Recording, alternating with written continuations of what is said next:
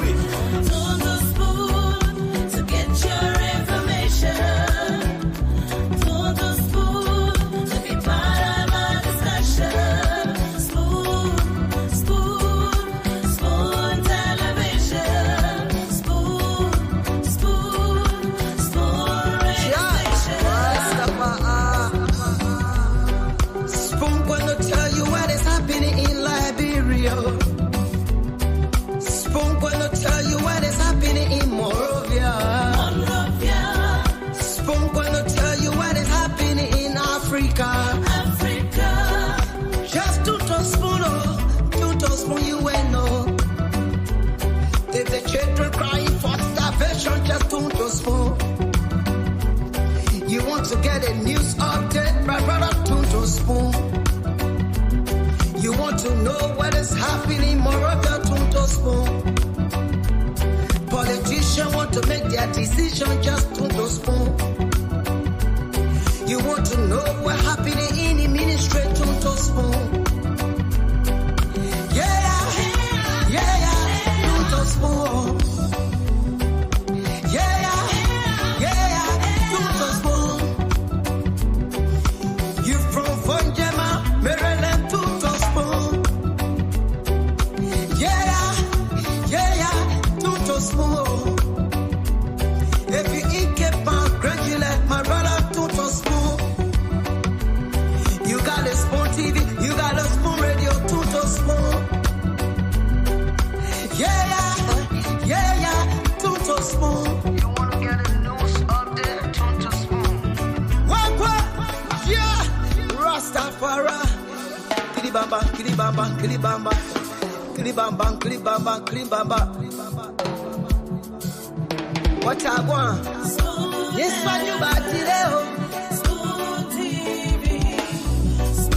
Yes, man, you back today.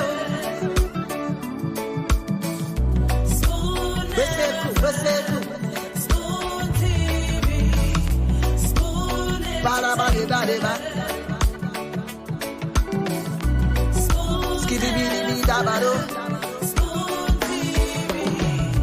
Spoon entertainment. Kua.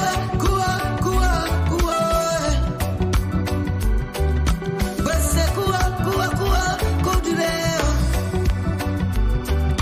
Kua, kudileo. To spoon. To get your information. To spoon. To be part of our discussion. Spoon television. Spoon radio station. Spoon television.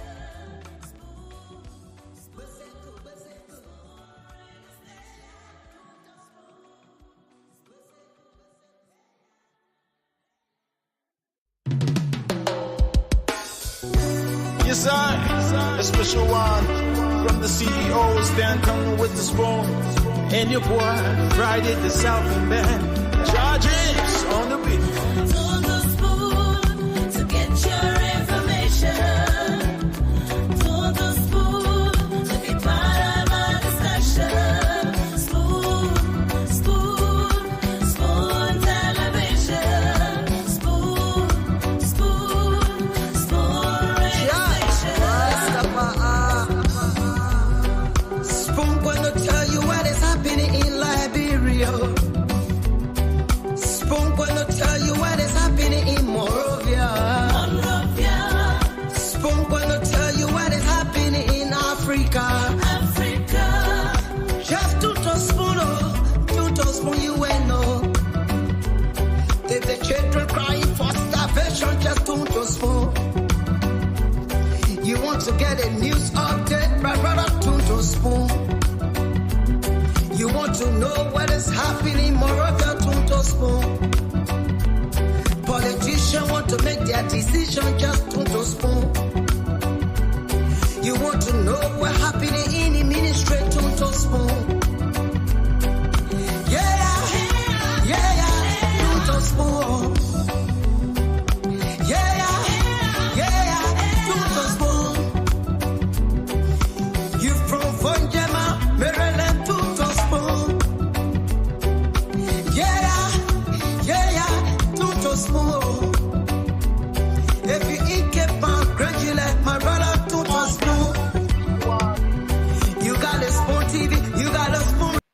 And your boy Friday the Southern Band. Charges on the beat. To the school to get your information. To the school to be part of our discussion. School television. School radio station. Spoon gonna tell you what is happening in Liberia. Yes, I tell you, Spoon will tell you. Gonna tell Spoon is definitely going to tell you what's happening in Liberia. Spoon gonna tell you Spoon will tell you what's happening in Africa, in the ministries, in the agencies, Spoon you will know. at the different anti-graft institutions across the country. Affection just don't to In Spoon. case you want to know what's happening You want to get a news update, brother? and you want to get all of the news updates, just tune to Spoon. And it doesn't matter where you are. Don't to Spoon. You could be in Grand Julia County, Grand Cape Mount County, Your decisions. Sindo County, maybe there in Bapolu or in Lofa, Nimba, across the 15 counties of Liberia Yeah. and beyond. Spoon Talk has absolutely no borders. That's why we are on several radio frequencies across Liberia. Spoon 107.5 FM, Fabric 101.1, Super 95.5, and that's just for the Spoon Network. We are also live on several frequencies across the country. Many thanks to our partner radio stations that are always relaying this program. Thanks to Trend Radio all the way there in Grand Crew County. Many thanks to Gibi FM in Kakatama, Gibi County. And of course, Trust FM in Bomi County.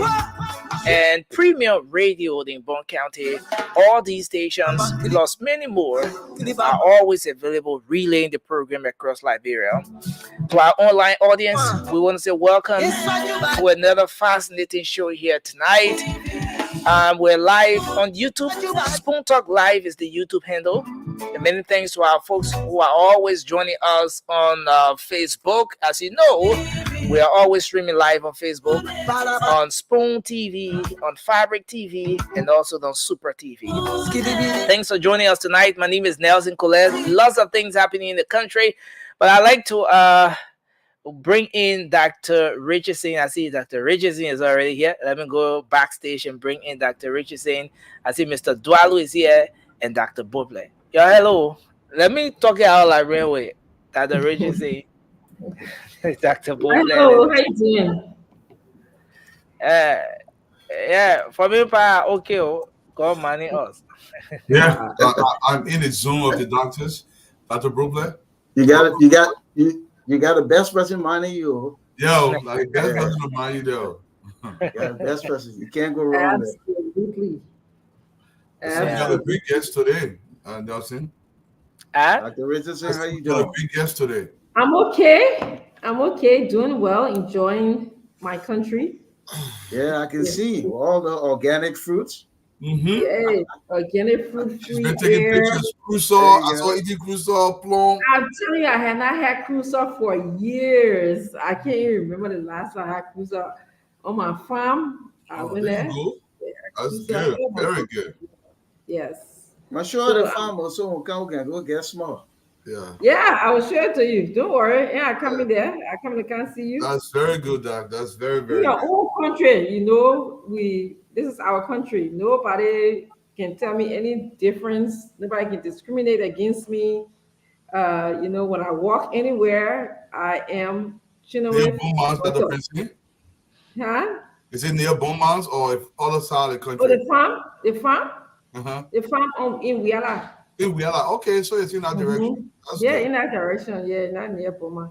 Well, I'm Chinoway daughter, so the people know. You know what's So crazy?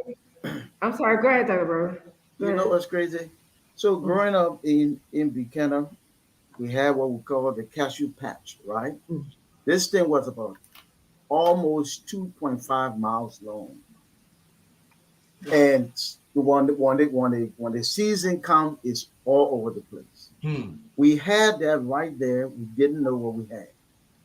We leave our country, we come to other people's country. Then you go in the supermarket and you buy the little small thing like that for $10, $12. Correct. And I'm thinking, Jesus, we had it right there. We had enough for local consumption. We had some for export, and we didn't take advantage of it. We have to start looking inward. The resources are here. We have to transform resource into wealth. You know, it's great. I went to the Dominican Republic. The people took me in the village. You know, I come from Liberia now. When you say village, I'm looking for, bumpy road, pothole. I mean, go down road straight to the village. Straight to the village. Cuisine, the best and then cuisine. we get there, we see palm nuts. They take the kernel, they make coconut oil. You know, they take the kernel, make oil, they do coconut oil, they make coffee, they make cocoa right there in the village, employing people. And then they supply the market nationally from the little village. And I stood there thinking, well, my country got all this. The only thing we have was cocoa, but we got all the other things in. Yeah. You know, and here they are, not on a big scale. They didn't go sign no $58 million contract so somebody can eat $5, $6, $7, $9 million before it can even trickle down. The people, the local people, because they have water, because they have light, because they have sanitation, and because they have roads. We do those things, we can put ourselves to the next level in short order. Dr. Brooklyn, there's a place in the Dominican Republic called Santiago. It's a big city. And the government realized they needed to expand the operation from Punta Cana into Santiago.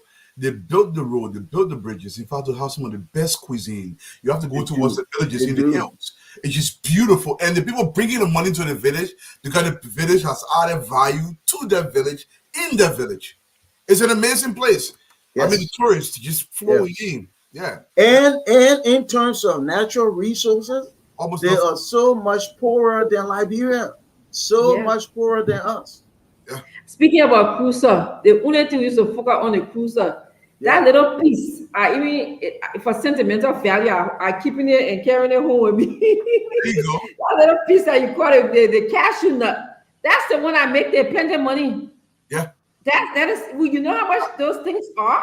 That's the cashew there. Yeah. And I will bring a half for every morning that 2 or 3 things I can eat. I will be on very soon. I'm at the point where I can put it in my suitcase with other people that catch me at the airport. I'm problem right now. I'm brainstorming here. People jealous. Y'all can help me brainstorm. I got a big tree in my yard, but when I was coming, I called certain people. I say, hello, I want to take my plum with me. They say, my man, don't bring that home. Bring other things, but don't bring that home. Yeah, that's true. That's true. That the problem. That's why I say I can't. Can you imagine? I leaving the whole refrigerator full with it because I can't carry it. It makes me too fast. I felt too fast. That's for the people that will eat it. No man, they got plenty here. The thing waste your oil. The place you know how much you gotta pay for the thing? I know. And they're going very sweet. But Dr. Brooklyn, since you're here, there's a topic I wanted to cover, Dr. Francine, as well. And I just want to talk about it briefly before the guys come here. And I would love to hear your position in it, given that your background kind of supports this. You know, there is a tendency when people think multinational corporations will come to your country and they are going to seek your interest. Most companies are for profit. If your government does not position itself in a way that it can protect the population, you're going to be taken advantage of. Now, not in a way where they are going to take advantage of you because they want to, but they have to protect their interests. This goes for countries as well. If a country comes to your country and that country has an economic interest, that country is going to do every single thing to push your interest out of the way so their interest can be exerted massively. This is economics. This is the way the world works. There is nobody that's going to squeeze for you. So when we talk about the legislature doing its job and the executive and the judiciary making sure there is a consistency of degree of law and justice and adjudication issues in the country, we are not just saying it because we want to say it. Countries and companies will seek their own personal interest. Dr. Brooklyn, can you chime in, please, sir? Strong economies are built on the backs of small businesses. In Liberia, we have this fallacy that to develop the country, we need to go bring one big firestorm, bring some more metal, steel. It'd be good to bring them if they're producing and supplying the local market and exporting. But the truth be told, it is small businesses, right, that build economies from the micro to the macro. So if I were President Barker or giving economic advice, I would tell him to dissolve the National Elections Commission, not Election Commission, but National Investment Commission. All my friends there, please don't get mad at me. Okay, this is pure economics. Um, dissolve the National Investment Commission because in the last 6 years, in particular with Georgia, nothing came here. And replace it with a small business administration, 15 counties, small business administration. And then you facilitate the development of small businesses, training them, coaching them, giving them small loans, guiding them, monitoring them, that kind of thing. We need that more than anything. That's the other thing that's unique about our country. Because we are so resource rich, Andwalu, we can do that. So it's not like, look, we got a fishery industry that we hardly have tapped. You know what I mean? We got rubber, we got diamond, we got gold. But no, we got an agri industry. So you can do that kind of stuff. So it's not like, oh, we are so scarce in resources that you're not going to do it. Yes, we can. So nothing wrong with going to look for the big companies, but it's time to look inward. It's time to look inward and invest in our people. I want to also add this here real quick. I heard the senator talk. We all did in his impassioned speech, and I know he's coming because I really want him to come so we talk to him and hear from him directly.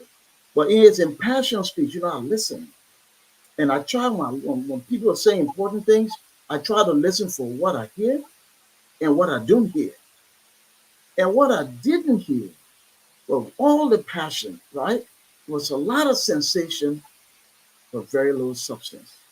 It didn't say anything about how we can minimize corruption because that's public enemy number one. It didn't say how we can invest in Liberians so that Liberians can begin to build. We talk about the United States, y'all know this stuff on Dr. Richardson, Walu. We talk United States, people say, oh, it's a great country because they have a strong military. Yes, they do. But they ain't fighting wars all over the place now. They're a great nation because they make the single largest investment in human capital. You know that well. The American people invest in the people because people build nations. So when we start investing, when our senators have the audacity, when they come and say, you know what, we are actually cutting our salaries on this next budget so we can flip the budget in the way it should be. Instead of 70% in compensation and benefit, we'll flip it. We'll say 35% in compensation and benefit and 65% in human capital investment, in infrastructure development. You do that for 5 years, and we will be amazed at what will happen in our country. So we have an opportunity. Yeah, Dr. Francie, I'm going to come to you. And Dr. Brooklyn, I love that you're pushing this issue about private sector. I'm for one, I agree with you with the dissolution of that agency. And let's establish a private sector czar or agency where we focus entirely on these small businesses. In fact, Dr. Brooklyn, if you have time, I just published a paper a couple of days ago that kind of speaks to that. It's called, President Bouakai must develop a vibrant private sector. He stands little chance to succeed. And Dr. Francie, I'm going to come to you with a similar thing. Why aren't we looking inward? But we always focused on the big giant companies when, like Dr. Brooklyn said, most of our potential for growth is within, and we're not doing that. Dwalu, is this inferiority complex and low self-esteem that we have as a people so that we rather look out to a savior? And I hate to, sometimes when I say a white savior, people think that I'm being, discriminatory. But rather look out to a white savior, look to the colonizer, when everything that we need is right within all of us. The geopolitics of the world, America is not just giving out money just because they want to maintain the Cold War or because they want to protect their territory. They are solely, if they give us money, it's to protect American interests. We need to get that. We need to get that stuck in our head, okay? Anything they do for us, there's an end goal for them, okay? They're profit making. They're not going to come to us and say, oh, this is, the secret to what we're doing. We have to keep our eyes open, our ears open, and look for the best interest of Liberia. Look at Rwanda, okay? Look at other countries who have succeeded. It's not like we are in 1926 or 23 when Firestone came to Liberia and got land for what, 23 cents or so for this whole big many lands. No, many property for 23 cents, acres and acres of land. No, the world is not like that anymore. We are smarter, we are brighter. We need to sit to the table and negotiate 50-50. They won't like that of us. That's what they expect of us, okay? But if we think that we are inferior to them, if you think that we are of substandard to them, they will take advantage of us.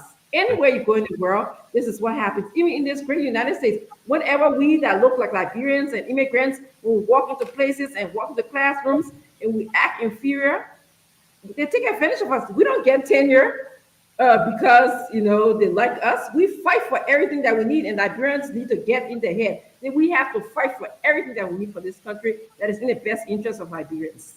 Yeah, Dr. Brope, I don't know you have something to charm me there, but I'm going to say this, though, guys. Dr. Fernandez said 50-50. If we are providing the resources, this is our resources. Look, when these guys come to your country, it's right. They expect you to sit at the table and demand equal share, if not more. I would suggest more because the resources are ours, but you got to demand equal share. In many instances, we're giving people 65 years, 50 years. It just boom. I'm like, whoa! Who's signing this contract, Dr. Brooklyn? Yeah. Okay. So what we know for a fact that the honorable senator who's going to join us tonight was also Speaker of the House, and back then when it signed this contract, bomb mines and stuff like that. So here's the thing. The reason we do that is because we think that's the only way you can create jobs in the private sector. Okay? And now it's gotten really bad because, from the Ellen time rolling into the we are time and all this 10% came on the table and all of that. So now they're really thinking, right, that this is the way to create jobs. When you stop looking outward or when you look inward, you don't have to stop looking outward because we got the export, and we'll import for a long time because we don't produce a lot of the things we consume here. However, if you change the focus, right, on your own people and start to invest, if you say that we'll have microfinancing projects in all 15 counties, that we will invest in Liberians, that we will make this market, we'll secure this market, right, and we'll have market shares for people who produce locally. You will see that Liberians, Francine talk about, Dr. Richardson talk about esteem and all of that. Yes, to a great extent, our people, they have low self-esteem. You know why they have low self-esteem? Because if the house don't sell you, the street won't buy you. Our own leaders don't think that our lower echelon people are that important. Look at the structure and look at the system we run here, Dwally. It's all about the big shot. So if we change the focus, that's why small business is so strategic. And I really hope the president will give this some serious thought. He is economic advisor. If we had a small business administration, the focus would be to develop, to nurture, and to grow small businesses. They will not just be looking for Firestone and other people. Because when small business start to develop, you start to create jobs. Okay, it's not 200 jobs, but you don't need 200 jobs. Because you get 200 small businesses creating 5 jobs, you will have more than 200 jobs. See? And that's how it's done. Yeah, in the great United States, where most of the jobs in the private sector. You got McDonald's, you got Chick-fil-A, you got the gas station. Well, this person got 6, this person got 7, this person got 5. But everywhere they're given the capacity, the road, the light, the water, the connectivity, and so people creative energy come to the front. That's what we need, and we desperately need that. We can't keep peddling this old model. Let's go look for one big multinational corporation so they can come here and sign a 150-year lease. Nonsense. That doesn't even make sense economically now. No, it doesn't. Dr. Francine, and I'm going to put a twist on this. And I love that Dr. Robert mentioned this, is this. The multinational companies, let's take the Beaumonts and the Lamcos when they were in Liberia.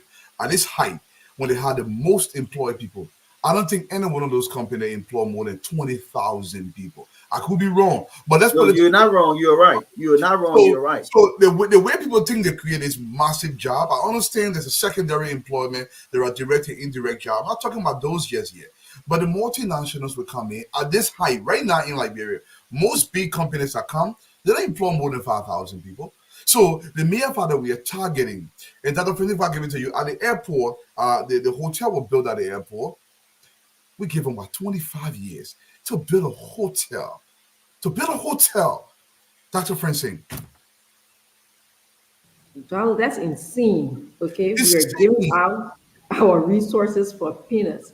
And you talk about bomb mines, and I'm a child of bomb mines.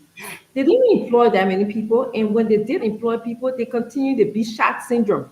If you ask people who you know, there was the manager Hill, and it was led by the Germans.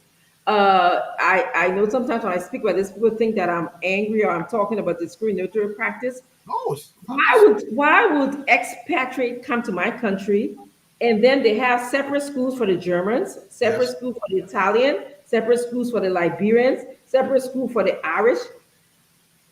That doesn't happen anywhere in the world. They felt very, very comfortable with what we offer them. Okay, they were being offered the best. So, and secondly, there was no sustainability plan.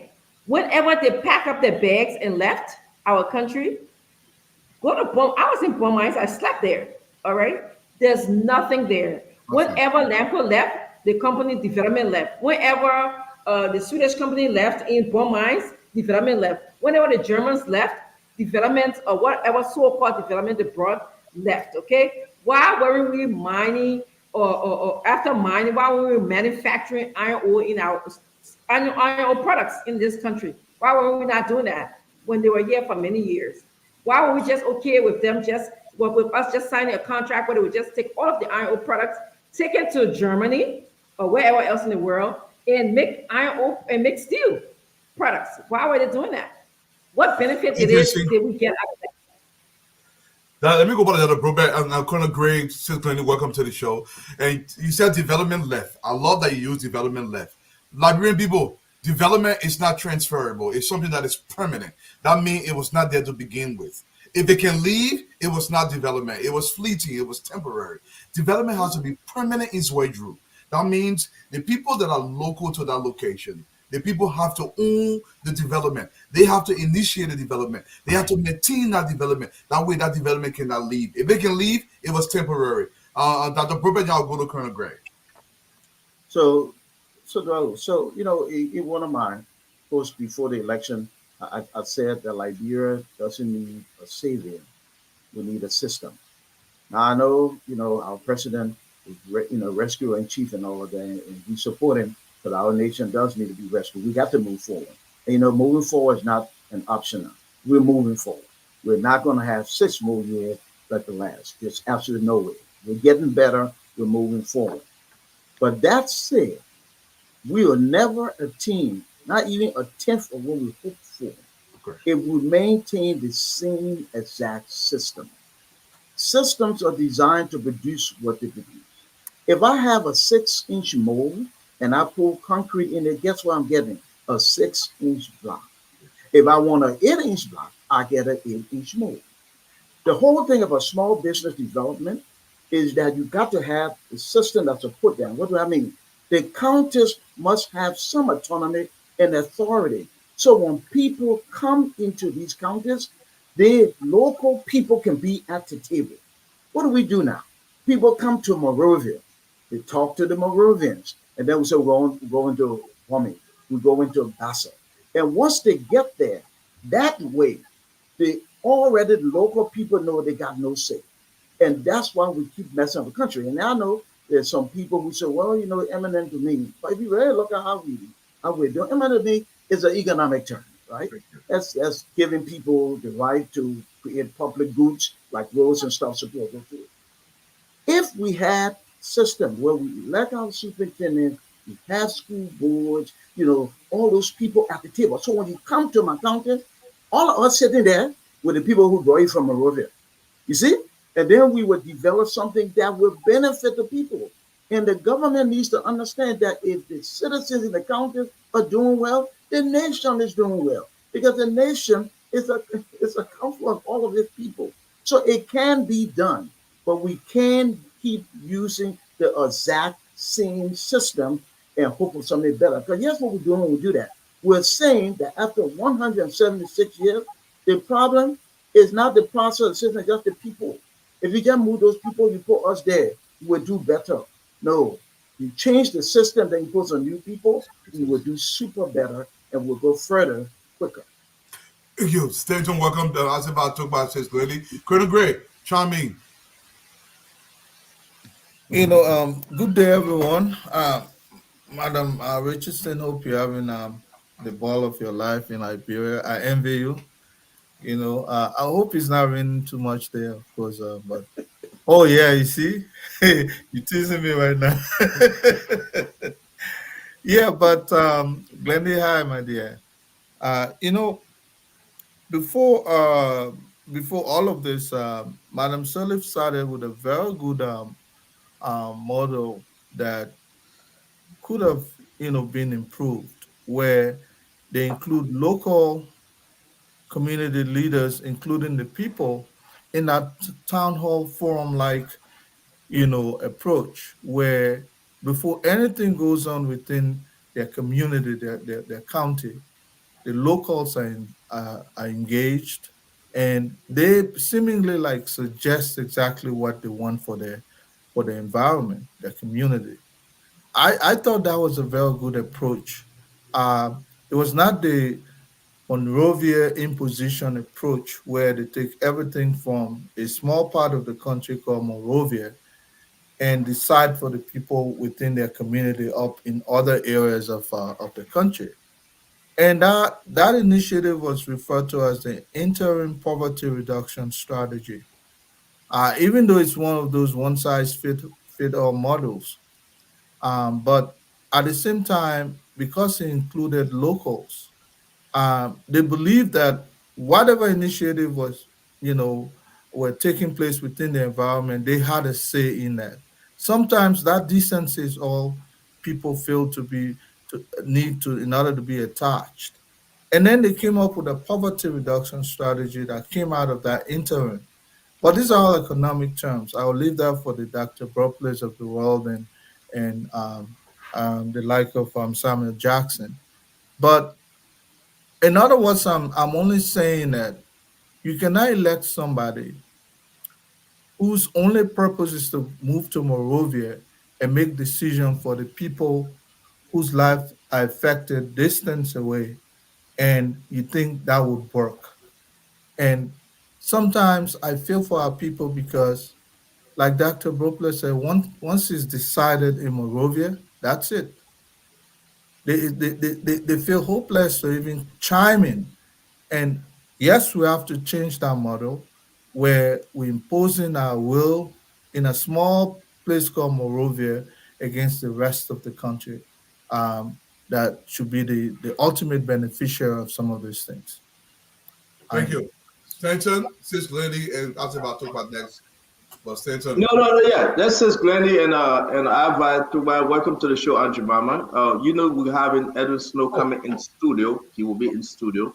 And then we'll start a regular show. How you doing, Dr. Richardson, Dr. Bopler, and all the many doctors with doctor degree on the show? How you doing?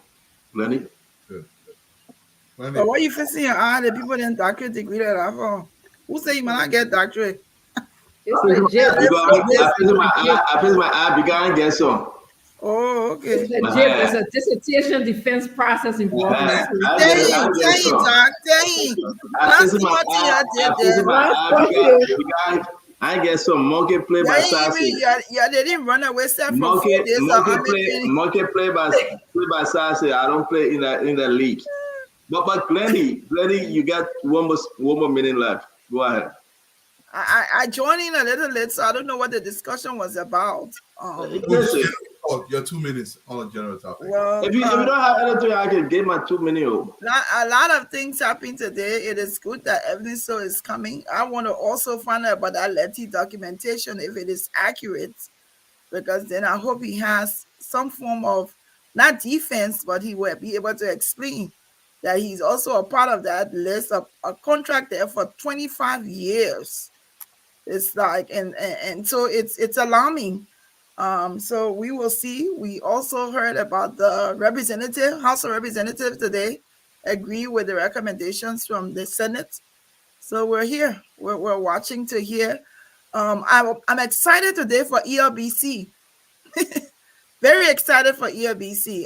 It was exciting to see the list of appointments at LBS. Some veterans who were there before, to see Wilma named there, Olivia Shannon, Kwame Clement. That was exciting to see. Also, my biggest fan that I really do like, Hassan Kiawu name is also on our list as deputy director. So very interesting to see that the Liberian government tap into the area of expertise. It's how I look at it. You have experts in different areas. They know how to do it. They can help. And so the Liberian government has shown today that we're not going to just let those people sit on the sidelines. We're going to let them come and share what they know so that we can better ourselves. So kudos to ALBC today. I'm very excited to see that today. Back in the day was how I look at it today. Thank you. Azaba. It may always muted. Put sound on the TV. Because I got one beautiful kick it. I can make plenty noise. Carry this with me. Before, I want people asking me to carry Liberia so they can do something with the issue. So I can try to hide it. Yeah. So yeah, well, we're looking forward to the show today. I want to say, greetings to everybody out there. I just want to make it clear to people who thought yesterday I was angry or whatever. No, I'm not angry. Snow is a cool guy. That's a person. When it comes to Liberia, it's a different story. He's being a political limelight. And I don't see what contribution he has made that warrants him having that kind of outburst in the legislature. So maybe when he comes today, he can really explain how he has these people who he says suffering, how he has made a difference for them, how he continues to make a difference for them, that gives him that pulpit to be able to, make the kind of statements he made. But I'm excited about the discussion that we're supposed to have on the 100-day, plan. And since the CEO was supposed to have all the documents that validates the accomplishments to date, we do that. For me, I gave my, thought on where we were based on what I've seen. But that's not enough for the real assessment. So I actually did a spreadsheet of all these, 100-day plan actions. I added the dollar values to some of them. I have done percentages, totals by sectors. So hopefully we'll be able to really go down each one. And as a group, rate them from 0 to 5, right? 0 if it hasn't started, 1 if it's 20%, 2 if it's 40%, 3 if it's 60%, 4 if it's 80%, and 5 if they have completed 100%. And then we can see out of the total score what percentage really is, we can give to this particular 100-day plan, even though they still got 20 more days or so. But, that's what this platform is for, to really educate and inform the people. Thank you. Auntie Mama, have you spoken, Auntie Mama? I think Honorable Snow is in studio. Let's hear you, then we can bring him on. Well, like I said,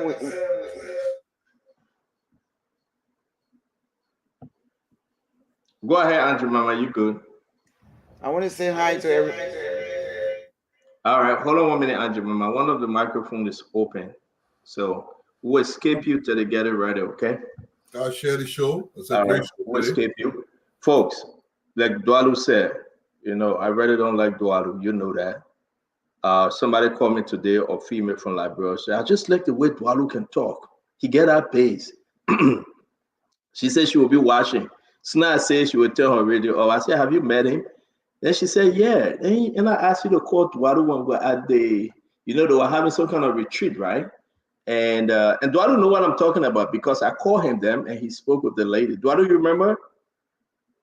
Do you're in Liberia? Let's tell the truth now. Duadu got Anisha. I hear you. We don't See, recall. am I okay? My AAT, you know that I'm talking. Am I okay? You all get that. I spoke to the woman this morning. Hold on. Let me, Mama, hold on now. You don't bring your fan set on the show again. Hold on 1 minute. So I spoke to the person this morning, and the person said, but CEO, so since I called Duadu when you're in Liberia, he refusing to take my call. I said, but Duadu is in the state. You know he's not going to take your call because he's here. Then she said, oh, I saw Duadu picture and the lions, and he took his wife. So I said, but are you here? She said, there. What is circle? We don't know. We really don't know. Let's do the team. Oh man, listen, you guys come on the show with this serious face and think, no, we gotta relax. Like, bro, we gotta bring the tension down, right, Dr. Brooklyn? We come here after the long day of work, we gotta have fun. You know, people, this is not our kind of show that people come with kosu and tie and and try to no. Not that I hate kosu and tie, though, no. But I want us to just relax, be free, have a dining room conversation, a family conversation. When you're having your dinner, you ask the child, how was school today? And what's the message from school? And and those are the things Glennie is missing in her home. When you sit across the table, you see your children, you see your wife, you see your husband. But Glennie said across the table, one of the chair empty. We pray for you, Lord, in the name of Jesus, give it to her. Give her her desire. Amen. No, I agree. Having a conversation of substance, offering solution, raising, the quality of the national conversation, having fun. You can do it together. You can do it together. Raise the bar. Dr. Brooklyn, Dr. Just asking you a question. Answer that one. I was telling you agree to the one he said about Glennie. That different agreement you agree to.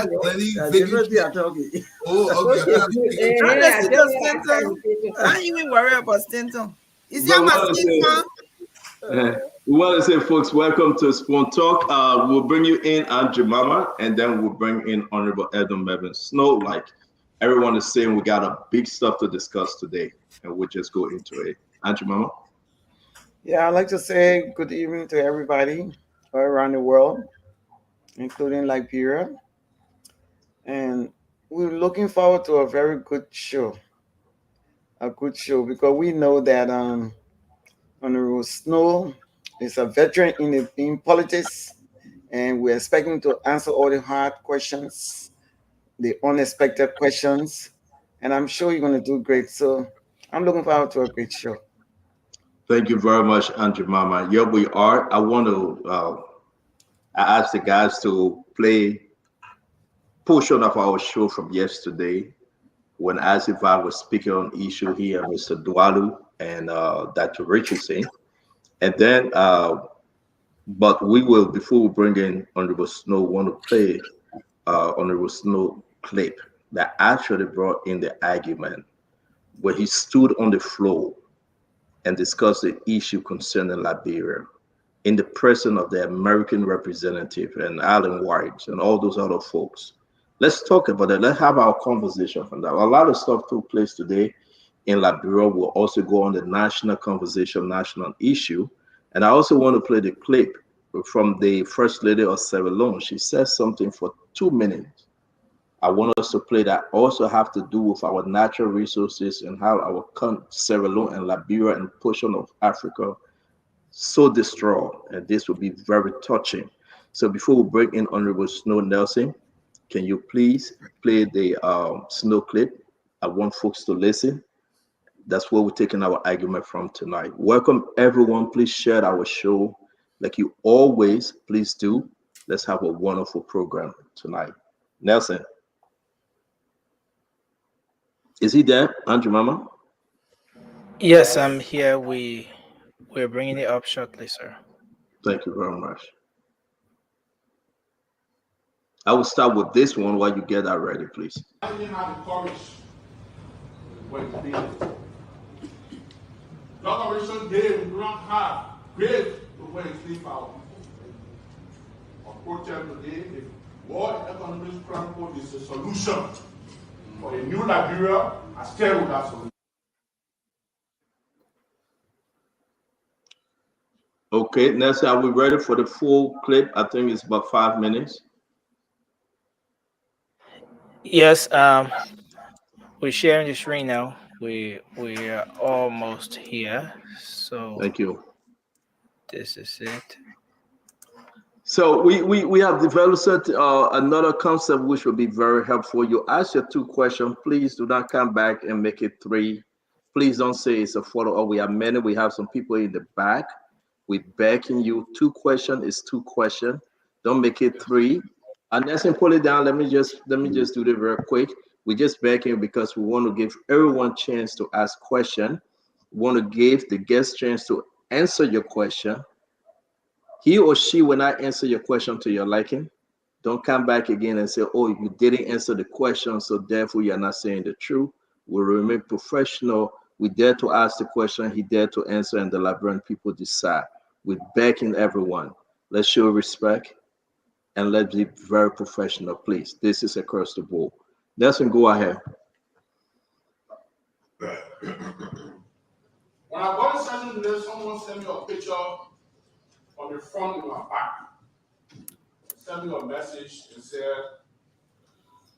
Mr. Alan White, who is here, is witnessing your session. And those that will not vote for the World Camp Code, put it on session. I want to say today, if I knew Mr. Alan White won't be here, I wasn't going to sign. I wasn't going to sign because I'm not signing this World Camp Code to please Mr. Alan White. And if Liberians will be touching sanction, I'm happy today Mr. White see where we went from. He's here in our session. Because he wants to work. Whether it's a decision of the US government or it's an NGO decision, we don't know. Of signing because we want was our decision of signing. But let me tell some facts. In 1980, Liberians were placed on firing squad in this country. Behind the barrel, they killed. And after that, the government that killed those Nigerians got more budgetary support from the US than any other government countries. In 1980. Then came our civil crisis, when thousands of Nigerians died. Thousands of Nigerians died. Is it me? Or I'm not hearing sound. We are still under directly. That's you. I'm a center of Bombing County. There's a river in Bombing called the Maher River. There's a massacre, a popular massacre that took place. Yeah, myself, I'm not hearing the sound. When hundreds of Nigerians were killed on that bridge and thrown into the Maher River. So since the Bombing County have been calling me, telling that you must sign the World Camp Code because we want justice. Fair. But justice at what cost? Look at our region today, Protem. When we go to, for example, Airport Park, where I represent New York, I listen to the French-speaking countries talking, and they say we have the support of the French government. We are the French government taking care of our country. Show what in the budget. Every country gives what we call the country report. And the Airport Park, we have talk about the political situation, the economic situation, women, children, all. When the French people go to speak, they tell us here the French government gave us $1 billion to do this project, to do healthcare, education. When the Commonwealth country go to speak, Ghana, Sierra Leone, Gambia, or Nigeria, they go to speak, they tell us where Britain is giving them for development. When Liberia goes to speak, we talk about budget shortfall. But we don't know who is giving us what. Today, we have no direct American investment in this country. People say because we are not have one economic grand code, so American, we don't even have Burger King in Liberia. All over. The only investment that came here since the war was to break Canada down to build a hotel. that we don't have a cultural village today. But one war crime code. If this war crime code will bring dignity to our country, and we improve JFK, and we improve our road condition, I've signed for it today. I've signed for it today. If this war crime code will bring about economic development, prosperity for Liberia. We have Ebola in this country. I can tell you what the US government spent in Guinea in 7 years that had Ebola compared to JFK that we could not renovate. And when we talk, everybody gets scared because we don't want to go on sanction. I was paying on sanction in this country for 10 years.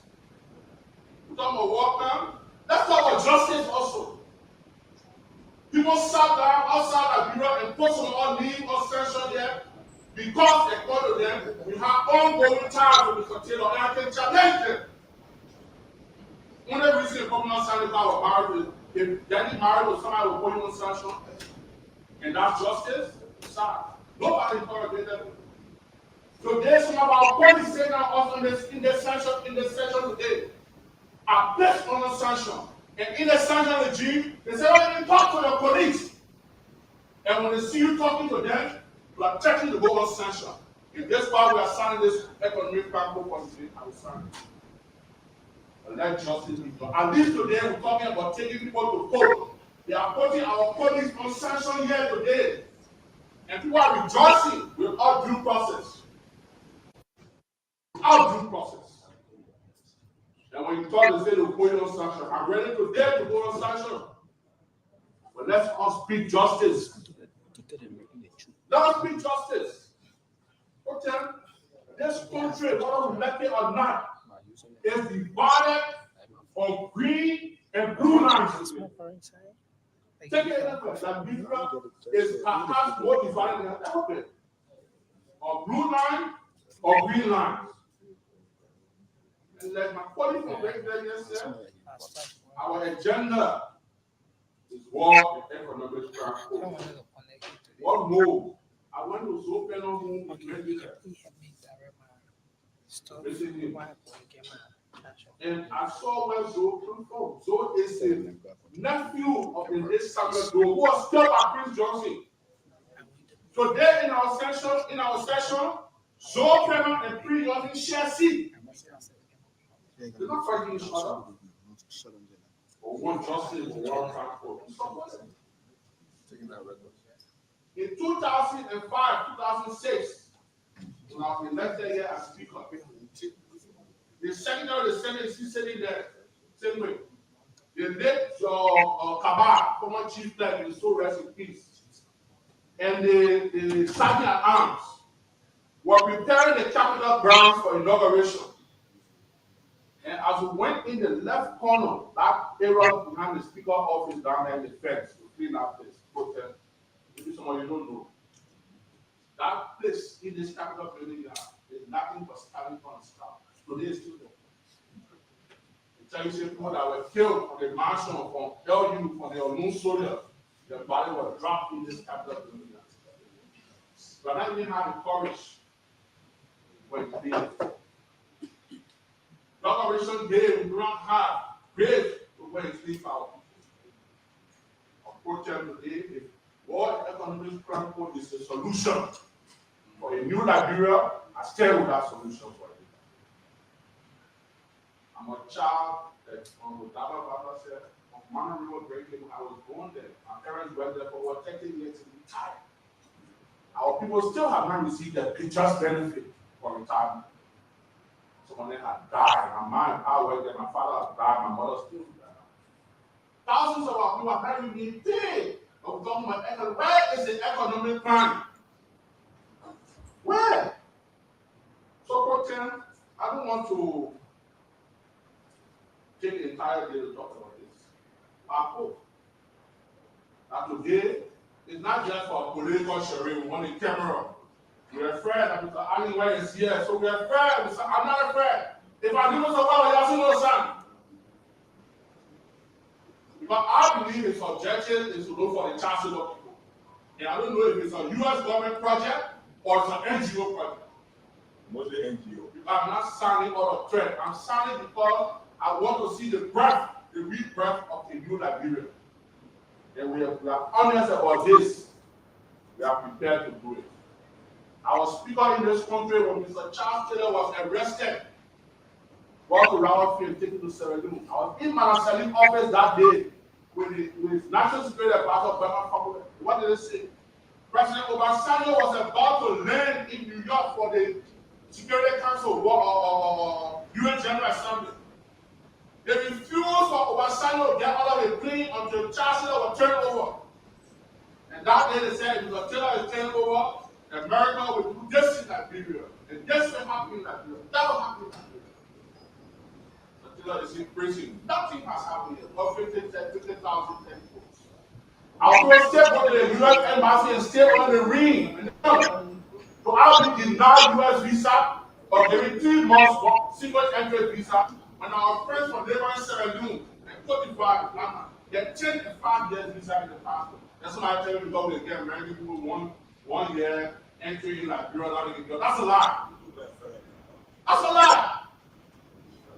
How can we be the product of the United States of America and we are the least treated by the Americans? And we are proud to talk about we don't want to go sanction. It's called a federal sanction. When you talk to yourself going on sanction, why are police on sanction there? Nobody can talk about it. We had a meeting here the other day with the Rubber Grower Association. Fast soon that we were walking to that meeting. And when they saw some our opponents in that meeting, they walked out of the meeting because our opponents on sanction, they did not talk to our. Matter of fact, Firestone Plantation is in McGill County. And 2 of our senators from that county are on a sanction day. So they leave another girl, that's the case.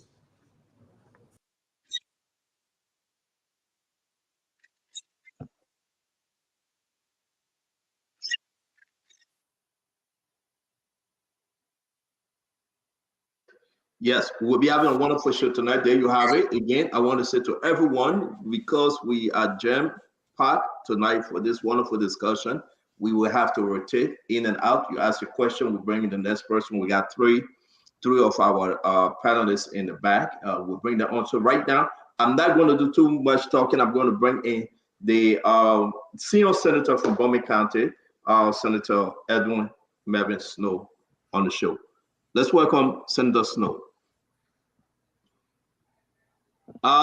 Senator Snow, welcome to Spoon Talk. It's always good to have you. Thank you for joining us today. Can we unmute Nelson? We're not hearing the Senator Nelson. Stanton, we just made some adjustment in your studio, so we're trying to get adjusted here. 1 minute. Okay, yeah. I think it's better. We can hear you now. Okay. Oh, okay, I see. You're changing the name. I understand. Yeah. Yeah, your switch. Yeah. Thank you very much for joining us, Senator. It's good to have you. Thank you very much. Are we good now? Yeah, super. All right. Thanks for the invite. Thanks to the panelists. I saw my big brother so upset last night, Mr. Togwa, so I thought to come and look him in the face and answer his questions. And I want to thank you for the invite. And I'm here tonight prepared to answer whatever questions or concerns that your panelists may have. Good. But we just played a video from yesterday, Tuesday to be exact. And we just want to give you the chance, 2 minutes maximum. Do an intro, tell us, you said a lot, and then we'll come up with our questions, please. Well, Stanton, again, like I said on the floor of the Senate yesterday, Tuesday, and I'll say again, let me start by saying, forget the messenger, take the message. Kill the messenger, but take the message if it makes sense or not. I'm not a perfect person. I didn't come with perfection. I'm not the solution to Liberia's problems. But I had a message to deliver, and I delivered that message. And what was the message? We are not opposed to the establishment of war and economic crime code in Liberia. We want justice for our people. We want the investigation or prosecution of economic crime in Liberia, but to what cost, to what extent? And that was my position yesterday, Tuesday, on the floor of the Senate. We've gone through this rule for over 20 years, 30 years. We've coexisted as a people. But the agenda today is let us establish the War Crimes Code for a new Liberia. Let us not even look at the implications with the Constitution. Let us not look at any security factor, anything. Let's just establish a War and Economics Crime Code. And then Liberia will be okay. So I've just come to say, look, I was on the floor yesterday. I said, look, if that's the solution for Liberia's problem, then let's sign the document. And I felt when I received a text on my phone and looked behind me and saw Mr. Allen White, don't forget, he's been involved in Liberian politics for a long time. There's news where Mr. Allen White and Senator Prince Johnson and Mr. Ure met in Ghana to negotiate who to go on top of the ticket, who not to go on top of the ticket. He's been involved in Liberian politics. So to come now in the gallery of the Senate to make sure that the document is signed as a special envoy, for me, yeah, the gallery is open to anyone. But I felt that his presence there didn't make a difference. 28 senators have already agreed to sign the resolution, at least 27 at the time. The only senator that signed the resolution in the plenary of the Senate was Senator Johnson. So all have signed already. So when I saw him there in whichever capacity, knowing his political link to Liberia, knowing his objectives, I felt that I took an offense. I felt offended rather. And I think that should have been done a better way. And then I came to the American issue. And this is not an anti-America campaign, no. But it's to say the truth. Who are we to America? Who are we? Look at this show. Your show has now taken the national platform. It's the most, by all means, it's the most popular show in the Republic. Domiciled in the United States. That is to tell you our linkage to the United States. And I feel that we could do better for Liberia. I feel when I go, like I said on the floor of the Senate, when I go out there and I see my friends from Sierra Leone, from Ghana and other countries with 5 years, 10 years, multiple visa in the country, in the passport, and Liberians are only subjected or can receive only 1 year visa maximum. A few months ago, the former president of Liberia, who had been given a medal in the White House, Nobel laureate, Madam Salih, for going to America, she got 3 months single entry visa to America. I'm saying let's do better for Liberia. I don't have to go to America, no. But let's do better for our people. I felt offended when you go to session or through a Senate hearing and Firestone will walk out of the session or out of a meeting on grounds that senators seated in that meeting are on U.S. sanction and they cannot talk to them or else they will be sanctioned and walk out of the meeting. I feel offended. That's the Liberian Senate. Those are people that were elected by the Liberians. And I say, I'm happy that we have War Crimes Code today, that we're trying to establish a War and Economics Crime Code, that will ask for interrogation, for due process. Due process is not a favor, it's a fundamental right of all citizens, all human beings. Stena, I'm in your studio today. The whole world is watching this program. If I got up now, took your computer and busted, or went to into Jemima and I'm physical with her, when they come to arrest me, they won't send me to jail perpetually because they saw what happened. They will take me to court to defend, to have my day in court. Due process is a fundamental right that every citizen, every human being should have. But you put people on sanction and say your spouse, your children, they all should be punished without due process. I think it's not fair to Liberia. And again, I want to close, since you gave me limited time, I want to close on this by saying, look, forget the messenger. Don't deal with the messenger. Let's look at the message. Let's take the substance out of this message. Someone said I was talking emotionally. There was no substance in it. Let's discuss the substance today. No man has monopoly over knowledge. So I may have not come with all of the points. I may have not been the best orator for that day, but I made my point. And it's up to you and the rest of us to make our point so that together we can have a whole. Thank you very much. Thank you again, Honorable Snow. Welcome to the show. We got, again, another 3 panelists in the back. We're going to rotate this thing because we have many. A lot of folks decided to come on tonight, especially because you were coming on. We got a lot of this in the program is big. We'll ask you guys, please share it. We have Honorable Edwin Mervyn Snow from Bomi County, your Bomi brother, your Bomi son, and we hope that you were able to tell your folks, your radio station in Bomi, to relay this program. Definitely, they are relaying. Yeah. Thank you very much. Now, let me ask you a question, and then we'll move this thing around the block. I'm going to ask only one question, and I hope we can make our questions short, not too much long, and basic to the question. Honorable Snow, why now? You spoke forcefully. You spoke, but something got into you. You signed a document prior to the time you spoke. You didn't sign the document on that Tuesday. You signed prior to that. You got mad because you saw Alan White. Why you spoke on Tuesday? Why? This time and season, Stanton, and I think Tuesday was my day to make my case. I took Tuesday. Why not now? I took Tuesday to make my case. I took Tuesday to send a message. One of those that were responsible, that engineered the sanctioning of Liberians to go on sanction for over 10 years was Mr. Alan White. Mr. Alan White is a political figure in Liberia. He's not an activist. He's not someone say human rights tycoon. No. I don't see him as such. He's been involved in our politics. He was instrumental in ensuring that people went on sanction without due process. So he flies back to Liberia to sit in the gallery of the Liberian Senate to see an instrument being signed to take the credit. No, he doesn't have the credit. And if I share with you this evening, which I thought I did, 18 years ago when I was Speaker of the House of Representatives, I spoke in favor of the World Economic Crime Code. So it's not a new thing. I shared with you. You have the newspaper. 18 years ago, I spoke on this topic. And I've always been an advocate for war and economy. Because look, there are a couple of things that you benefit from this. One, the perpetrators are brought to justice. Two, people that have been wrongfully accused will have the day in court to vindicate themselves. You see that picture, Stender?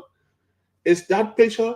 That paper is June 7, 2006, when I was Speaker of the House of Representatives.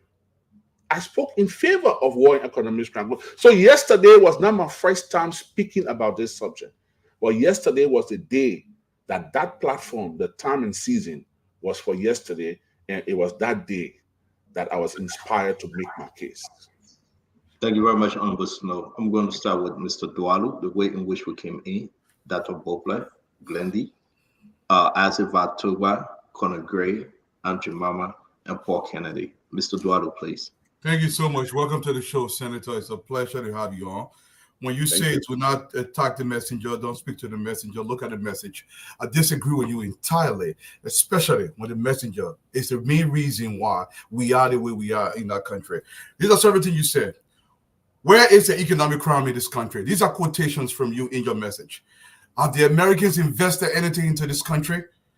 Will justice bring economic development? Have they built even a Burger King in this country? Justice at what cost? Mr. Senator, let me ask you one question.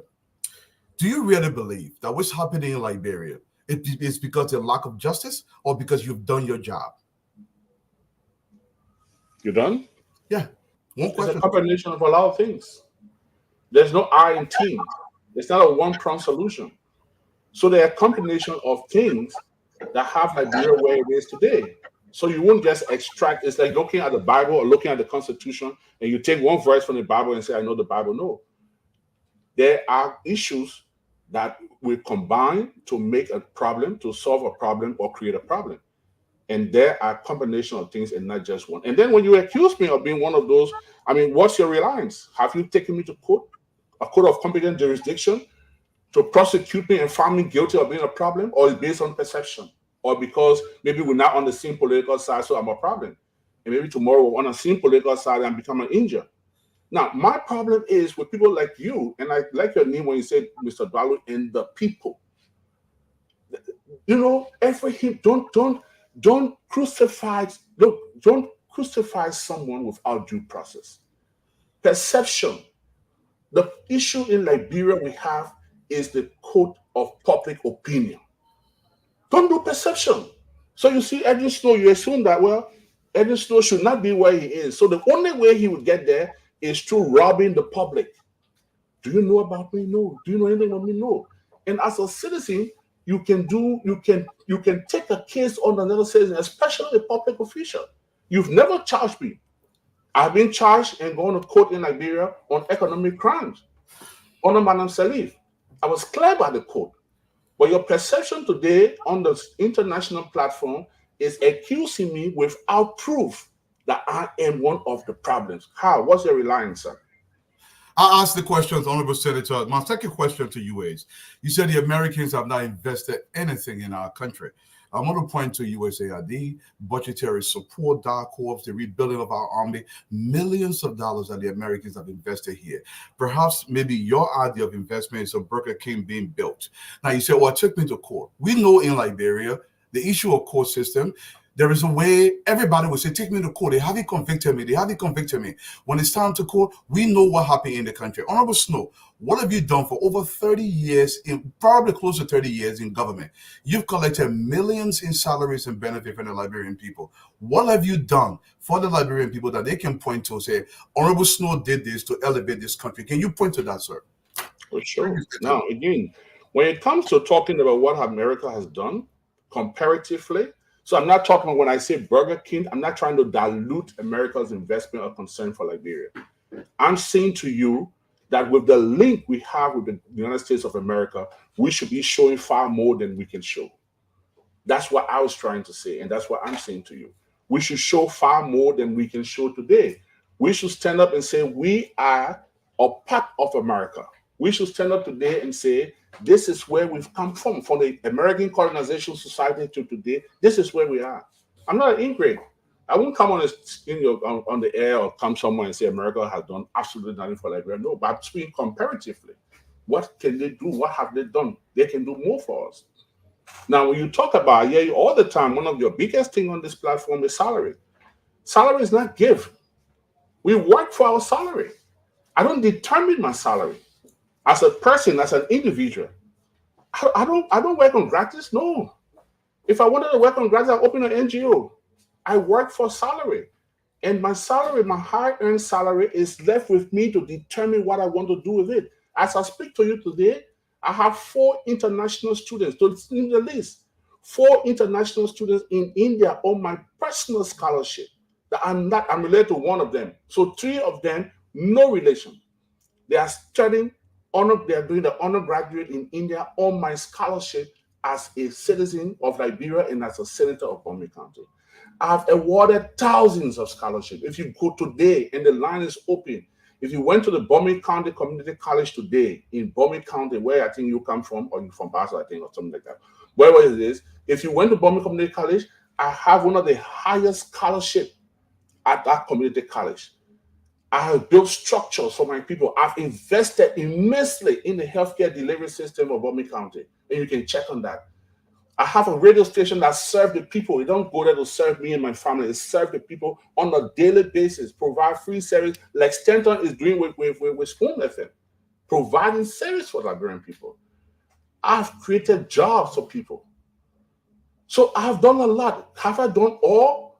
Maybe I've not done to your satisfaction, but I've done to my satisfaction, and I go to bed every night and sleep sound because I know that I have done something for my people. And based on my salary and my personal investment. So you're always upset about legislator's salary. Oh, you should cut your salary. Maybe you should pass a law that will work free. Well, I don't work free, sir. I work for salary, and at the end of the month, I'm paid, and I use my salary wisely to develop myself, my family, and my people. Thank you very much, Honorable Snow. Next is Asik Va Tukbat Jr. Mr. Tukbat Jr., go ahead. Your 2 questions, sir. Why you changing the sequence again? You said Glenny before me. Listen, no problem. If you know it, then just let's flow. No, the most best man, so you should be the first or third. So go ahead, Sis Glenny. Go ahead. Your 2 questions. Senator Snow, how are you? I'm okay, Lenny. How are you? I'm fine. I want to ask, my first question is very short, but very pointed. I want to ask you about your statement specifically. In your statement, you said had you known that Alan White was there, you weren't going to sign. Your response to Stanton a few minutes ago was that you had already signed. So should we consider that that statement was deceptive to the people listening to you because you already signed? So why were you making that statement? Well, very good question. Me, Alan White don't live in Liberia. So meaning he have flown into Liberia either to witness a session or to be a part of to witness our deliberation. So my statement, man, if I knew he was going to come to witness our session, to see us speak on the matter, then I wasn't going to sign. So it's not that if I knew I signed on that morning, and just to correct Stanton, as you know, I was out of the country. So I actually signed on Tuesday morning in the pro tem office.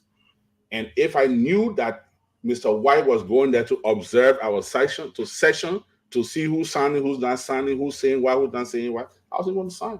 But there are 1,000,001 reasons why I shouldn't have signed. But I did sign because, if, like I said, if it's intended to rebrand Liberia and give us the much desired opportunities that we need, then I signed for a new Liberia.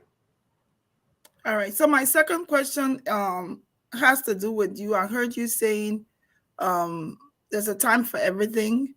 You had a message. You delivered the message.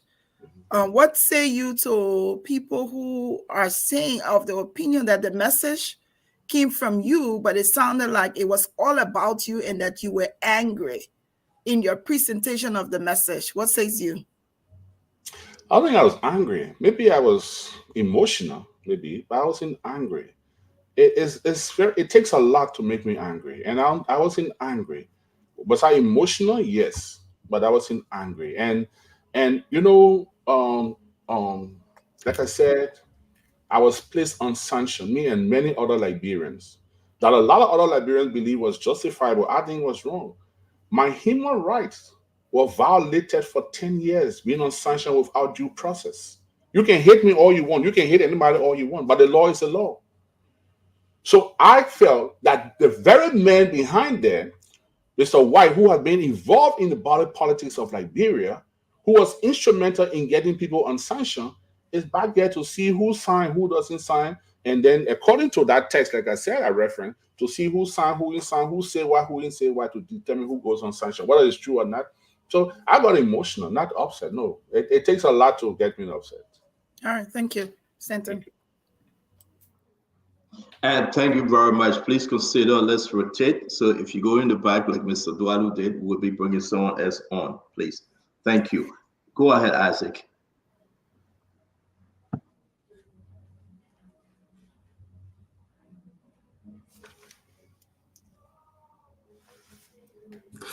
Welcome to the show, Senator Snow. Thank you for coming on. It's good at times to meet people who got, opposite opinions to you, and you guys can discuss it. So you said your message is you want justice.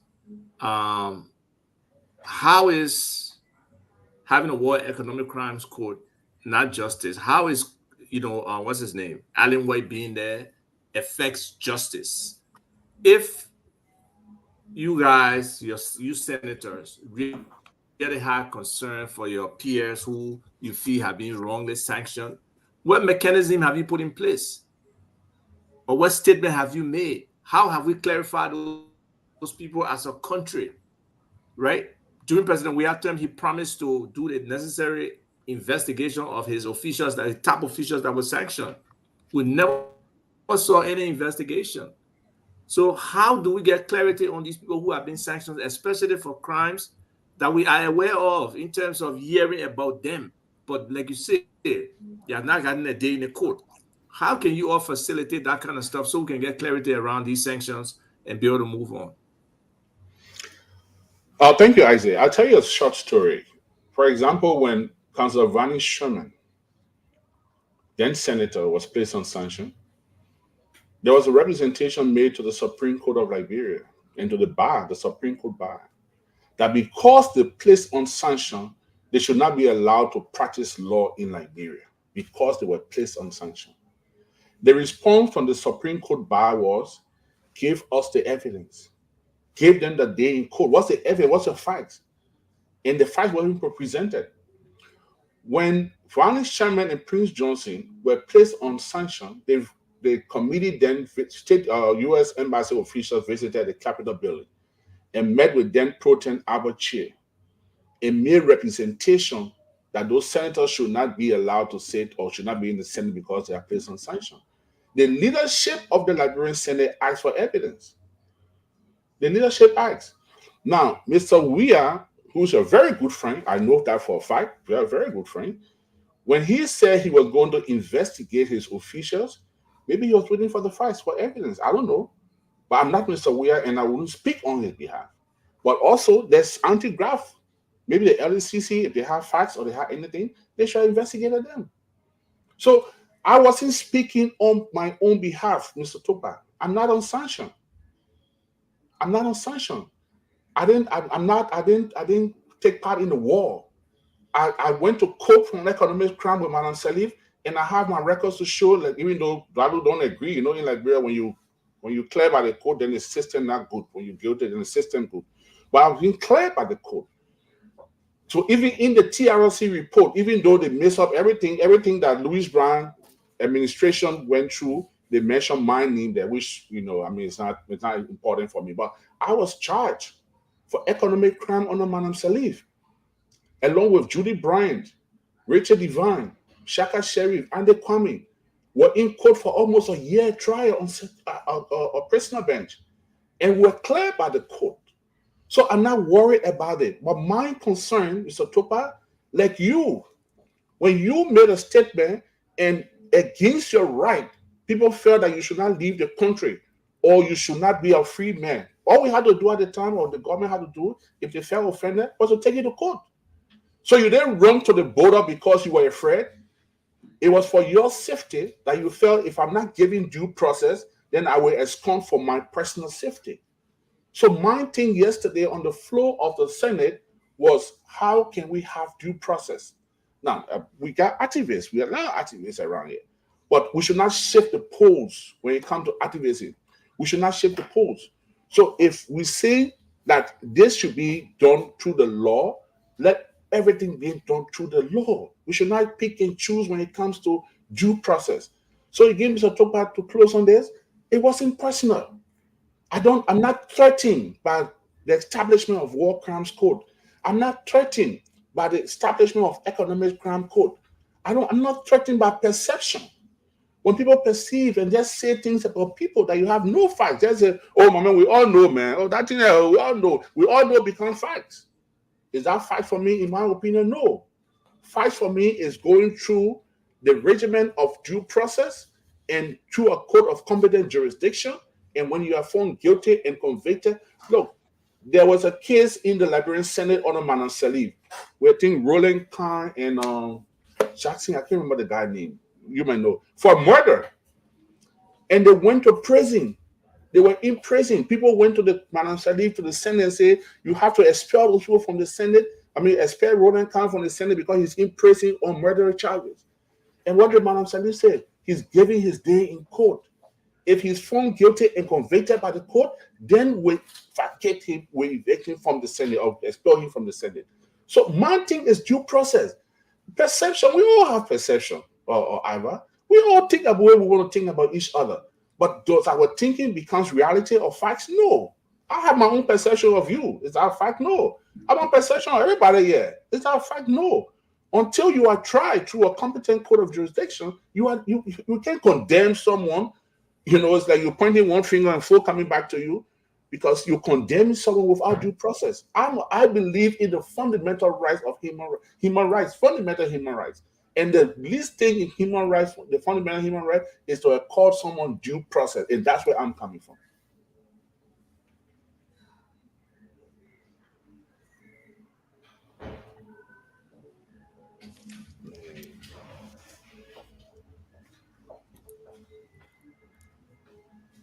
I said, let me just make a correction here.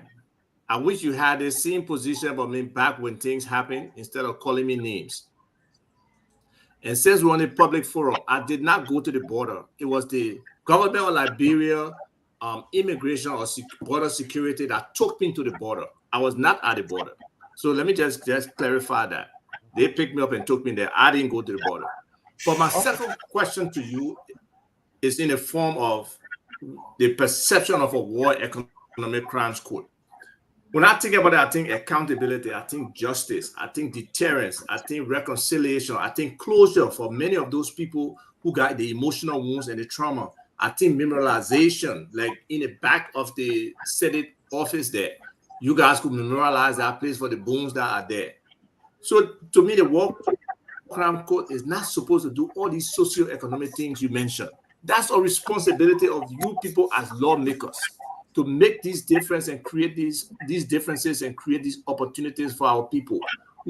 Why did you sign that document if you didn't have the expectation of what the outcome is supposed to be in terms of all the things that you listed that America had not done for us? But if you listen to my caveat, I signed a caveat. I said, if this will give us what we so desire, I will do this. If the establishment of a war crime code or the failure for the establishment of a war crime code have not brought the much desired investment to our country, I'm going to sign this as an on caveat that if this will happen, then I'm going to sign. So that was my position on that. And then again, Ava, you may not necessarily like what I say or don't say, but that's why again, in our fundamental right, it says freedom of expression. Those were my words. Those are what I decided to say yesterday. So if I have to come to Spoon every night and say, guys, this will be my talking point on the floor of the Senate tomorrow, please tell me what to say. And then it's approved by Spoon. Then I say it. Guess what? Other citizens may not want me to say that. That's why I take responsibility for what I say. And that's why the Constitution of Liberia says this, that no member of the legislature can be held for any view expressed on the floor of the legislature. Nobody can use that view against you. Whatever you say, don't let insult people. But any view expressed on the floor of the legislature, you cannot be held, it cannot be used against you in any court of competent jurisdiction. And I expressed my view. That was my view. I spoke for myself. I spoke for the people of Bombing County. And even the people of Bombing County, 100% of them will not agree with me. But I represent them. I've been one of those chosen persons that they have sent to the Liberian Senate to represent them, and I spoke on their behalf.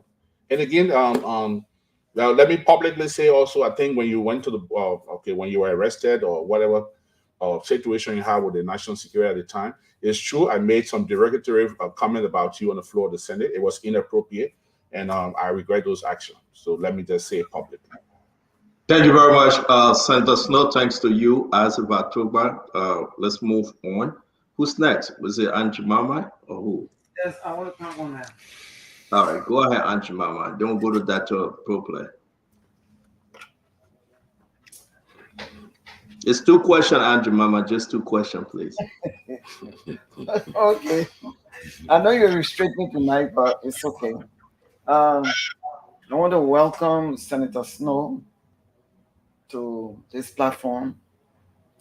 My question would be, I got 2 questions. You spoke about justice. Where is justice? And this is what I want to ask you. Where were you, Senator Snow, when the 3 missing boys got killed in this town? Where were you, Senator Snow, when the 4 auditors were killed during this time? Where were you, Senator Snow, when all these people were killed? There was no justice. Nobody spoke about it. And today, I heard you. I was so delighted yesterday when I listened to you, when you said you're speaking about justice. You know, you want justice for your colleagues. This is good. But where were you? I could go on naming, but I'm going to make it short because I don't want the CEO to stop me. But I'm saying to you, where were you? I know you're fighting for justice. But what happened to those people? The poor people that were crying and grieving for the case up to today, they are still grieving for the people. Where were you if you are fighting for justice for all? So where were you? That question number 1. Thank you. Can I go ahead? Yes. All right, thank you. So again, Andrew, first thing, I'm happy to see you in the studio. I'm happy we're sharing the same space. I've been seeing you for a long time. Thank you. Let me say this, Stan. No human being, not even the president who has executive power, will address everything that happened in this country. No, nobody. So if Edwin Snow, as a senator, did not necessarily or personally address the issue, it doesn't mean he doesn't care for justice. Doesn't mean that he makes it right. No. I think, and that's why when Gregory Coleman took over the police and said all of those mysterious deaths would be investigated, I was delighted. I called him personally to thank him for it. So when you say where were you, as though I was the only town crier in this town and something happened, I didn't speak about it. I mean, we are 103. So if I don't say something on this matter, I could speak on another matter. But no particular senator or representative will have monopoly on all national issues today. But do I condemn it? Yes. Is it of concern to me? Yes. I may not have necessarily spoken on it, but it doesn't mean I indulge it. No, I condemn it. It was wrong. And I that's why I personally called Gregory Coleman to thank him for his stance that he's going to launch an investigation on all of those things that happened. Thank you, Senator Snow. But I strongly feel that you should have, knowing that you're fighting for justice, you should have said something, because those people were looking up to people like you who stand for justice. My second question would be,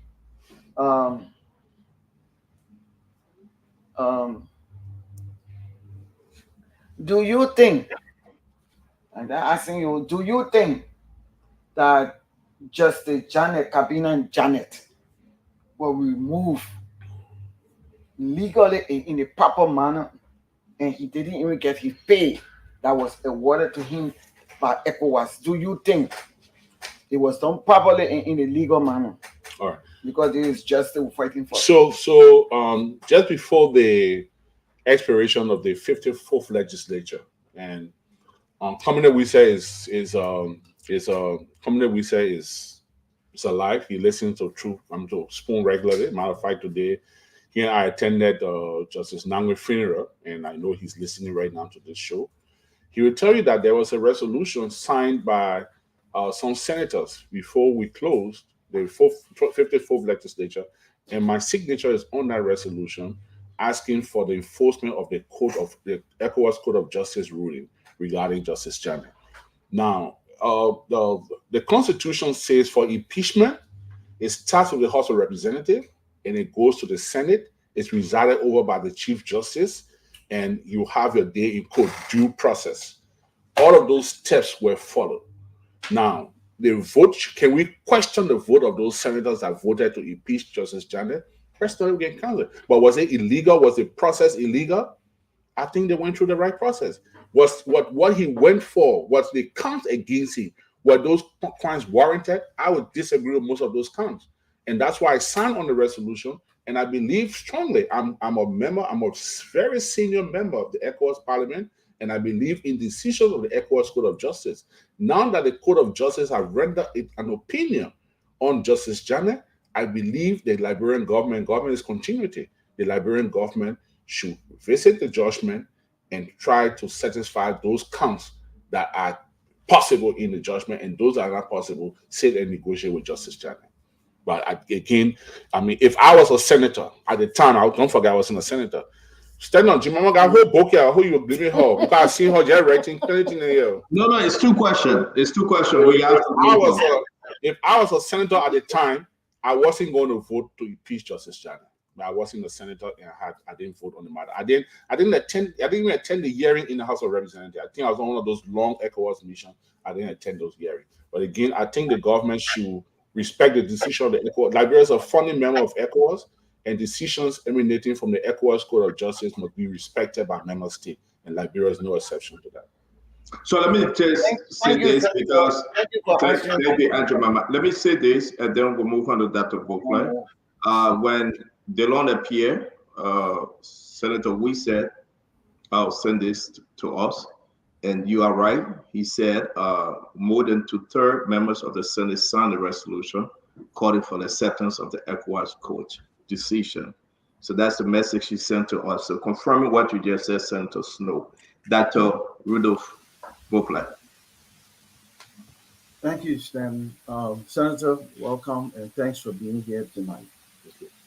In your very impassioned speech, about the war on economic crimes. Rabino, you made reference to, something to the effect if the war, if the war crime That's the killed. problem. I'm sorry. Your sound is very bad. Wait a minute, wait a minute, Are you wait a minute. frying something, cooking something? No, man, I in my office. Stop it. No, it's terrible. Let's come back to you while you make those You adjustments, still please. can't hear me? Yeah, but that's something like something raining or water falling or something. You want to get out and come back in, please? Okay, sure. Thank you. Who's next after that to both play was Conor Gray. Conor Gray, can you come in? Then we'll go to Paul. Senator, good evening. Good evening, sir.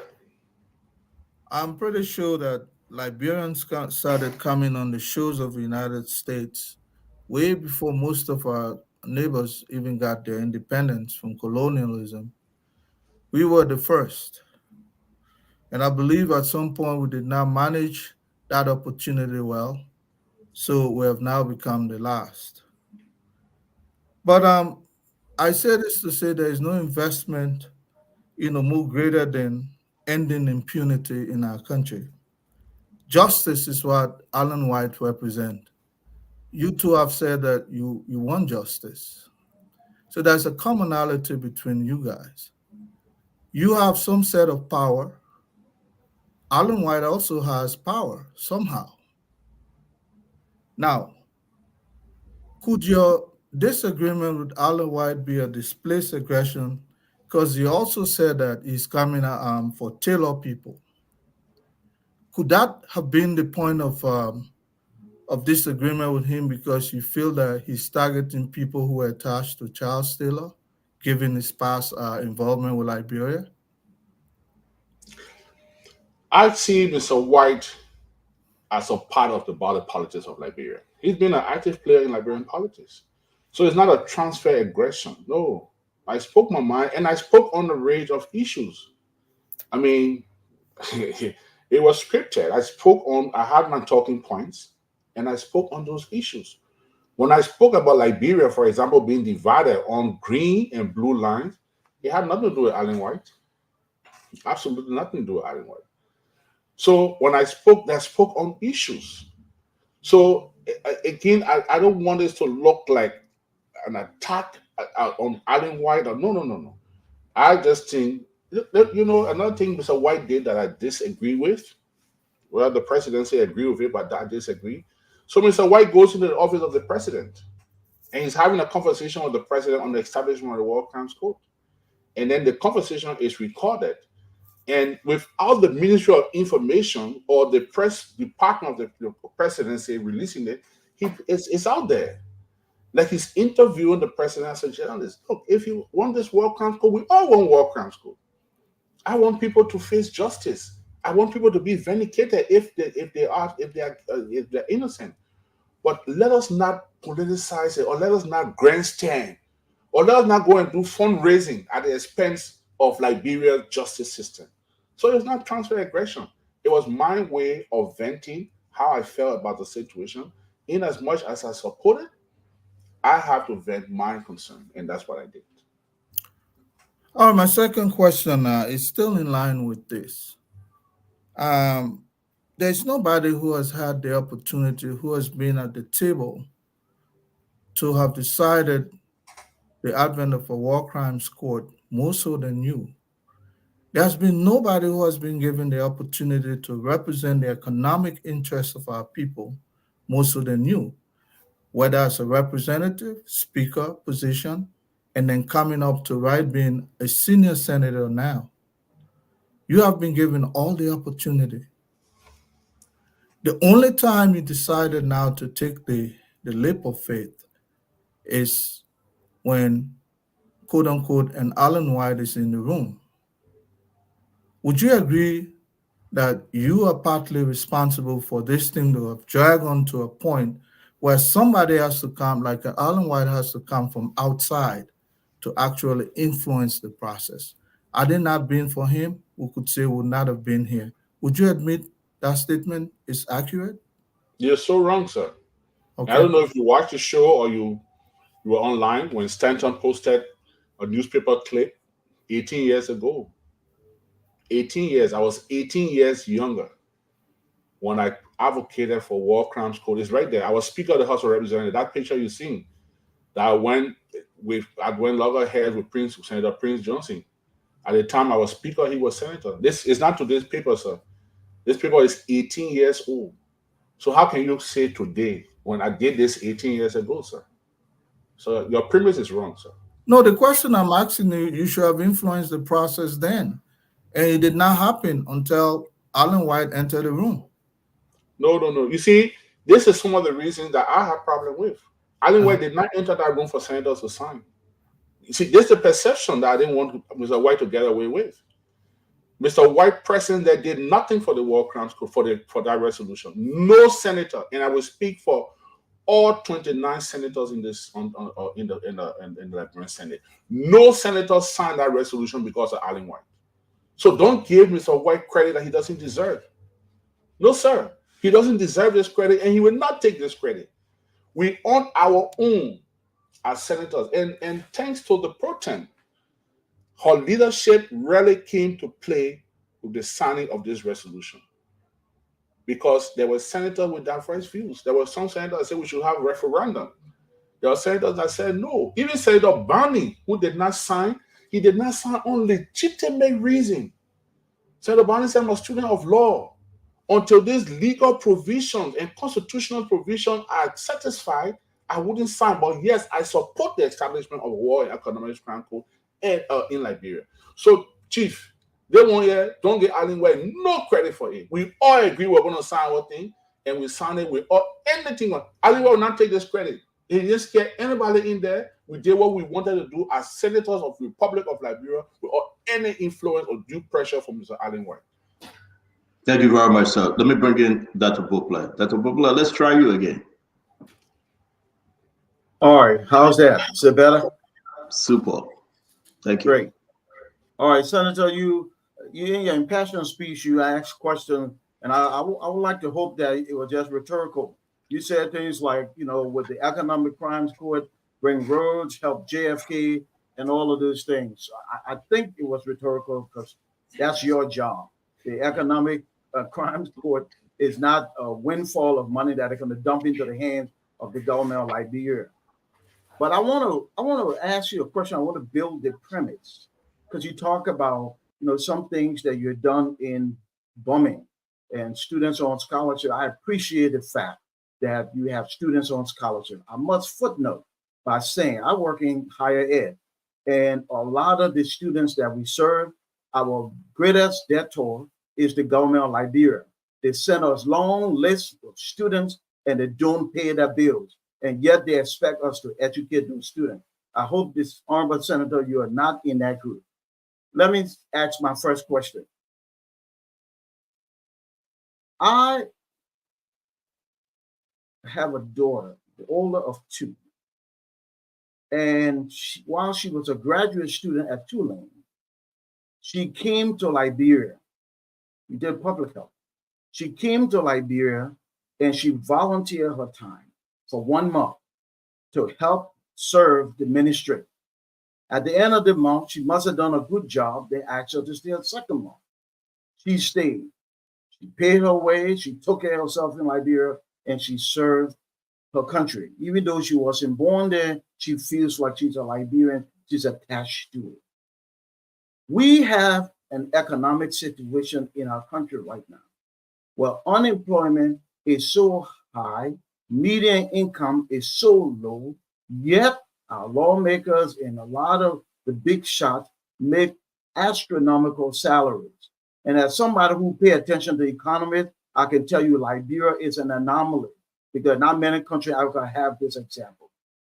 So my question to you is this. With our budget looking like 69.8% in compensation and benefits, and your group of honorable senators and representatives are amongst the highest paid in the country, are you willing to sponsor a bill that will help to shift the percentages in our budget, meaning the next budget that we sign, we, the senators and the lawmakers, are willing to take a big pay cut so that there will be a trickle-down effect where we redirect the resources to education and human capital investment in our counties.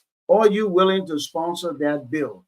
And the reason I think that's so important, because there are many who always justify why they make the money.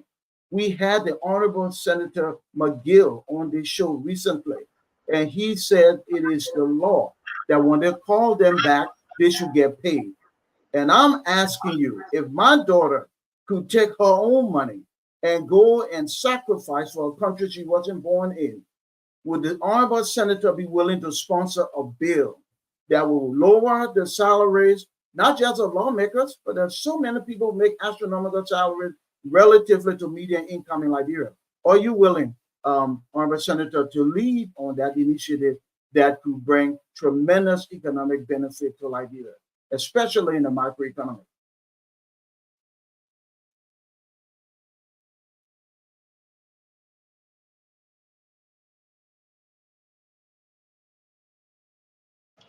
Wait, on Senator, hold on 1 minute. Let me see if I can make the adjustment.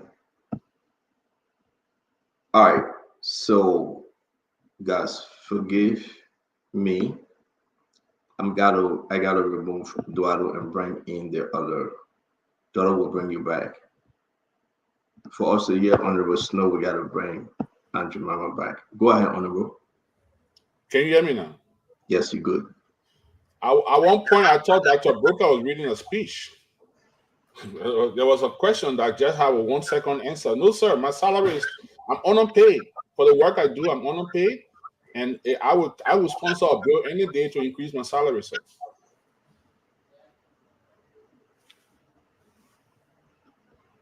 Dr. Bobler, can you unmute, please?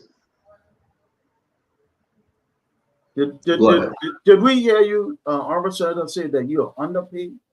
Yes, sir, I'm underpaid. For the work that I do, sir, I'm underpaid. Are you aware that majority of the labor force, people who are willing and able to work of age in Liberia, are unemployed? Very much aware. Are you aware that thousands of Liberians do not have the opportunity you have also? I am. Sir, I am. That's why I took a 79% pay cut and went home to serve my country. That's why I did that. That's why my children go every year. They sponsor students too in Liberia. So Dr. Bobler, one at a time. Let's do the question and answer for the sake of our audience, please. Yeah. Honorable Snow, can you go ahead, Honorable Snow? Then we'll give Dr. Bobler a chance for his second question. Dr. Bobler, you are a very nice man. You took a 79% pay cut. Very generous of you. I give you applause for that. I wish I would get 79% pay increase for the work that I do, for the service I provide for this country. I think I'm underpaid.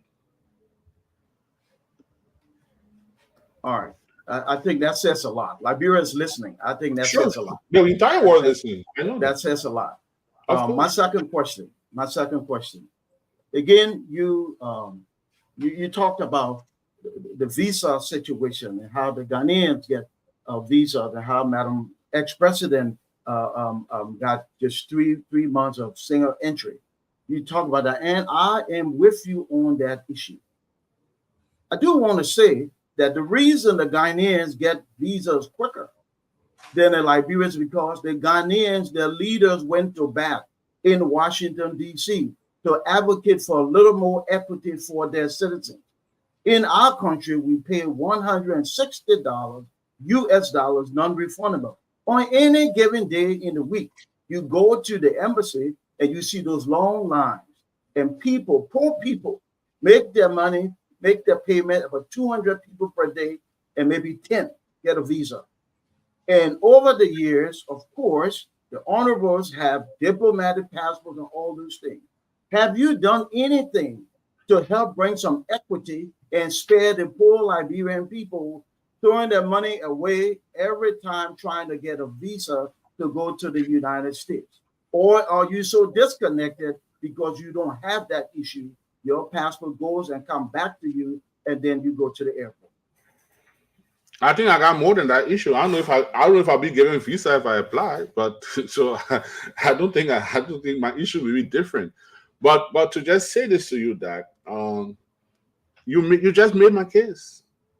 You just made my case. Not only that Liberians have to find that money. There was a day I was in my office, and a young Liberian man went to my office to ask me to please help change his money. He had $20 note, US note, and he wanted $100 bill. And I said, no, I don't have. I said, but why? He said, I'm looking for clean. Okay, he wanted clean money according to him. I said, why, you want me to press your girlfriend or something? He said, no, I'm going for a visa interview tomorrow. And at the American embassy, you have to carry clean money. They can't take dirty money. But it's US dollars. But he told me, and I verified from others, and they said, yeah, the money has to be clean, very clean note, brand new notes.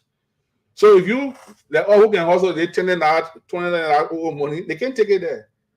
But in Liberia, we tell our market with me, you got to take the money. So you just made my case, sir. But the question I asked you, Senator, is what have you done? Because over the years, I don't know of anything that's been done to help bring equity for, like, you know about the situation. And even in the case of this gentleman who came to get some help for the local currency exchange for the new money, I'm asking you, what have you done, if anything? Have you written a letter to the embassy and said, treat our people better? Have you done anything? Oh, sir, I've always talked about it. Even during the hearing of the foreign minister, Sarah Beslow, I raised the concern. And when you say Ghanaian leaders went to America and made representation, Liberians, look, Doc, like I said to you in my statement, whether we like it or not, look at all of you here. Look at this platform tonight. Most of you are in the US. This show is domiciled in the US. And right now, just today, when Stanton posted I was coming here, I got thousands of calls, or these messages and calls that, oh, you're going there, we in the US will be listening. My sisters, my siblings, I got 5 children, they all live in the US. You know, all of them said, Dad, we're going to leave work, we'll listen to you. So your station is domiciled in the US. The link Liberia has to the United States must be treated differently. Forget about me. I'm not talking about me, Dad. No, I was from Sanchez for 10 years. I couldn't go to America when it was lifted. Madam Salif was traveling one time. She wanted me to travel. She got visa for me. I didn't go with her. President Weah was going another time. He wanted me to go into the UN. I got visa, 1 year, multiple entry. I went with him and came back with him. Another time he applied for me just as my passport was being sent to the embassy. I had an ECOWAS trip that I had to go on. I withdrew my visa. I don't intend going there. So I'm not speaking for me. I'm speaking for the rest of us. Your daughter, fortunately, she has an American passport. So she can come home, get a visa, or come home, even get a Liberian passport, because now we allow dual citizenship, and go back. I'm saying the relationship, the link, the ties Liberia have with America, we should not be afraid of America. We should love America. America should love us. So if there's any reason why America will give, look, the Indians and Lebanese people we talk about in our country here, they go to that very American embassy and they get 5-year visa in the passport. The Lebanese man or Indian man flying from Liberia, or the Ghanaian or Sierra Leone going to the embassy here in Monrovia, get 5 and 10 years visa here. But with that Liberian passport, you get 1 year visa. So whatever it is that we need to do, and I don't direct the foreign policy of the country. No, it's directed by the president. Yes, I'm a member of the Foreign Relations Committee, chaired by Senator Dillon, who I think is doing a fantastic job at the Senate.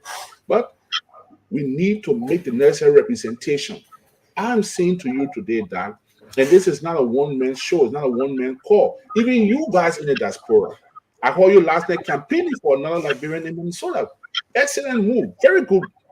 So campaign also that let America treat Liberia differently. If it's because of the regime, then you can say, look, government officials, anyone working in a corrupt government will not give you visa except you're going for a particular mission. So we give you visa, restricting you to that mission, you go and come. But the ordinary Liberian who wants to go to America to visit a family or to go to school or go to like you do to others, do it to us too. We deserve it.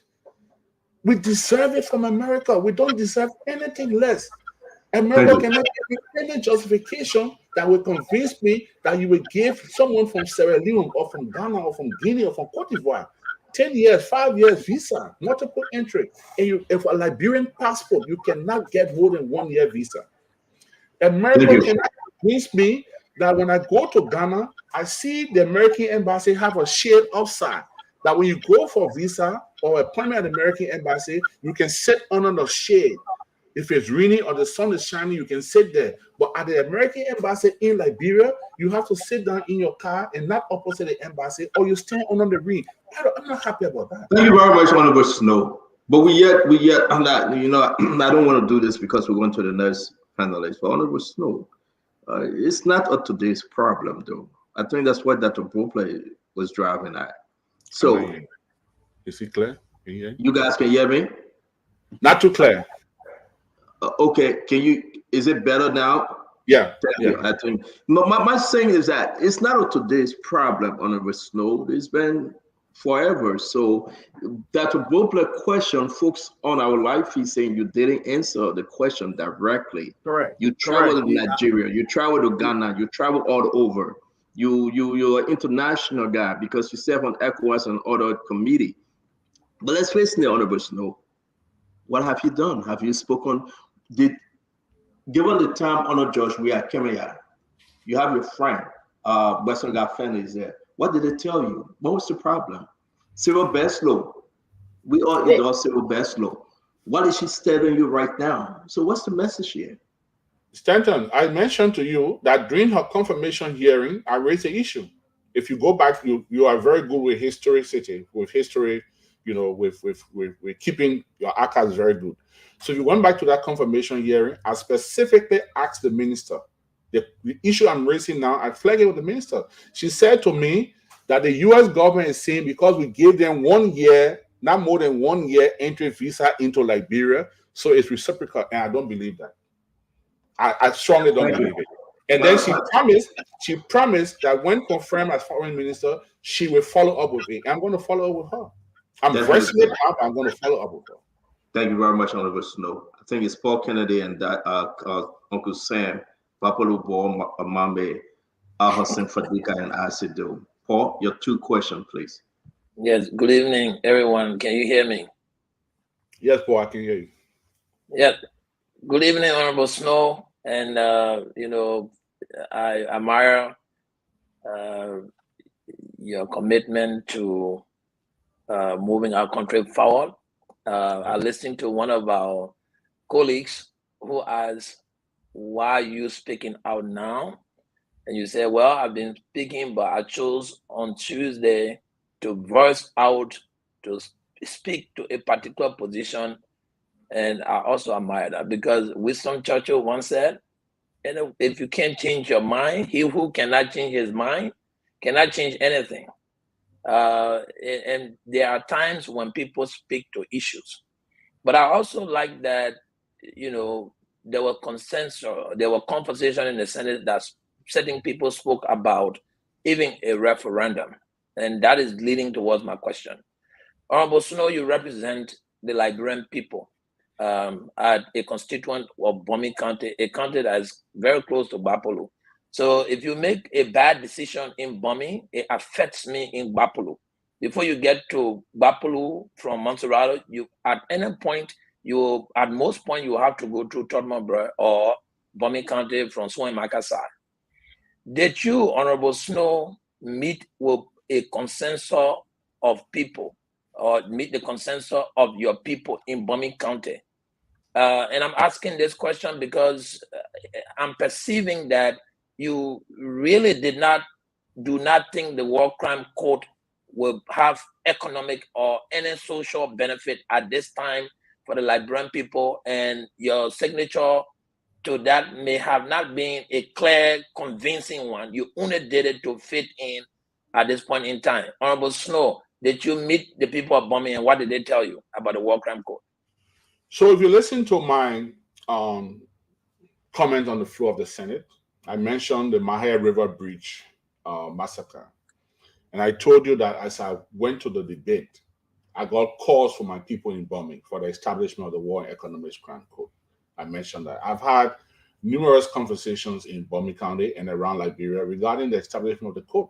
Liberians want the code.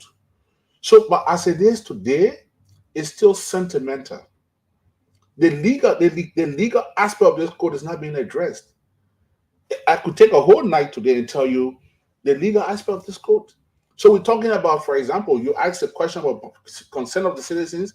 I would say a vast majority of our people, especially the Maher massacre, when they reflect on the Maher massacre, they want a war crimes code. When they think about the involvement of Ulimo and all of that in Bomi Hills, Bomi County, you know there was a base. Ulimo J, Ulimo K had a big fight in Bomi area that people got killed. There's a girl in Bomi that is on my team. Her entire family were killed in the Maher River. So there are people that are grieving. But if we begin to look at the legal aspect, that's where Senator James Barney came from. I've been in the Senate since 2005 when I first got elected. One of the smartest senators I've ever encountered is James Barney. And James Barney's issue was not that he didn't want to sign it. He was just talking about legality. And all Barney was saying, you want this code. We agree, we signed the resolution. What's the next step? Will we establish this code? So this code is going to be established, it's going to be domiciled where? If the legislature pass a law, the code can only be domiciled in Liberia. Once the constitution says that we can establish a code only in Liberia. So if you're waiting for an act of the legislature, the code can only be in Liberia. If the code is only in Liberia, it has to be inferior to the Supreme Court, meaning decisions from that code, somebody can take appeal to the Supreme Court. Meaning the procedures of that code, you can take an appeal to the Supreme Court. So that's why the Senate even said, put this code under the ICC, even though Liberia signed onto the ICC after our civil crisis. But let's work on the modalities to put this code under the ICC, and I heard in the Jemima the other night saying, don't do economic crime code in Liberia because the justice system is corrupt. But again, we are saying, do the economic crime code, do the international crime or war crime under the ICC. But yes, I would believe from my sample or my views of our people, I think a vast majority of people want the war crimes code, but at what cost? What are the mechanisms put in place? What are the security issues? How are we going to do it? How are we going to fund the code? You know, there are issues to be discussed. But for now, it's all sentimental. We all want a code. But at what expense? We're not ready to talk about that yet. So maybe that will be phase 2 of the discussion. Now that today the House of Representatives concurred with the Senate. So now it's a joint resolution of the legislature that will be making its way to the president's office on Monday morning. Because the House did not alter it, they didn't add it, they concur with the version of the Senate, and that's going to be taken to the president's office on Monday morning. So, Senator, thank you very much. Besides the justice or the closure to the many pain and losses that this Liberian Civil War may have brought to the people, which the War Crime Code perceivingly is supposed to bring, what is the next step that you senators have worked on to make sure that this code actually benefits what is supposed to be for all? It meets its nature. What are you all working towards in the Senate that will ensure that you who have sworn oath to protect and direct the interests of the Liberian people will make sure that this is just not another kangaroo court that comes and does not provide the Liberian people due diligence or what they really need to get through the code? What do you think this code is going to bring to our people? That's exactly what Senator Barney's argument was.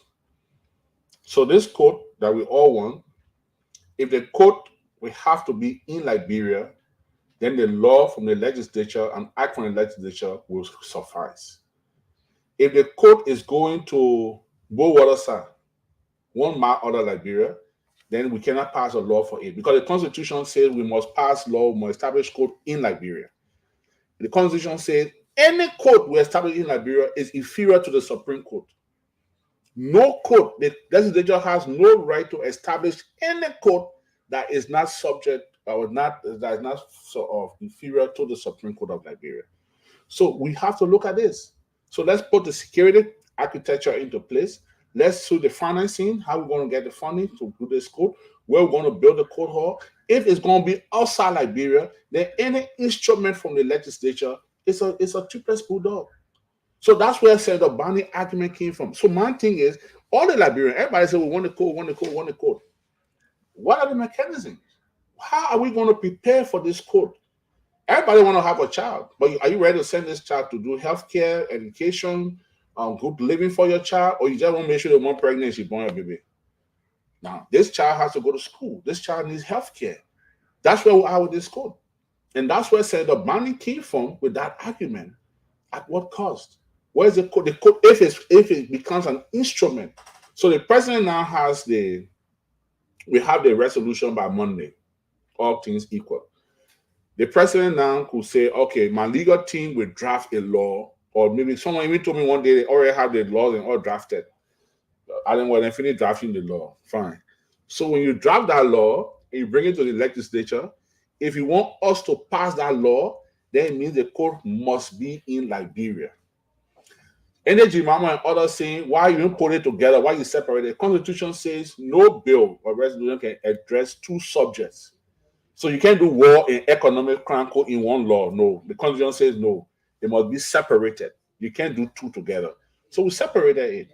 So we are saying if the legislature will pass this law, then the code, somebody was a version that said the code will be in Ghana, in Winneba.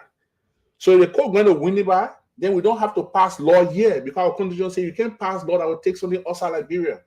So the technicality is still there. We need to have the real discussion. We have to sit down one day and say, look, let's leave the politics. Let's leave the sentiment.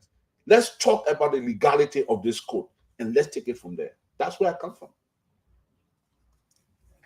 Thank you very much. Let me begin, Sam Jackson. Before I do that, though, it will be important for us to share this. This is from the Honorable House of Representatives.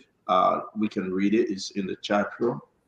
Honorable Pro Tem and members. This is from, I believe, Fonati Kofa, the chief clerk, actually, from the House of Representatives. I have the honor, by directive of the Honorable House of Representatives, in special session, to inform you that the Honorable House of Representatives endorses in totality your amendment to House Joint Resolution JR 001-2024 of the Senate and the House of Representatives of the Republic of Liberia on the mechanism for the establishment of an extraordinary criminal court and domestic corruption court for war and economic crime, respectively. Please accept, Honorable Pro Tem and members, the renewed assurance of my highest esteem. There you have it. That's the document. Now, mashing. But now, there was a mistake on the date. Instead of saying April 11, they said February 11. So the correction is going to be made, and they're going to go directly to the executive mansion. It will be taken there by the Pro Tem or whosoever. That's the document. And thank you guys for sharing it. Mr. Jackson. Yeah, thank you, Senator Snow. Good afternoon, good evening, my Basel brother. I don't have a question. I'm going to make a statement, and then I want you just to react to what I'm going to say, and that would be like my question. Okay, I do agree with you that a lot of people, many people, you know, when you've been associated with Charles Taylor, they look at you like a monster, and they want you to pay a certain price, you know, to deprive you of your constitutional rights. You know, when you made your statement, I mean, as eloquent as you are, and I'm very pro-American, as you know, because of my background, very pro-American. But you spoke like a patriot yesterday. Unfortunately, I mean, I see the internet with a lot of pusillanimous nitwits excoriating you. I mean, showing pictures of you as a young man with Chucky Taylor, like what you said had anything to do with that, you know? And, you know, that's the country that we live in, where when you express a view, you become the target of hate, hatred, and animosity. And you don't deserve that. Okay? And you and I have a lot of disagreements, you know that. But I'm a man. I believe the truth is the truth, respect is respect. Look, and let's go into the situation of the court. Liberians won this court, but they haven't thought it through. Okay? The legality that you nicely put together. And also the form and character of the court. Where does that court start? The financiers. And you know, Brother Snow, the reason why this war crime court bucket has been kicked all the way to Joseph Boakai is to protect one person. And you and I know who that person is. And if that person was brought to the court and that person was convicted by the court, it will basically illuminate the lies that the international system has done by giving this person a Nobel Peace Prize and giving her the American Freedom of Honor. And you know that. The only reason why this court has been kicked down the thing for 21 years, when we had 17,000 unmade troops. And when Taylor was arrested, people always say, Taylor was arrested, nothing happened. Taylor was arrested, we had 17,000 unmade troops there to ensure the safety of the country. And the other issue is the security aspect in the ECOWAS that you represent. What do the Ghanaians, the Nigerians, and other ECOWAS people think about the potential destabilizing effect of the war crime court? Would they support security? Would they bring in troops? There's no way you can have a war crime court in Liberia just with AFL and LNP. No way. I see specter of demonstrations, I see specter of rebellion, and I see all of those. And I may be wrong, but at least, Mr. Senator Snow, would you speak to these are my, really honest opinion, and please assuage me of the fears I have about this war crime code that we haven't thought it through. Thank you very much.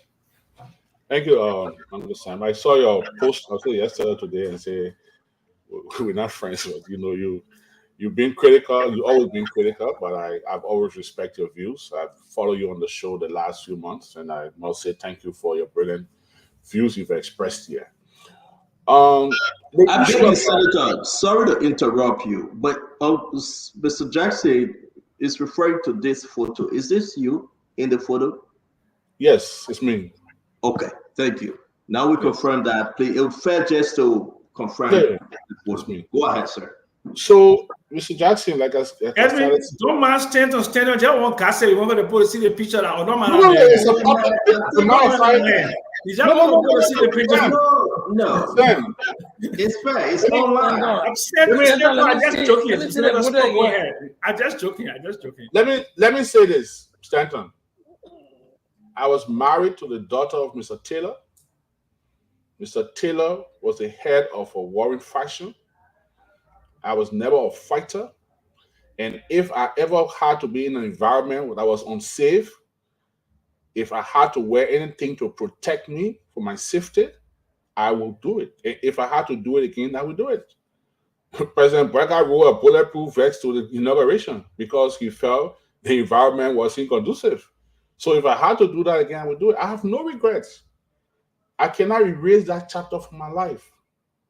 I cannot. As a matter of fact, I was the youth chairman of the NPP, the political arm of the defunct NPFL. And if I had to go somewhere, Chucky was my brother-in-law. So we were given whatever protection from the first family, which I have no regrets for, and I have no problem with it. Now, Mr. Jackson asked a question. Sam, I don't make my positions or express my positions because I think that the whole world going to agree with me. No. Today, look, let's for example, let's talk about the case of Yeke. Yesterday, Yeke had a whole group set on everybody. Today, he has a whole another group. So depending on where you shift in Liberia, that's how you are appreciated. So if I was on one other side, that side with, no matter how black I look, they would tell me I'm bright. So I really don't mind. I've read lies, I've read stuff, I've seen things on the internet, I've heard some demeaning statements of myself since I made my position clear on the floor of the Senate. I have no regrets. I have no regrets. And that was my position. So yes, Sam is right about it. I've listened to a lot of things. This evening I saw another post with part of fabrication. I even asked you to stand and ask me some of those questions. So I would address those questions. So I have no regrets. That's why when I came on the air, yes, thank you, Stan. When I came on the air today, I said to you, forget the messenger. Let's look at the message. Let's look at the message. So what wrong with what I said on the floor of the Senate has to do with me and my former brother-in-law standing together in necessary gears to protect us? Nothing wrong with it. Will I be condemned for that? No. That's why even when I spoke the other day, someone like Joel Howard Taylor, the former vice president, well, she placed on sanction because she married Charles Taylor. That's a crime. That was a crime. Nobody accused her of economic crime. Nobody accused her of war, taking part in the war, but because who she got married to. So where is the freedom of expression and affiliation and association?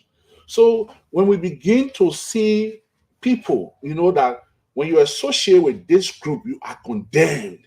And when you with this other group, then you are okay. When you were now in Liberia, when you're from the weird side, then you criminal. When you're from the rescue side, then you perfect. And you got no fault, you faultless. Then maybe 6 years from now, when you're from the other side, you're criminal. We don't need it. And truth told, I have absolutely no regret.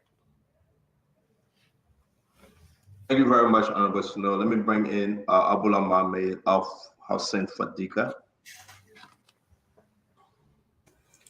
Thank you, Stanton. So, fair game, Honorable Snow. You said we shouldn't deal with the messenger. We shouldn't kill the messenger, but we should deal with the message. So I want to deal with the message. What are the message you're sending here? After listening to you, I've managed to capture a few of them. One, you arguing for due process for people to go on sanction. I think the message, arguing for due process on that message is distorted. And I will give you a scenario.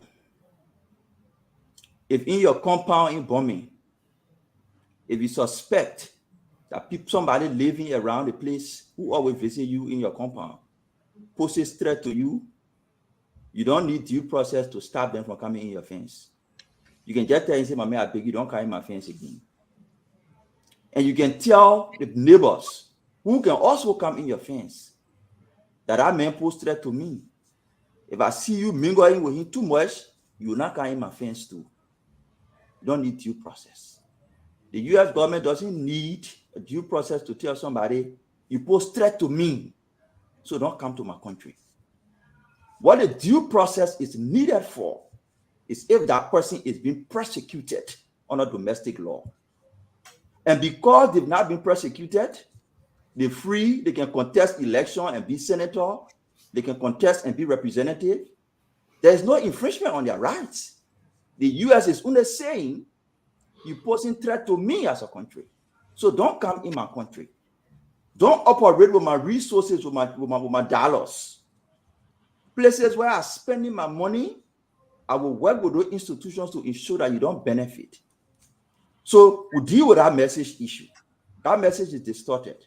The second message, we're not dealing with the messenger now, we're dealing with the message. The second message you're hammering, reconciliation is a very complex issue.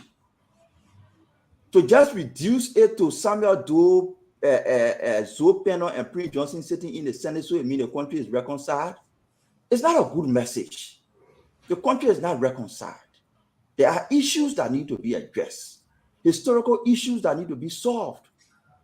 Not because Doe, nephew, and Prince Johnson sitting in the Senate together and they're not fighting each other so it means we reconcile. No. As a statement, that's a wrong message to send. The third message you try to send, which is the most important one, and I want to hammer on. Honorable Snow, we are in the 21st century. This idea, this plantation mentality that some plantation master will hold our hand all of poverty, that America will come and take us all of poverty, that America have to do it for us. It's a wrong mentality. Liberians will pay taxes. Those taxes will be deployed to solving their problems, and will hold people accountable. That's how countries are developed. The Senegal, the Abidjan, the Rwanda, the Ghana, and the rest of the other places, the new thinking is not to beg for help. It's how do we collaborate with these institutions, use our resources, and develop our country. Some of the ways to do it is not to bring Western cluster and wave millions of dollars. That's the way we do, so that we don't have to depend on America. Some of the way to do it is not to pass concessions without critical reviews. That's the way to do it. So we need to create an enabling environment for American investment to come to Liberia. That's how it creates jobs. Some of the ways to do those enabling environment is not a situation where in our country drugs enter. We saw the drugs, we saw the people that brought it, but our court freed them and they left. It sent a bad message about our country. So I wanted to put in that one. On the message about America need to do more, America have done so much for us. America have done so much for us, and we keep doing less for ourselves. Let's get to the point where we see ourselves as a country, we deploy our resources, we review our concessions, we improve the profile of our country. You complain about passport and people not getting visa. Your passports are in the hands of criminals and drug lords across the world. How do you expect people to trust somebody with a brand passport? Your country profile is poor. Those are the factors that are causing you to have only 3 months and 1 year visa, because your passports are in the hands of criminals across the world. The country profile is poor. The U.S. ambassador and other people are saying, there are statistics that are saying that over 85% of people who come to the U.S., whether for visit, they stay, they don't go back. Those are the factors. To address those factors, we have to improve the objective living condition on the ground in Liberia. So I wanted to stick to those messages. America, we cannot keep begging them. We need to address the issues at home. The way to do it, one way, is not to bring a concession and change it to an MOU. That's one way. Thank you very much, Abula. Can you please respond, Senator Snow? You know, I admire you a lot, and I like how you speak with false premise, with so much confidence, you know. And I follow you on this show, and I show if you were offered today, if they say us stay on land for American citizenship, you'll be the first to be on that land, because all the time I've listened to you on this show, there is nothing good about this country called Liberia. I've never one day heard you say anything positive about the country that you come from. Maybe you need to revisit that. Even when Mr. Benedict has his child issue and came out as a parent, you condemn it. Maybe you need to revisit your approach towards issue. But having said that, so you said if someone come by my fence and pose a threat to my fence, and I say, don't come here again, you compare it to someone saying that this person commit crime. You name the crime, and you say this person is on travel restriction, visa, you're banned from having visa for the United States, along with your wife and your children. And anyone associating with you will also be penalized. You compare it to someone going outside my fence, that's day versus night. Poor analysis, very weak premise with so much confidence. Second point, you talk about waiving of money, and that's one of the issues I want to discuss tonight. I saw it on your partner's page. I challenged the Joseph Becker administration publicly tonight on this show to launch a thorough investigation. Can we pause here and read this since you are referring this, please? Yeah. Is this what you're talking about? Yeah, one of it. All right, so Edward Melvin Snow, you signed an agreement that gives 65 years to Golden Beryllium and 63 years to Sam Dappy. You are 54 years now. You will be 105 years old before Golden Veteran Agreement ends. That you and all want to talk about the people suffering, sir. All right, go ahead, sir. All right.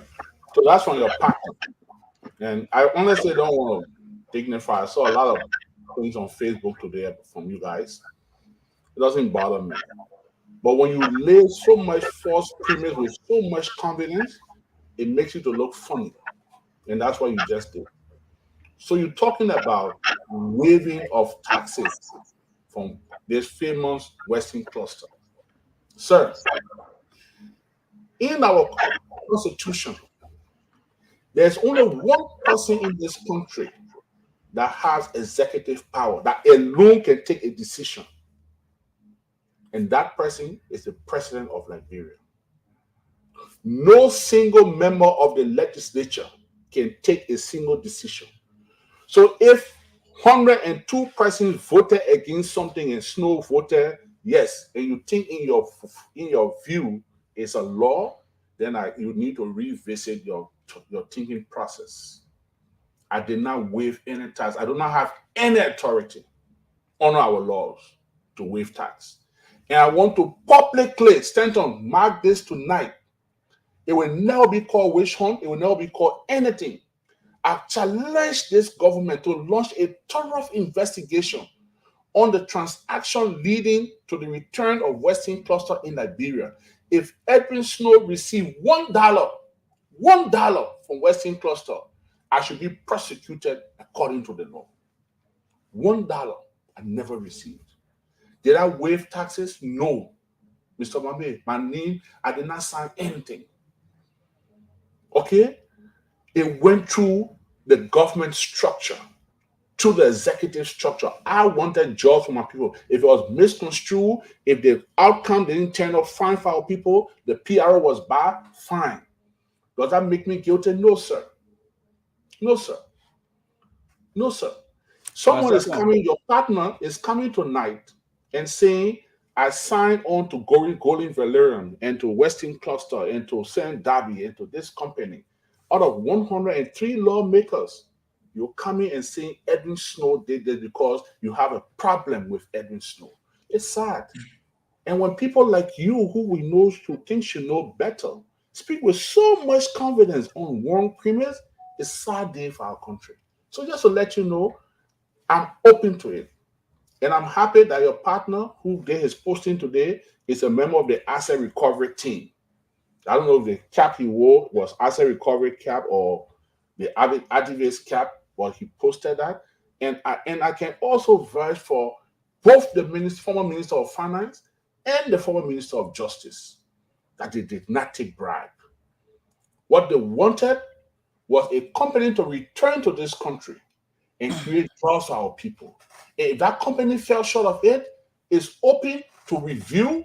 Thank God it was just an MOU. That MOU can be revisited. The MTA must take its come into full force, and the rightful application of the law must prevail. So this perception about just thinking that the whole country is bad. I've never one day heard you, Mambe, say anything possible about Liberia. Never. And it's sad. You're a very young man. You seem to be a smart man, but there are some good things about your country. Maybe you've been out too long, but there are some good things happening here. So again, I believe when people take your citizens and say you committed crime without giving them due process, and say you've committed crime and no one should associate with you, look, in a weird government, the whole world will tell you. Mr. 12, for example, was not one of my best friends. No, we had no relationship. But what happened to him, his children, his spouse, and say, right, no, it's wrong. And we must say it's wrong. We should not think because it was done by America, so it's right. No. America shares intelligence with Liberia. If these people committed crime and you feel that they and the children and the spouses should be penalized for the crime you think they committed, if you don't want to come in the forefront, share the intelligence with the LACC and let them be prosecuted. And let them go to court like I went to court I sat on personal bench in this country, and I was vindicated. What justification you as a Liberian will give me that a sitting legislator elected by thousands of people sit on a panel with a company that is registered in Liberia, and the company walk out of the meeting because a member of the Senate is on U.S. sanction and they cannot be in a meeting with that senator. As a Liberian, as a patriotic Liberian, is that right? I'm not saying that they are innocent. No, don't get me wrong. I'm not here to plead the cases. No, I'm just saying give them due process. That's how the law calls for. Thank you, Honorable Snow. 1 minute, sir. The America you're in, all the things Donald Trump doing, and they carry in the court. Have they ever said Donald Trump, because you did them and get the evidence you're wrong? They carry in the court. So take them to court. That's where I'm coming from. Due process. That's all I'm asking for. Whether they're right or wrong, that's not why I'm talking. Give them due process. Thank you, Honorable Snow. Your second question, my man. Yeah, my second comment, and I will still come back on the due process. The U.S. government does not need a due process to stop somebody from coming to America. The government of Liberia needs to go through due process to penalize people who they believe may have violated the law. America is saying, do not come to my country, do not use my dollars, do not participate in anything I'm funding. It is their right to do so. They're not being penalized as per the way you describe it. Their rights as Liberians are with them. They contest to be representative, they contest to be senator, they contest to be president. They do everything. The only thing they don't do, they don't come to America. And that's America's right. They don't need due process for that. So let's take that message up. And I want to stick on my second message. And I'm speaking because we're talking to people listening to us. This plantation mentality that America needs to do it. America needs to do it. America needs to do it. No, we need to do it. We need to fix our country. Some of the ways to fix our country, like I said, I didn't call your name. I don't know why you took it personal. I said some of the ways to fix our country is to not bring a concession to the country and give them waivers. But you took it personal. I don't know why, but that was my point. And all those who did it are part of the reason why we're facing the problem. Whether I say positive things about Liberia, I do positive things about Liberia. I do positive things for Liberia. I do positive things for Liberians. I will not come on the show here and say it. People working in the government ministries and agencies in the legislature where you work, they know I do positive things for Liberia. When President Weah and few legislators secretly amended the petroleum law to take equity rights from citizens and give it to few businesses. When President Weah and few other people were in an attempt to mortgage the people land and give it to a company called Blue Carbon, we did good for our people. So I will close on this, since you brought it up. You see the courts in Liberia, I know you were vindicated by the court. No problem. And I will not come here and say you wrong or you right. But this is what we know about the court. And let the people hear it. The case that you were involved with, when I read the case file, the government were accusing the LPRC of disbursing over $1 million. They saw all the paper trail, but could not see who received the money. And you were the managing director. You said you were acting on the instruction of Brian. Brian King admitted and said, yes, he was acting on my instruction. He said, where is the money? Who they pay the money to? Up to today, nobody knows who received the money. Brian said they paid the money to people on the business of peace. People wanted to bring war, so they paid them the money. That fact is there. But the court that clear you, that court has track record. The track record of that court is every big name that go there cannot get guilty. Most of the cases that go there cannot get guilty. Most of the cases that go there, even though the evidence that in the case, the same court that free you, is the court that declared not guilty verdict. In the drug case, we saw the drugs, we saw the people that brought it, it was captured, but that same court declared them free and asked us to pay them back. It is the court that clear you and give you clearance. That same court that clear you and give you clearance. It is the same court that clear the case of the people 1, people 2. When we see financial document and receipts of payment, it is that same court. That court that clear you, it is the same court that clear people in the case of the MPA case. When we saw checks and payments made, we know the court. Money can get missing. You will know the money missing, but nobody will be liable because the court know what the court is doing. The court is operating on its own terms and conditions. We know the court, but everybody know the court is a corrupt court. Whether you benefited from that or you actually free, we accept the result, but we know the court, and that is the track record of the court. $1 million drugs came in the country. We saw the drugs. We saw the people that brought it. The court said they free and they left the country. That's the court that free you. You done? Thank you. Thank you very much, Mame. I won't speak for the court. I'm not a court. The court is competent enough to defend its image, but I believe in the rule of law, and I believe the rule of law that I know, there are people that will face the law and will be guilty. There are people that will face the law and will be innocent, based on your prima facie, your case you present to the court.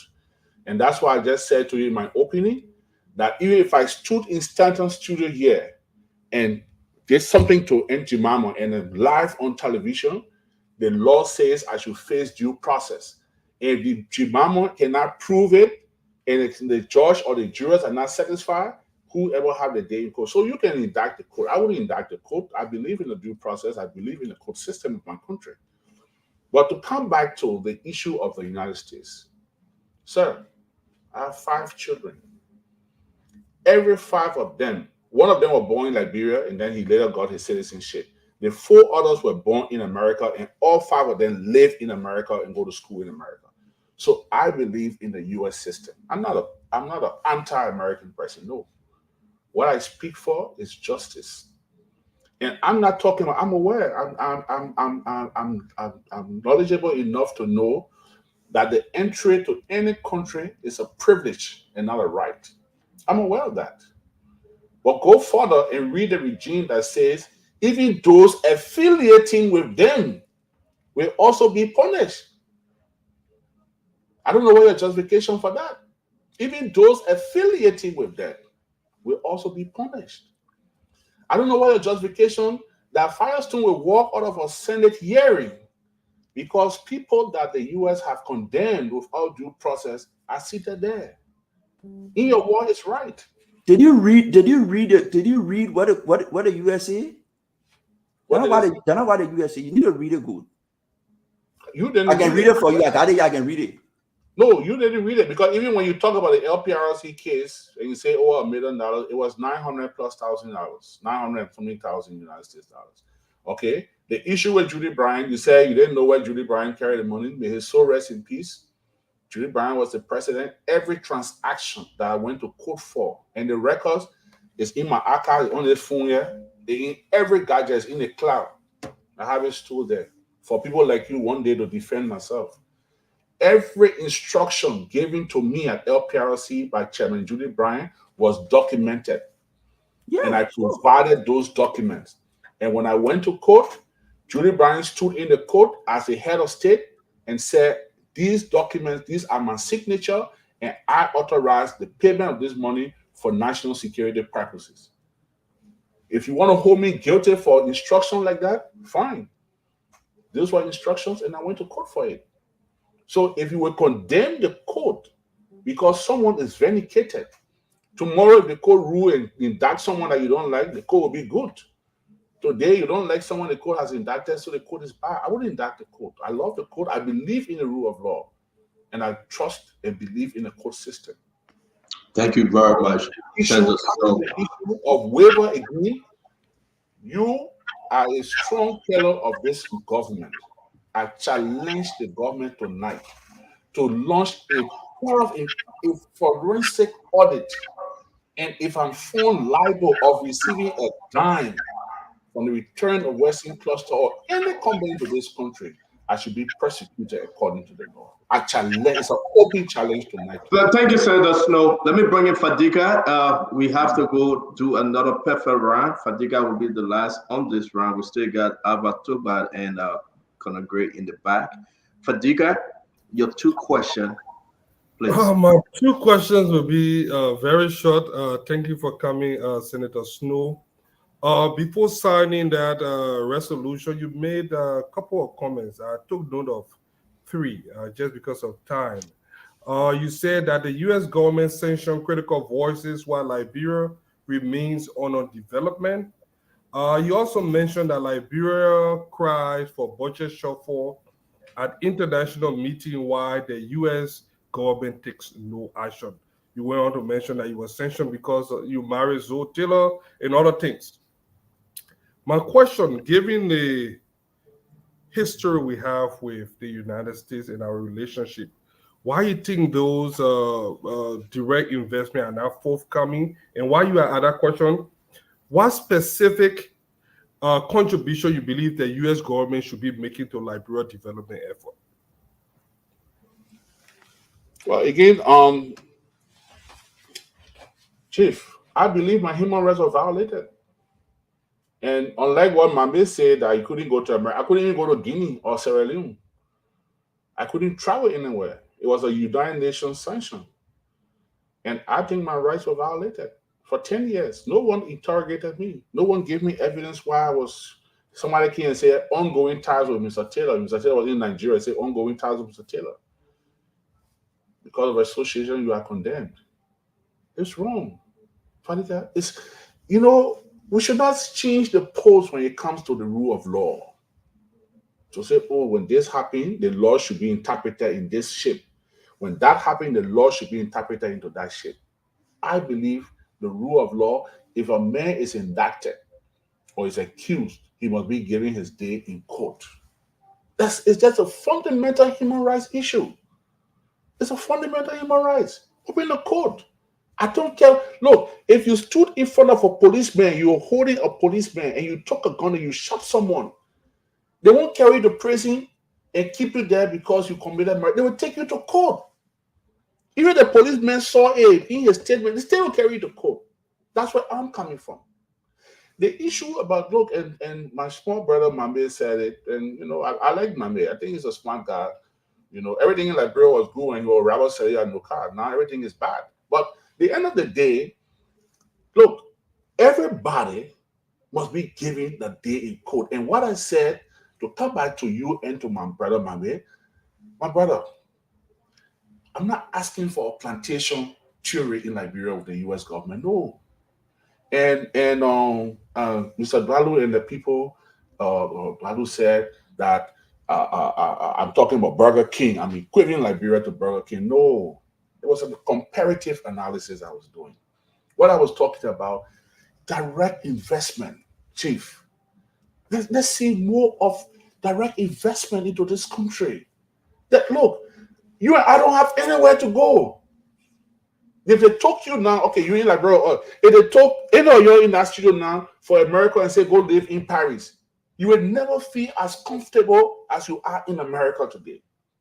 If they talk you from America now and say go live in Great Britain, you will never feel as comfortable as you are in America because your linkage is tied to America. So I'm just saying, if there's something wrong we are doing, help us to correct it. But we want to encourage more direct U.S. investment for the creation of jobs. That's all I'm saying. I'm not here to say, I'm damning America, I'm doing this, I'm doing that, everybody think. No. Brother, we deserve more. And I remain to say that we deserve more. That's my position. If I'm wrong for asking for more, fine. But I hold my grounds, I take my position, and that's my position. Your position could be different. You could say we don't need anything from them. I say we need something from you. After all, it was the free slave from there that came and created this country called Liberia. It was not a free slave from Japan. It was a free slave from America. That they jumped here on Sherwood Island, according to the history of Providence Island. Okay? So let's correct it. And you look, when your parents born you, you demand some rights from your parents.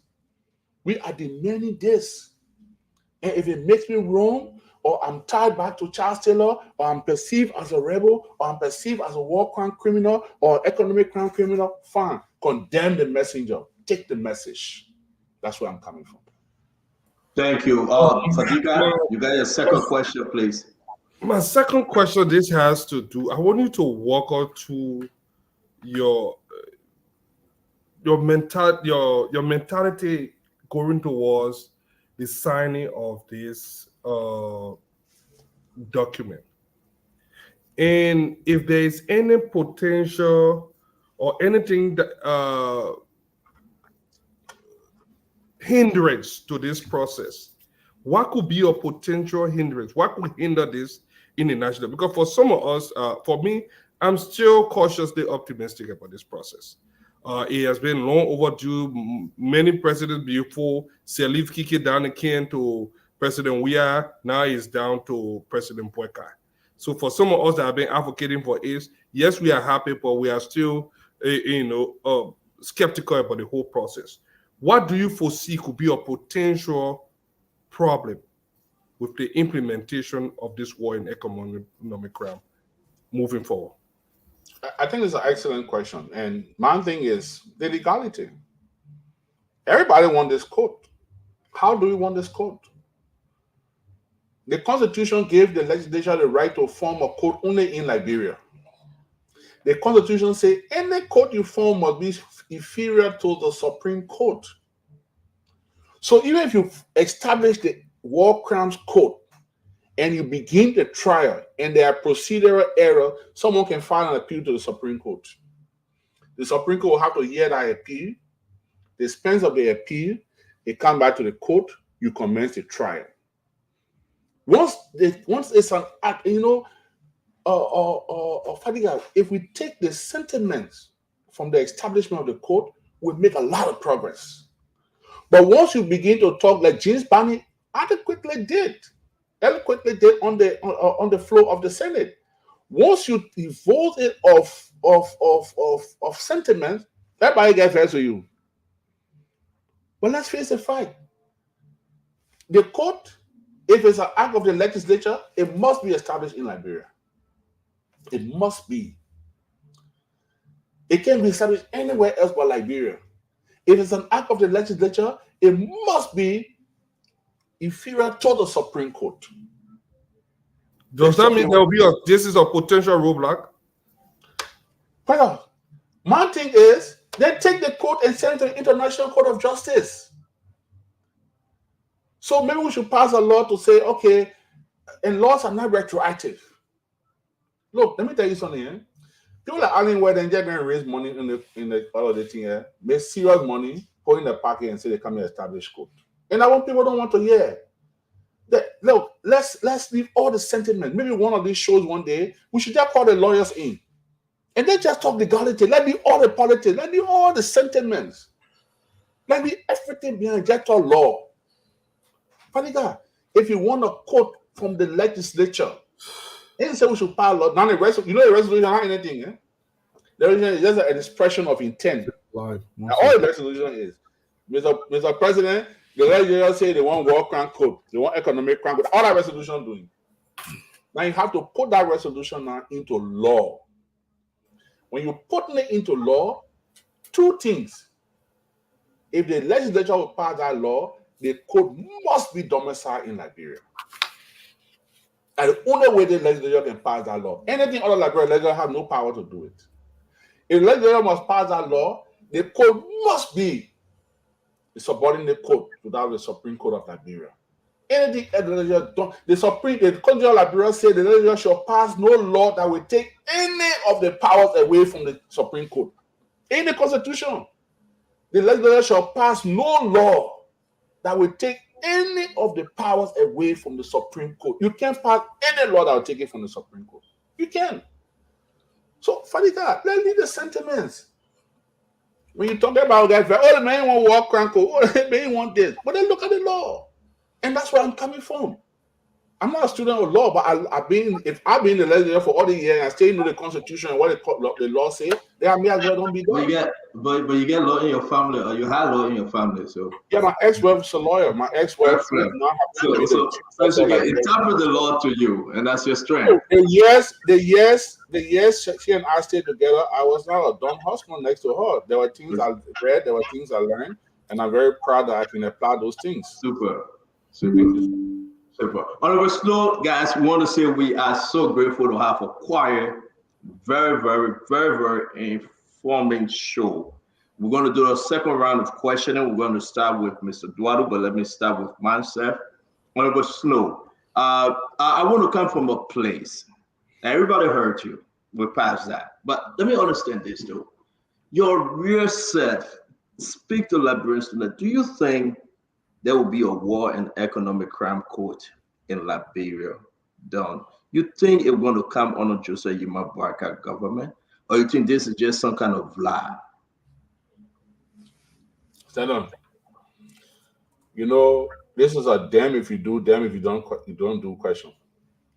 But I tell you, kind of say, oh, you say you're kind of showing all the different legalities. You say when I kind of say, I will throw the main one in court. So you let it burn in my hand right now. I squeeze it, it will die, leave it will go. But let's see. Stand on. And I'm appealing to you one night. Just find some lawyers, find some constitutional lawyers, and just talk law, leave the politics. Don't bring no politician on the show. Let's just talk the legality of this Stanton. It's a complex situation. It's a complex situation. Stanton, the law of Liberia says only Liberian citizens can practice law in Liberia. Only Liberian citizens can practice. If you're not a Liberian citizen, you can't practice law in Liberia. That's what the law says. Only Liberian can practice law in Liberia. The law of Liberia, Constitution of Liberia says the legislature can create courts only within the territorial limits of Liberia. From Maryland to Grand Cape Man to Lofa to Basel, only in Liberia. I'm not even stay for the 2,000 square miles, I'll show you less now. But only within those square miles that this legislature can create law. The law says that any court we establish in Liberia is a subordinate court to the Supreme Court of Liberia. The law says the legislature shall create no law that will take any of the powers away from the Supreme Court. And now every single senior chief, and the law in the Constitution, I can give the provisions. So, and the Jimama and the lack of her say they gotta be foreigner them because they trust the Mambe and we trust the code then they will do all kinds of things. So if you bring white men in the court, you can't practice law in Liberia because the appeal go to the Supreme Court bench, you can't go to defend it there. So that's number one. And now the Constitution, the Constitution says it.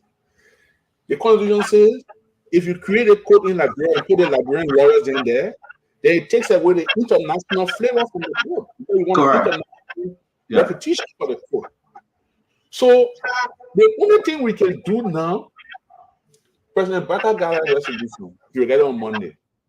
You cannot either write the UN or write the International Criminal Court and say the legislature has asked to do this. I want you to find a venue, create this court, and anybody that you feel is liable committing the greatest crime in our country, we can have them sent to that court for trial. Then you can only way you can have foreigners to try that case. But once they're in Liberia, chief, then mean the legislature cannot form a law. We cannot pass a law. Go pass a law. Only Liberian men can try. So let me understand. Given what you're saying, which actually a lot of folks, Serena Seaforth and other lawyers arguing on this one. You are right. Then where are we?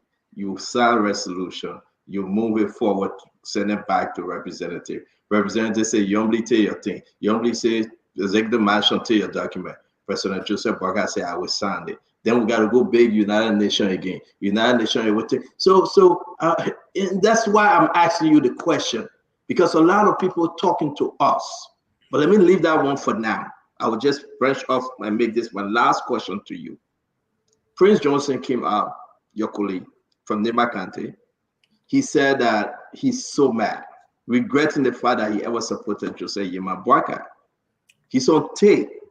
We don't have the time to play the tape, but it will play on other network. You heard it. He's regretting. I want you to speak to the politics of this.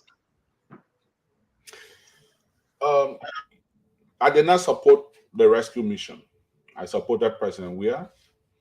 And if the election was called tomorrow morning, I will support President Weah again. So my position remains on that. Do I respect the government and will give the government any support necessary to lead and succeed? Yes.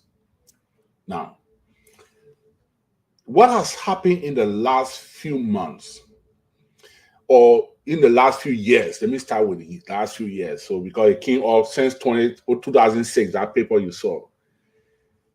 We have tied the whole war crimes court thing around Prince Johnson's neck. The only person, one of the only few that have not tied it is people like Sam Jackson.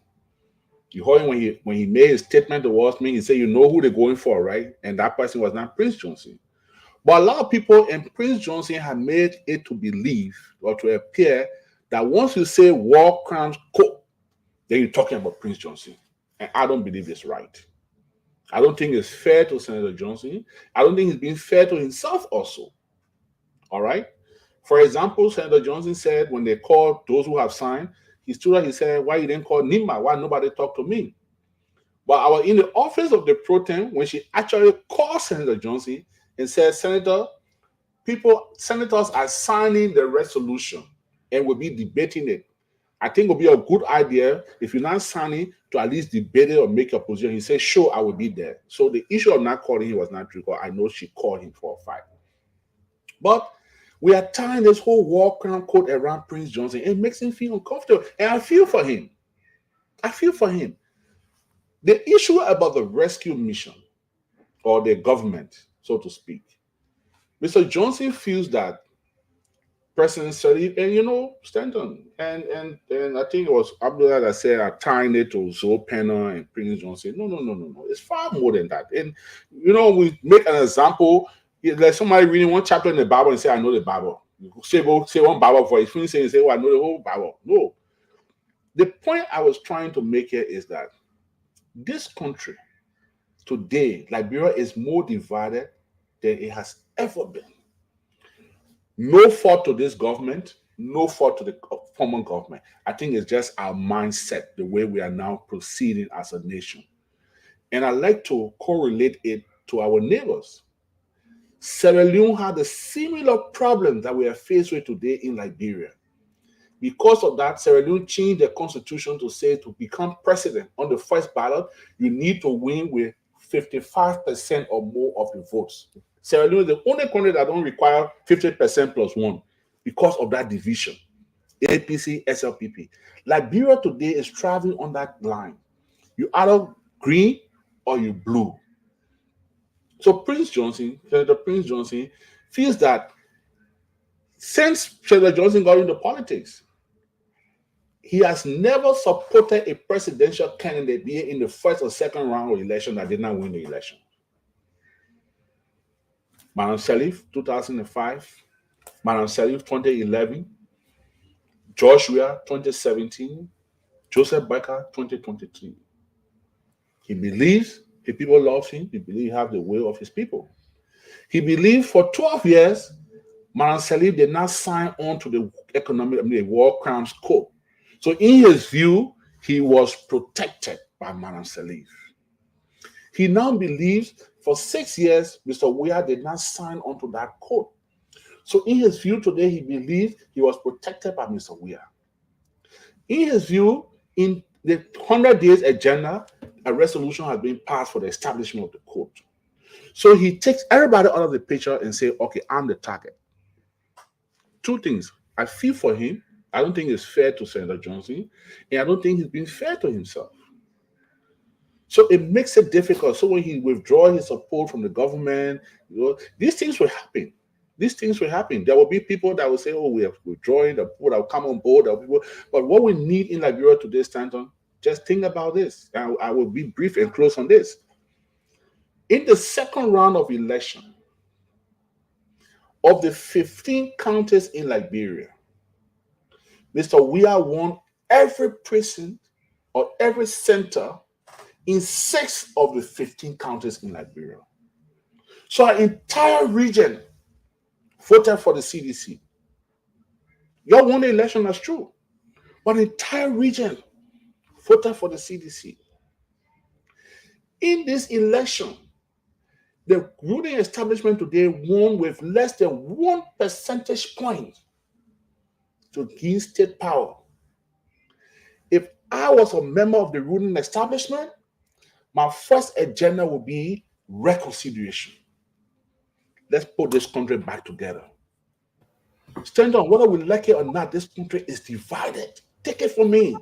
You might think today you've won the election, so it's over. Do you remember what Collins saying in the studio?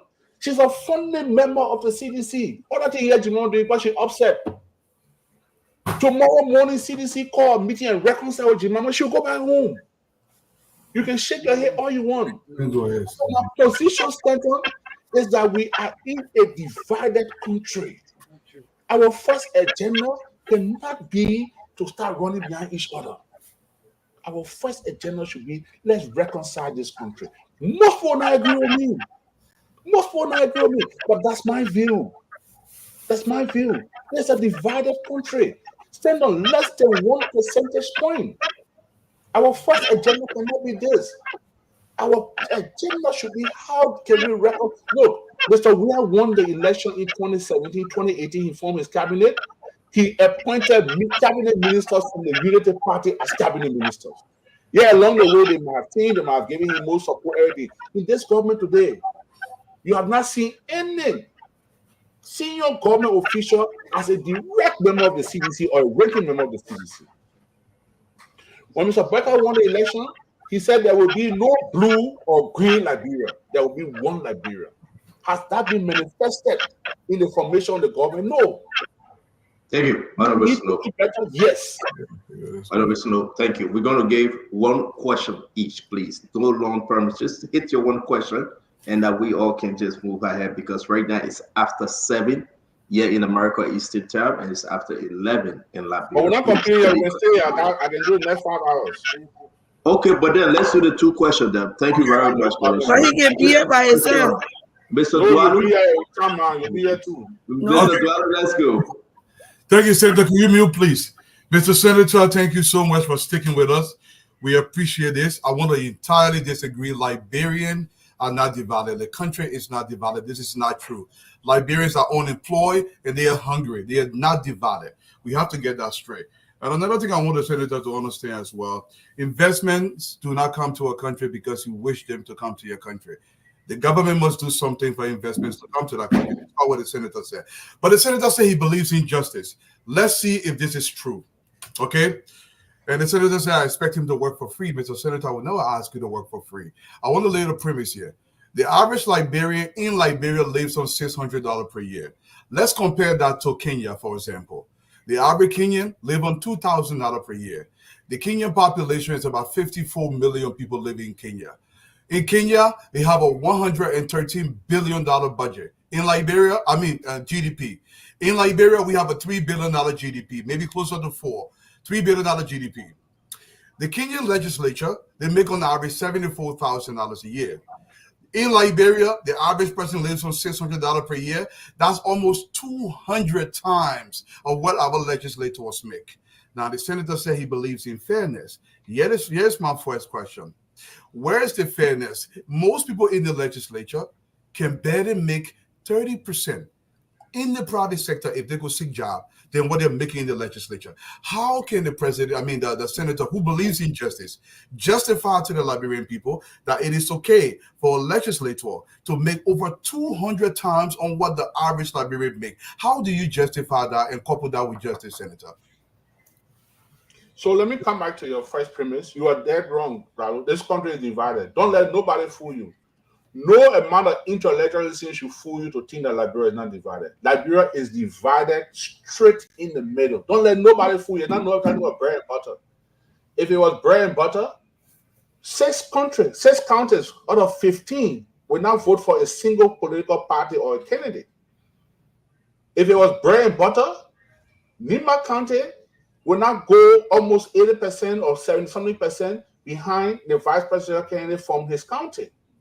If it was bread and butter, Lofa County would have gone 100% for a presidential candidate. This country is the but all your intellectuals you can do they want you can't win me on it. Liberia is divided straight in the middle. You're talking about election with less than 1 percentage point, and you believe it is about bread and butter? It's not true, Chief. It's not true. We had the same bread and butter issue in Liberia when Charles Taylor won with over 80%. We had the same bread and butter issue when Madam Sali won 2 elections back to back. We had the same bread and butter issue when George Weah won his election overwhelmingly in 2017. The lines were not as drawn, as visible as it is today. So that one there, my brother, you can go to heaven and come back here. This country is divided, and our first order of business should be to unify this country. That one there, you can't beat me on that one. Just forget it. The issue about salary. You live in a society where the household, the family household, the man, his wife, and his children. That's a responsibility. You know, we live in a different society. When you are elected by your people, they are your Maris. I mean, I'll come to your question. Don't worry. Let me answer other men. Because before I answer your question, one woman passing behind you, call your camera, or you gotta tell who that woman is walking behind you first. So I'll come to you on that one. But to go back to my brother, the issue about salary and disparity. Disparity is a universal thing. It's not limited to Liberia.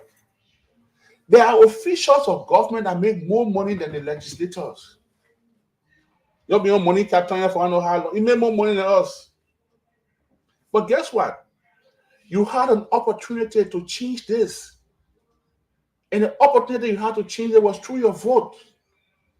You should have stood up or sat on your show and say to the rescue mission, if you want my vote or to continue to campaign for you, promise me that when you win the election, you will cut down salary. Why you didn't do it?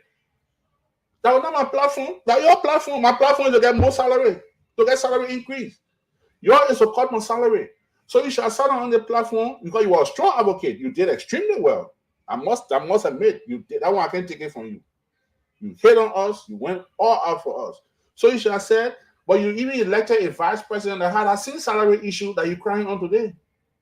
And me talking for senator with a salary and me vice president with a higher salary, but you won't cry. You can't cry when the bureau. You should have made that your agenda.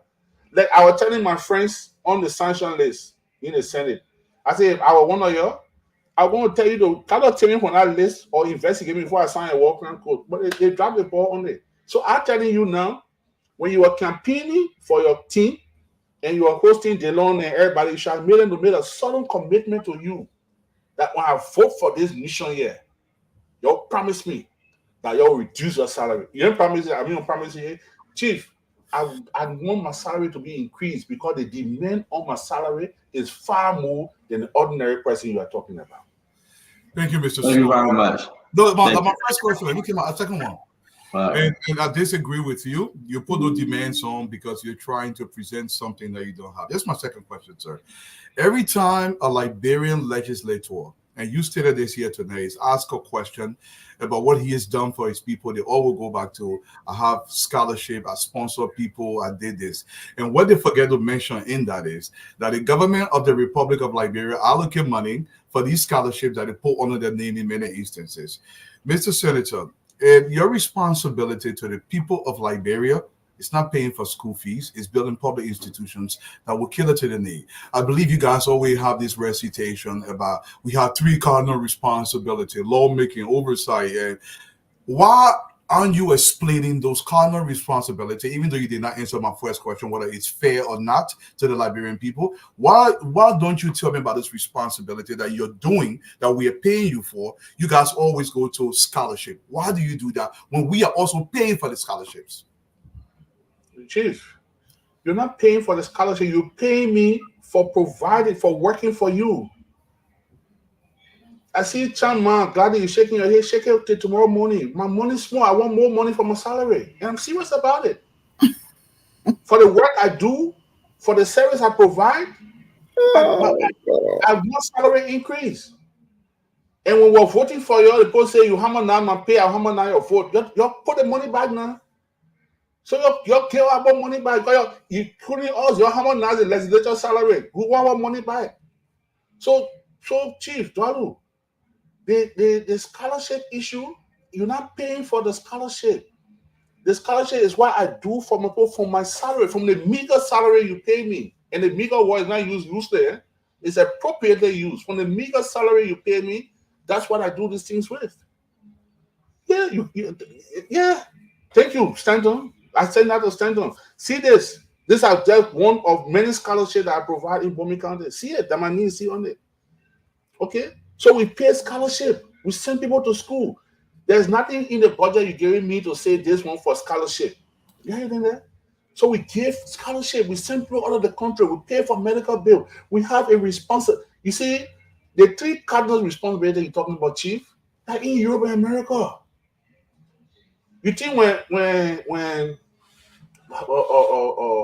Joe Biden goes somewhere in America, Ramadan, Joe Biden can say he's giving the Muslim community 2,000 back away in America? Joseph Biden just did it, yeah. So you have to pay for his salary or for his budget as president. Is that part of his responsibility as president to divide the Muslim community or with Christian community when Christmas comes to have Christmas party and do that? No. But the society we live in is different. Culture differs from one country to the other, from one society to the other. Look, Chief, come to Liberia one day. We don't really know each other. We haven't met in person. I don't think we've met. No, I've met you in Louis Brown's yard. We've spoken. You know, remember? Oh, okay, good. But one day, just come to Liberia for 1 month and just stand on Waterspoon here. This very stand on this radio. Ask him when he came to Liberia with a former friends then when he came here. And they were dancing in Royal Hotel, doing all that thing they were doing. How much money it cost in Liberia? You think Stanton came to divide money in Liberia? But you saw the situation. You go places people expect something from you. Because the job you do, every job go its own responsibility, its own cloud, its own everything, prestige and everything. So the government even wrong me when they hammer down my salary. When somebody told them cut our pay, they shouldn't have cut our pay. But they cut it. So they think their argument, they won. You told they can't really say our money too much. That's not true. Our money we are underpaid. But answer the question, can you go outside and make that money? I can employ anywhere in Liberia. If I can go anywhere and make money, I can't be saying that anywhere in Liberia. I mean, no, I said go outside in the private sector. In the private sector. Can you make in the private sector? You gotta go to a job. Of course. You think Musa Bede don't make more money in the private sector? Musa Bede is a businessman. I said you go look for a job in the private sector. I'm talking about business. You go look for a job in the private sector. Me as Edwin Snow, I make more money than I make more money on my farm than I make in the legislature. So then why you want to give you more money? So thank you. Let's move in the order. Let's move in the order, guys. Let's move in the order, Senator. Please. Let's do that. I make more money for my farm than I make in the legislature. Senator, thank you. We'll go to former Deputy Minister Jemima. I'm taking back that you say she will be going back to CDC though. Go ahead, Jemima. I'd like to clarify that clearly for you today. I don't care what CDC can do, what the board come down, I'm not going back. But you funny member? I'm not denying it. The whole world knows that I'm a founding member of CDC. Like I've always said, I spent all my money, I spent all my time, and it was a difficult decision for me to make. I had to be totally convinced to conclude the time I stayed in CDC. I will never go back, never belong to God, but I will never go back. When the treatment they gave me, I'm not going back. Thank you. I'm facing nothing. Don't tell me you're facing. So I got no secret. I just stand on no secret. So okay, the question I want to ask you, Senator Snow, what do you make of? Okay, let me put it this way. What is justice? What is justice? Yeah, because it's justice. We've been pushing it for a long time. You like justice, myself, I like justice for the people of Liberia. My concern is I have been pushing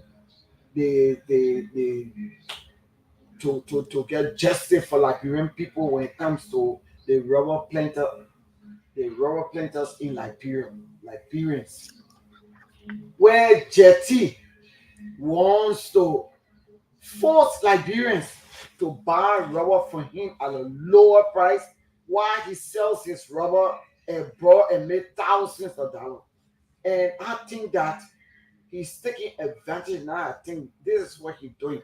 Why would we sit down here and allow such thing where what people will be suffering on foreigners all of the time? I want to know what is your stand on this and how do you feel about it? Because I heard that the Minister of Agriculture is a very good friend of Jetty and he's suppressing my people for the 9,000 workers. The former minister or the current minister? The current minister. Or the rescue minister? Yes. Angie Mama, this is not about Jetty. Angie Mama, don't make this personal. Please ask your question. You don't have 49,000 people. Just ask the question. Don't disturb my Auntie Mama, let me say this. Thank you. Yeah, but we just ask the question. Auntie Mama, let evolve. Auntie Mama, just listen to me on this one. So what you want me to do now? I beg you. I just want you to ask your question directly. Don't push finger. I'm asking the senator. And now you want me to say, I don't know what you want to dictate to me now and CEO. No, when you say suppressive, because nobody can say about the Jetty man. Go ahead. They started burning the Liberian poor had today. They had a demonstration at the Freeport of Monrovia. And the next demonstration, I will be there. The next demonstration, I will be there for my people. We cannot continue this where people just languish in poverty and just suffering. Who is Jetty to suppress our people? So I want to ask the same. So let me openly say this. Let me openly say this on the show, Angie Mama, because it will protect the integrity of the network. Jetty have written the Spoon Network, and I think Manatiti spoke to you about it. That when you appear on Spoon Talk and you call his name on issue that is you cannot prove, he would take it against the network. And that's why I'm saying you have a good case. Please. You have spoken to Madam Titi. I don't want the network again to go through a lot of stuff. CEO, you're a lawmaker, you have to answer all questions. From the day you told me how to speak about Jetty on the network, I stopped. But I want to ask the lawmaker because it's the perfect time for me to ask him. The whole world is listening. And they're concerned the vast majority of the Liberian people. We cannot sit there for this to happen all of the time. So, Mr. Senator, how do you feel about this case? Today they had a demonstration and you're preparing another demonstration. What is your thought on this? The rubber sector, like if you remember during the 54th legislature, I had a big argument on when Fulani wanted to do this mill where they will import crude oil from Malaysia and process it in Liberia, and we fought against it. Even when the legislature passed it against our vote, the president then vetoed it. The issue with Jetty, I've not followed the rubber sector closely, and maybe we need to follow it. But the extension said, I hate being personal about issue. I think we should say the rubber sector. For example, it comes back to what I'm saying. Firestone. I beg you, Senator. I beg you. So just do a disclaimer, yeah, like you just did, because I don't want the network to go through. Do a disclaimer. I agree with you. That's what I said. Auntie Mama, we will not restrict your question, but take responsibility and do a disclaimer to your question, okay? And let's have a fine show, please. Go ahead, Senator. So I'm told, and it needs to be verified. There's no audit to prove it. I've not seen documents to prove it. I'm told that Jetty has invested about $36 million in the industry. And he's telling us he's going to start making gloves, condoms, in 5 years, making tires and all of those things. But that doesn't justify the fact that there is an executive order comparing Liberians to sell rubber to only the likes of Jetty and Firestone and other people. So I won't single out Jetty. I think we need to revisit it because the outgrower program, stand on. I'm a farmer. I buy a bag of fertilizer, NPK triple 50 is sold in Liberia for $60 a bag. The seed NPK 15 is sold in Guinea for $35. It's sold in Sierra Leone for $40. So farming in Liberia is very expensive. So when those ordinary farmers and smallholders go and make, even though there's a moratorium on those farming equipment tax free, but I think the issue of freight and things coming to Liberia is a major issue. So when those small farmers, smallholders go and produce their crops or produce or commodities, you cannot restrict them to selling it to someone outside the market value. All right. So those are things that the legislature, and that's the hearing the legislature was conducting on fire and water, the meeting. And I was disappointed that today we cannot even entertain that conversation on the floor of the Senate. Firestone is in Magibi County. Two of the senators from Magibi County are both on the U.S. sanction. So Firestone will walk out of a Senate hearing because senators that have been sanctioned is there, but the headquarters is in the county where two of the senators are in shutdown. Then there's hypocrisy. There's something there that's not adding up. So I wouldn't limit it to a particular person or group. I think the issue of that executive order needs to be visited. Now, what we could do is to set a price board, like you do in Ghana with the cocoa board and those other commodities. Let's set a price board, like you do with the petroleum sector. So the petroleum sector, when you hear the price structure in the petroleum market, is not to tell you cannot sell below this, or you cannot sell higher than this. That's what the price structure is about.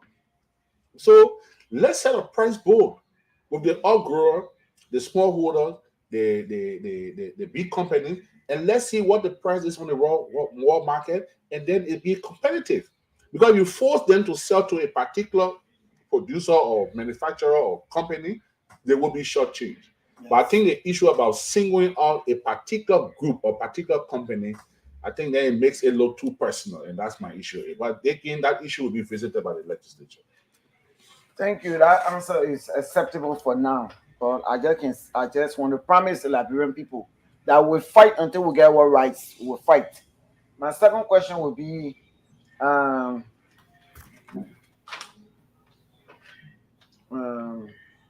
okay, Senator, one thing that touched me here tonight also is that you're saying that you have no regrets for your salary and that you even want more. And somebody asked you, Andona, one of the panelists asked you whether you know that some civil servants, some of them make $45, $70 per month, or $100 or $150 per month. And these civil servants or the Irish poor Liberian man, most of them got 5 children, 6, 7, 8 children. You got 5. And you're making, I think, I'm not quite sure about your salary. I heard, I stand to be corrected, that you guys make $8,000 per month, and then you get gas, you get scratch cards and all the things. I stand to be corrected on the salary, but I'm not quite sure. So if you're making $8,000 per month, and you tell me about 12, you'll be getting $96,000 per year, and gasoline and cars. And I feel that when you telling the Liberian people today or the whole world that you think you should get more, and of course you know that civil servants are making less salary, and you're saying that around the world there disparity. Yes, we agree. But for you as a lawmaker, who put you there? The Liberian people, let's say the people of Bombing, voted for you. They are Liberian people. Majority of them are poor. Don't you think that you should be making some law to reduce the salary, and then do some law for us to increase the civil servant salary, especially for those who making that kind of low money, and the people got children, they got to pay school fee. I know you give a scholarship, but how can you rephrase that for me? Because it's very disturbing for me tonight, honestly. I don't think it should be disturbing. I think it's you've been unwarrantably sentimental about it, because you are just a deputy minister in the government and you made almost $5,000. No, 2,500. Go check it out. 2005. I said though. I said though is yeah. For the job we did, what there was a lot of money. But you were just saying I want office signing papers that No. No. I wasn't just signing paper. Overpaid. I was not just signing people. I was doing my work. Auntie Mama, allow please senator to answer. Auntie Mama, let the senator answer. You can come back. I was signing my paper. What you like? Auntie Mama. You got grass in the Senate. Auntie Mama, Honorable Snow. Let's speak one at a time. We're backing you. Other folks got to ask the question. Auntie Mama will backing you. Let allow the senator to answer your question, please. Auntie Mama, please let the senator answer your question, please. Go ahead, Honorable Snow. Answer my question. Stand on. I'm one of the closest male person to we'll call it in the entire world. If you count 3 male in your life that she's close to, I'm one of those. So I know her very well. Also, that means you can sit down here and count all your in that studio. Yeah, but so what? So what? So what? And that's how I know she'll go back to CDC. What will move each other? I'm not going there. You, the judge, we are all of you are not going there. You can't hold my feet. I'm not going there. All right. So let me say this time. So should we support the CDC 2029? That's what you're saying. You're saying I read it. Auntie Mama will support CDC 2029. I'm not going there. Don't mind the senator. Save this show. Okay. Save the show. And she already paying demonstration against her own government. And yeah, her accused the minister of agriculture incorrupt. Agriculture man is in Jetty's party. Yeah, I'm saying it. I'm not talking. I can understand that the Nuta just took over, and you're saying he's in Jetty Packet. I don't understand, but let's allow the man that see on Jetty, you refuse to see the other people. That a Nuta is a respected man. Auntie Mama, don't do that. Auntie Mama, let her don't do that to him. And that's the reason. Hold on 1 minute, Mommy, I beg you, hold on. Honorable Snow, please give a few seconds. Don't do that to that Nuta. That's the reason why. Mommy, please. That's the reason why I don't want us to go there. Then we will leave the conversation at hand. Please, we cannot do this on the Spoon Network. People want to come on the show. Let's keep focused and let's discuss the issue. I will have to call that to Nuta now and tell that to Nuta. I don't know where Andrew Mama coming from with this one. Senator, please answer the question for us to move on. Well, ain't no that one that accusation from the opposition from rescue memo. Where rescue? Accusing our government in honor. I'm not accusing my government. I never said that. I said the minister is friendly with Jetty. Like Jetty packet. When you say somebody packet, what it means? That what Jetty is saying. He's saying that the man he packet. Gladys, answer that question. When you say somebody packet, what it mean? Like, I didn't say that he corrupt. I never said that. I said he's the best friend of Jetty. And he Jetty packet. And I will repeat it.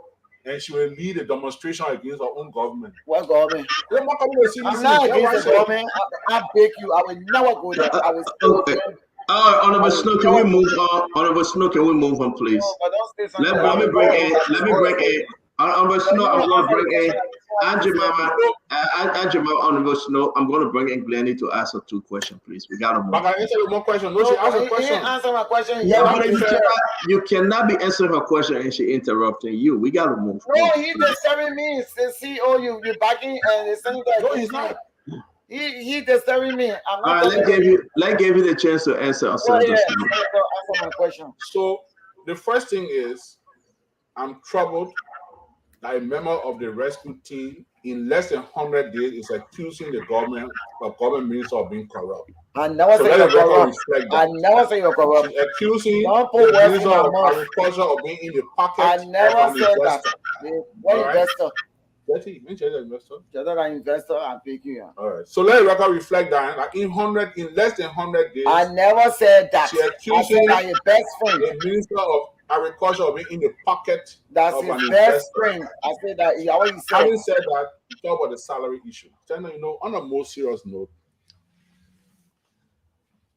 Mami will tell you, for example, when you work at NOCA, the president of NOCA's salary was more than 3 times of the Senate. The president of NOCA, at the time when he worked with Rawal Salif, the president of NOCA's salary was about 3 times more than the senator. And the responsibility we each of us carry at the Liberian Senate, we might take it for granted. We might take it for granted the work we do, Stanton. But trust me, it's a very difficult job. It's a very difficult job. And if you were to actually tell us that we don't warrant what we make as senators or as legislators, I'm perplexed. Because the responsibility we carry in our different constituency is far more than you would imagine. People just think that this is an easy job. This is one of the most difficult jobs in the world. To represent people is one of the most, just your mental health, your mental health alone. To succeed in this job, you must be able to at least do 3 vacations a year and have proper Medicare. So every day you're coming in the air, oh, you're making $8,000. $8,000? Come on. If I sat on my farm, I make far more than that. So you act like we do nothing. What I'm doing here tonight, Stanton, is not for me and my family. This is stewardship to the people I represent. That's why I'm in your studio. It's what, 11:36. I'm still here. We are also doing it because of Liberia. Exactly so. We're not being paid. Fine. You chose not to be paid. I chose to be paid. That's you can say the woman getting paid. You can say she getting paid. You said they pay me. You can say they pay me.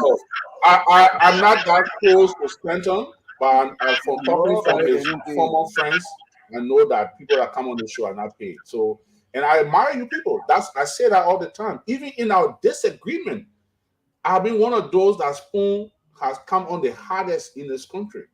But even with that, I still admire the service you gave to Liberia, because your service is the only network now, or the most profound network, that cut across in the diaspora and back home.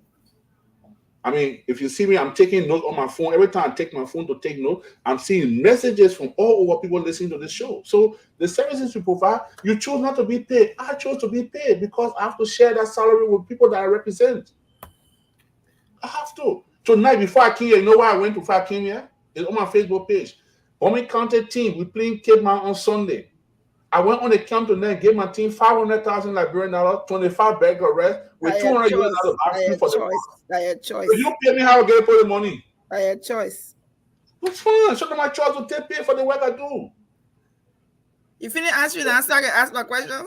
Even the pastor in the church, they make money for an offering. Anytime I don't take pay. Senator Snow.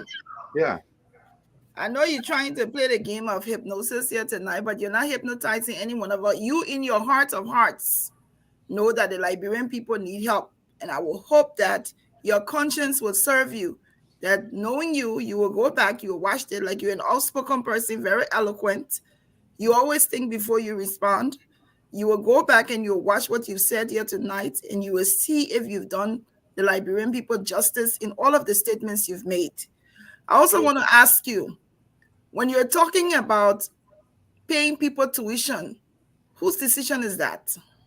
It's my decision. It's your decision. There are also other Liberians who are also paying tuition. So that should not be a form of defense for you. And they have their source of income. My source of income is where I work.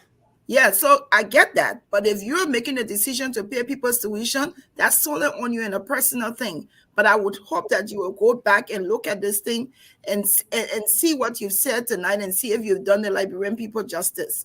I also want to ask, I have one question.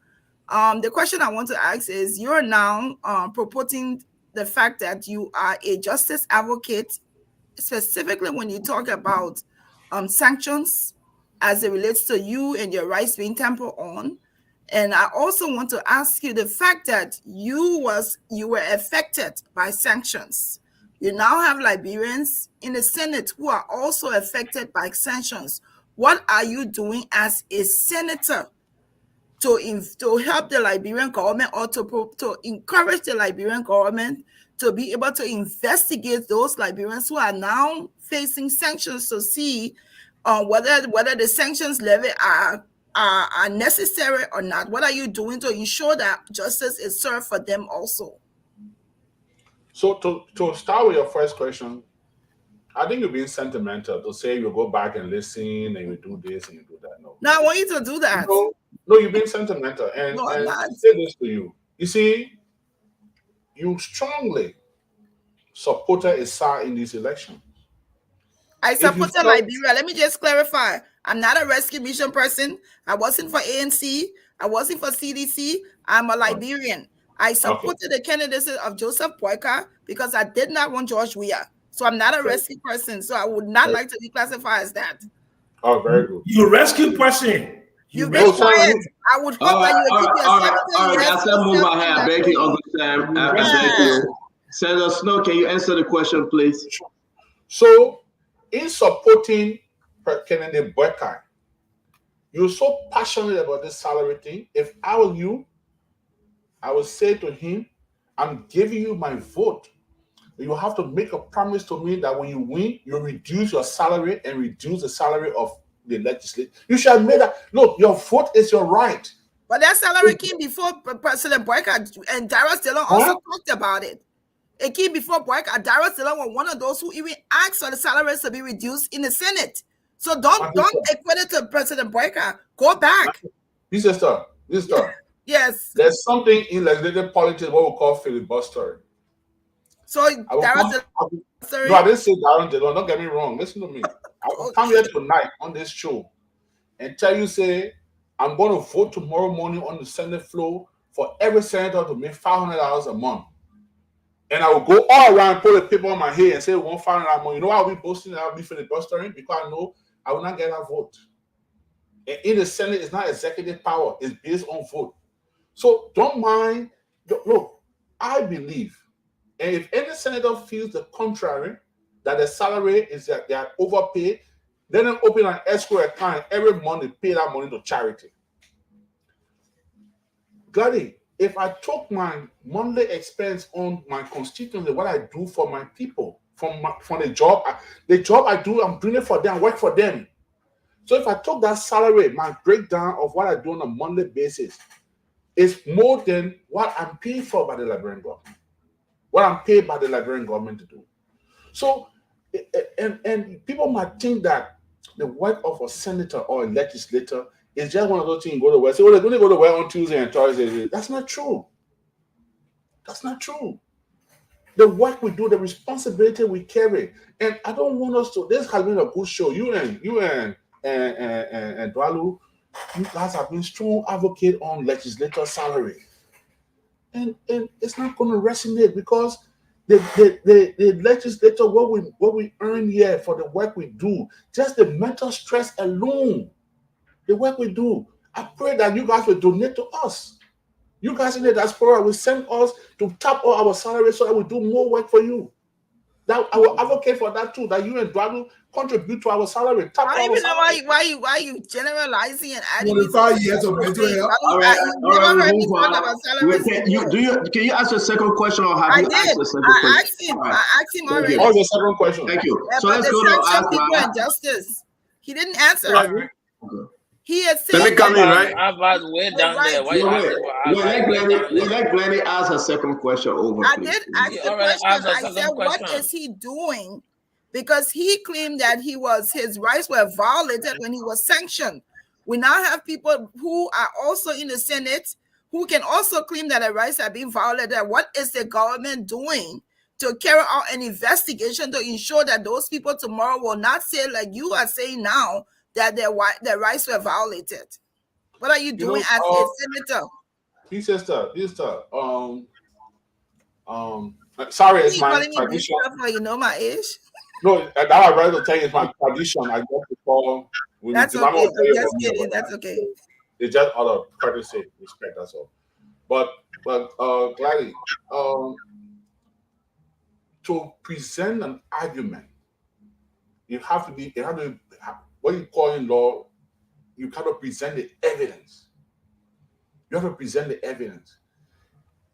I'm told, or in my case, I can show you, I will send it to Stanton, documents that I wrote the UN when I was on the UN sanction to give me my evidence or to allow me to face my accusers. You've never given that opportunity. When you pay lawyers, you pay thousands of dollars per hour. And they have a whole regime there. One of the presidents on sanction in this country from the legislature, and I think I'll be too specific, so I won't go through the case. But they had a lawyer. The questionnaire they sent, who are you talked to in the last 6 months? How you voted? What did you do?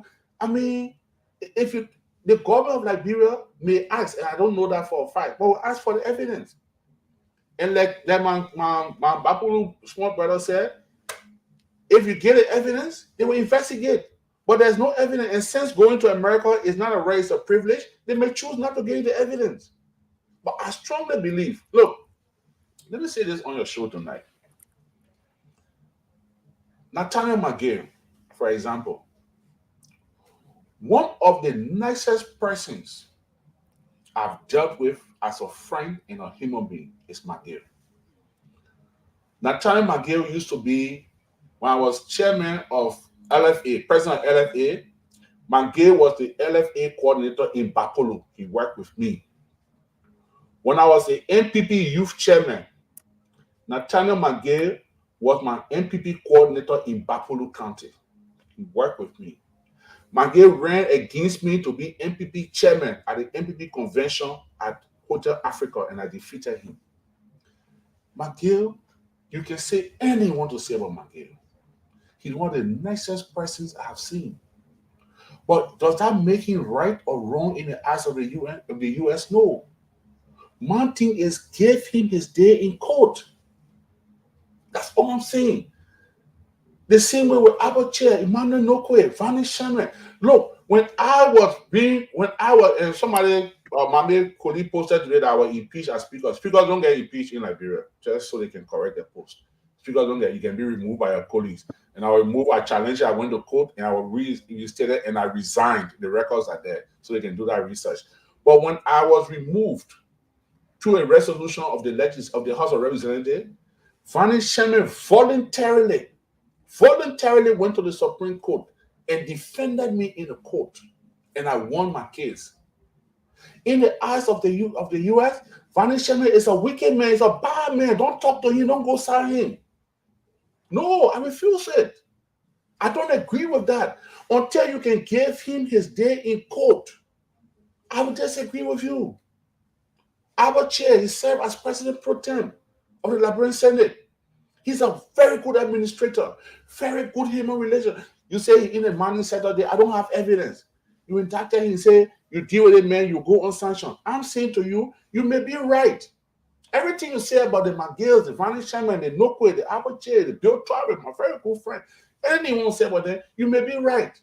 But just give them the day in court. That's all I'm asking for. And if you can't give them the day in court through a US system, then share the information, share intelligence with the LDCC and let them prosecute them. But the thing we do in Liberia to just condemn each other. People will like you, they laugh for you. By the time America say, oh, that man, I'm going on sanction, everybody veil you, they won't talk to you. By the time somebody come on spoon, like my man, I will veil me, land your blast. Everybody say, Mama, I man, your blast, and I say, why are you? So to get myself, you know what? I asked him to come on the show, ask him. I was driving, going to bombing last night, I was reading. When I was blasting at me, I called Stan, I said, stand on. Please let me come on your show. Stop crying. Stop crying, man. Stop crying. I even start blasting at you here. I know. So I asked for due process. That's why I'm on the show tonight, to defend myself. That's why I'm asking others to have their day in court. So he had his position last night. He was generous enough to allow me to come on his show to defend myself, and I'm defending myself. You may not agree with everything I say. I may not agree with everything you say, but you have given me my day in court to come and defend myself, and that's why I'm in your studio. That's what I'm asking for. Thank you. Thank you very much, Honorable Snow. Glenny, we're going to let Paul Kennedy come in with his 2 questions because he got to leave. Then Ava will come next. Paul? Yeah, so thank you. Paul, all you here for? To join in front of me? I beg you, ma'am. I'm in Kinshasa, and it's almost 1 o'clock here. I got to go to bed. Please, okay. I beg you. All right. Let me come in front of you. So, thank you very much. Senator, I mean,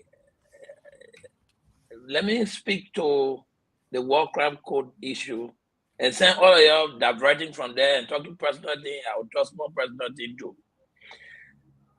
Senator, you are elected to lead the course of direction of your people.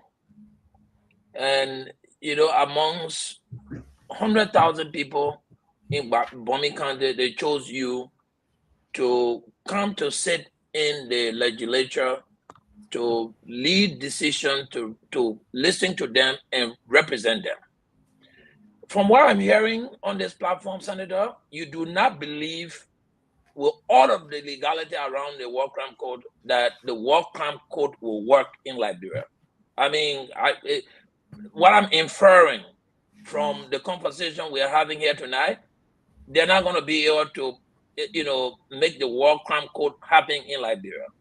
But you know that, Senator. But one thing you didn't tell me you did, even though you had the consensus, you walk around the county, people, actually give you their consent that they wanted you to come to represent, to sign for the War Crime Code. Why didn't you tell them no, that was not going to work? Why didn't you advise them that although the War Crime Code is the right thing to do, this is not the right time to do it? You got your kids here who are going to school systems that are broken. You got hospitals that have no medicine in it. I mean, people are buying syringes to come to the hospital system with it because of the challenges we have economically. Our roads are bad. LEC is not on. We need to prioritize all the things together. Why didn't you, as Senator Snow, smart man like you, why didn't you advise them to say, my people, while the War Crime Code is a good thing, we shouldn't put it ahead of our progress at the moment. In the third or fourth year of the President Boakai, if he still wants this war crime thing to happen, he can go ahead and do that. Why didn't you advise the Bomi County people or the people of Liberia to that effect? So two things, very simple. One, Paul, the resolution is an intent. It's not law. It doesn't have the force of a law. So the legislature has expressed its intent or intention for the establishment of War Crimes Code. The legal framework will come through the law, through the creation of the passage of the act. And that act, that's where my colleague James Barney came from, where all the legal issues will be addressed. That's one. The second thing is the president has an agenda. The president has presented his agenda to our people. You have the arrest agenda. The president has presented it, the rule of law, agriculture, rules, and everything. And I believe if in his agenda for rule of law, one of those things is the War Crimes Code, give the president his agenda. If the president can achieve this, we'll all work with him. Chief, I want, and you may not believe it, I want the establishment of the code. But let's look at the legality. Let's look at the legal framework. The thing about us most times is that we get sentimental. Because you want this to happen, it means no provision of the law should prevail.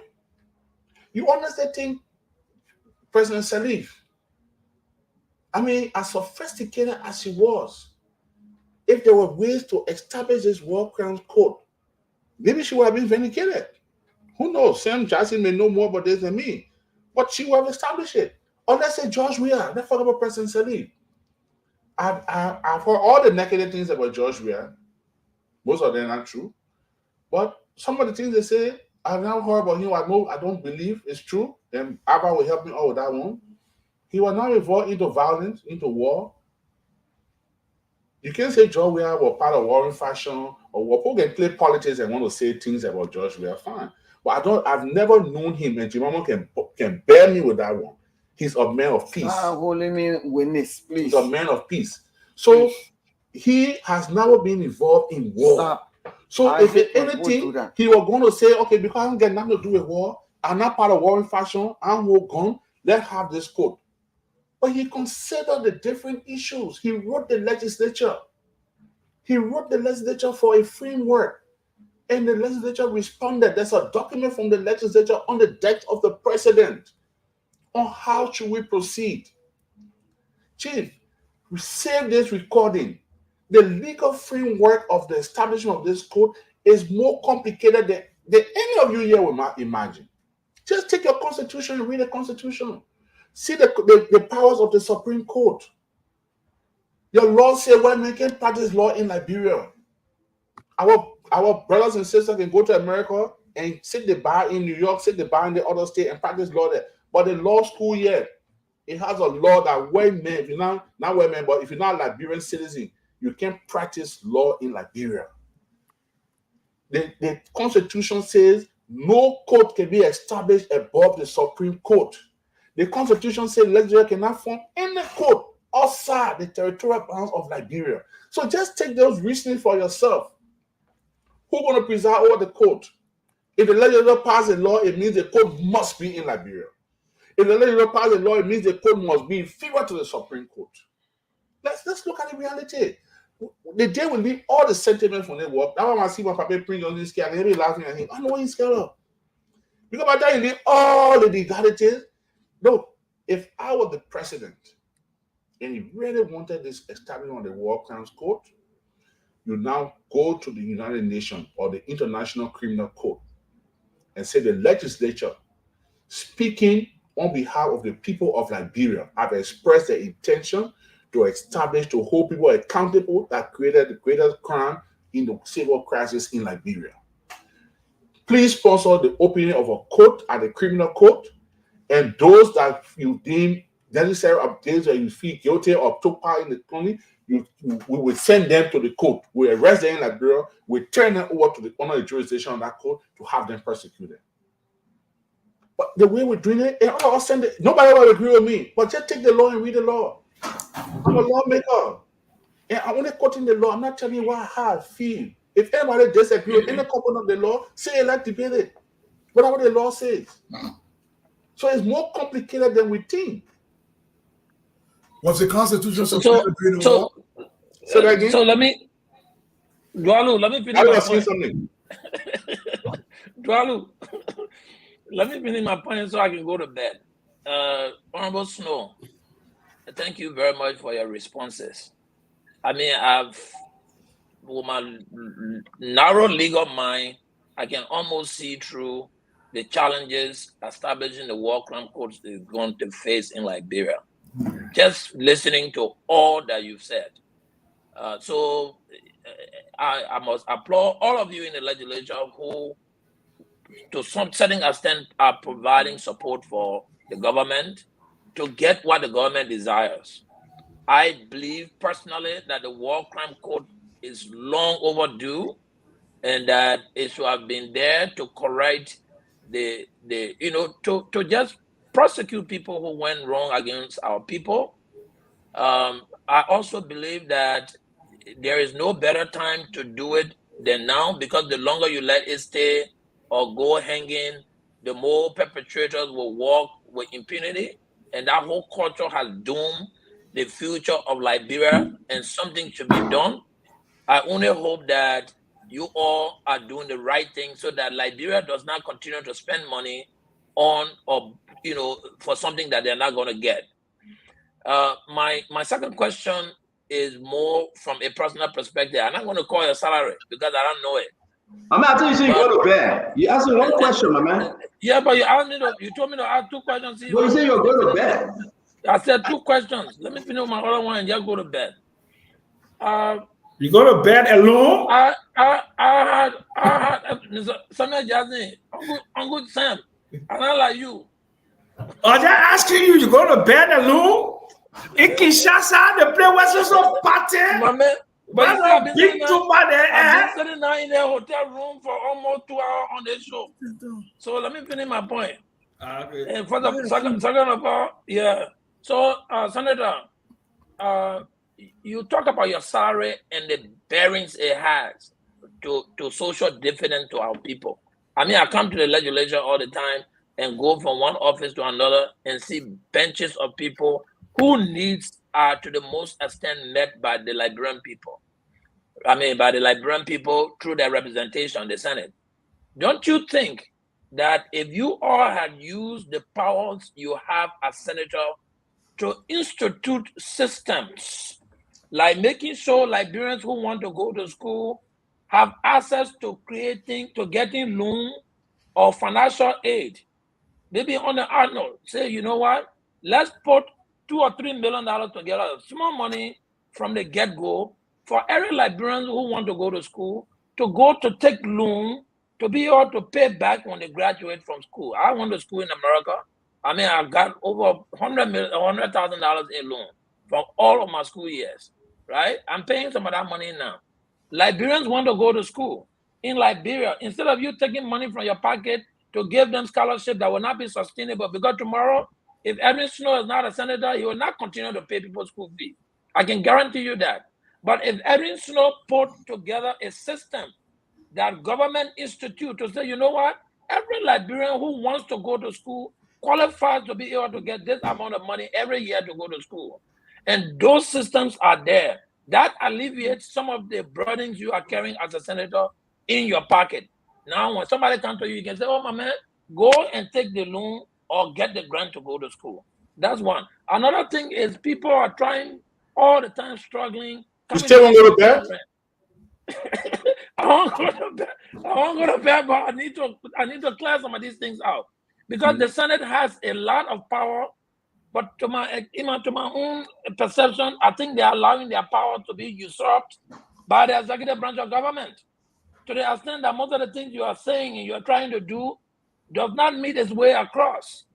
So if the Senate cleans back, or the legislature as a whole cleans back its power and stop giving people a handout, don't you think, Senator, the salary you're talking about will be enough for you and your family, because now you don't have a lot of people depending on it? That was the personal question I was just trying to ask. I know I shouldn't be asking you personal things. No, it's not a problem. I think it's a good point, but you just ran a campaign, and a very good campaign in Bakuru. I visited there and I saw what you did. When we're coming up, you remember those days when you left your parents' home and went for vacation to your uncle or auntie that had the means, because you felt that they would be able to chip in to help your parents. The society at the upper bracket is not different from that society. And like you rightly said, you go to the Capitol building every day. I'll tell you a short story. And you may not like the character involved in the story, or you may not agree with the character, but I'll share it with you. One of my closest friends in the Senate is Amara Conan. He's one of my close allies. We work together on a lot of issues together. And Amara said to me one day, he went to my office and said, Edwin, I was finance minister, and I always felt that the legislature was overpaid. I said, what do you mean? He said, Edwin, the responsibility that this job carries. He said, I'm going into my personal accounts to meet the demands of my people and to make sure that things happen here. He didn't authorize me to say that publicly, but he's my friend. So I'm saying his thought. And this is someone that just not was former finance minister, but worked with the World Bank, with multilateral institutions. So he has means compared to the Irish senator. If he feels this way, it tells you the pressure that this job comes with. And it's easier to sit in there or anywhere and say that's not your cardinal responsibility. Your priority is lawmaking, oversight, lawmaking, oversight, representation. That's it. It's little more than that. So the issue about, I diluted the issue of salary and all that kind of things because I think it's been a major point of discussion for the legislature, but nobody has made a comment that the way our government, when it did the harmonization, it also affected the legislature. Our salaries were reduced, were cut. And people still think that the money the legislature makes is just too much for the service to provide. I disagree with that. I disagree. Look, there are some senators and representatives that may have means outside the legislature that don't necessarily have to depend on the salary they make at the legislature. I happen to be one of those. But notwithstanding, there's still demand on that salary. There's still demand from the things you have to look. Don't relate our culture to the Western culture. Don't relate. I don't know the last day anybody went to your homes in America to ask them for school fees. If anybody been to any of in America, I've The system works. They do it all day long inbox. All day Chief. long they do it inbox. Chief, where you are, the system work. Unfortunately for us, we are building the system yet. It's not there yet. It hasn't reached to your I don't level. see the building effort. And that was my You done question. with your Are you question? building the system? My question is, are you building the system so that they Oh, don't have to yes. depend on your pocket? Oh, That's my yes. question. We are building the system. All right, gentlemen. All right. Yeah, thank you. I Oh, gotta good night. get some sleep.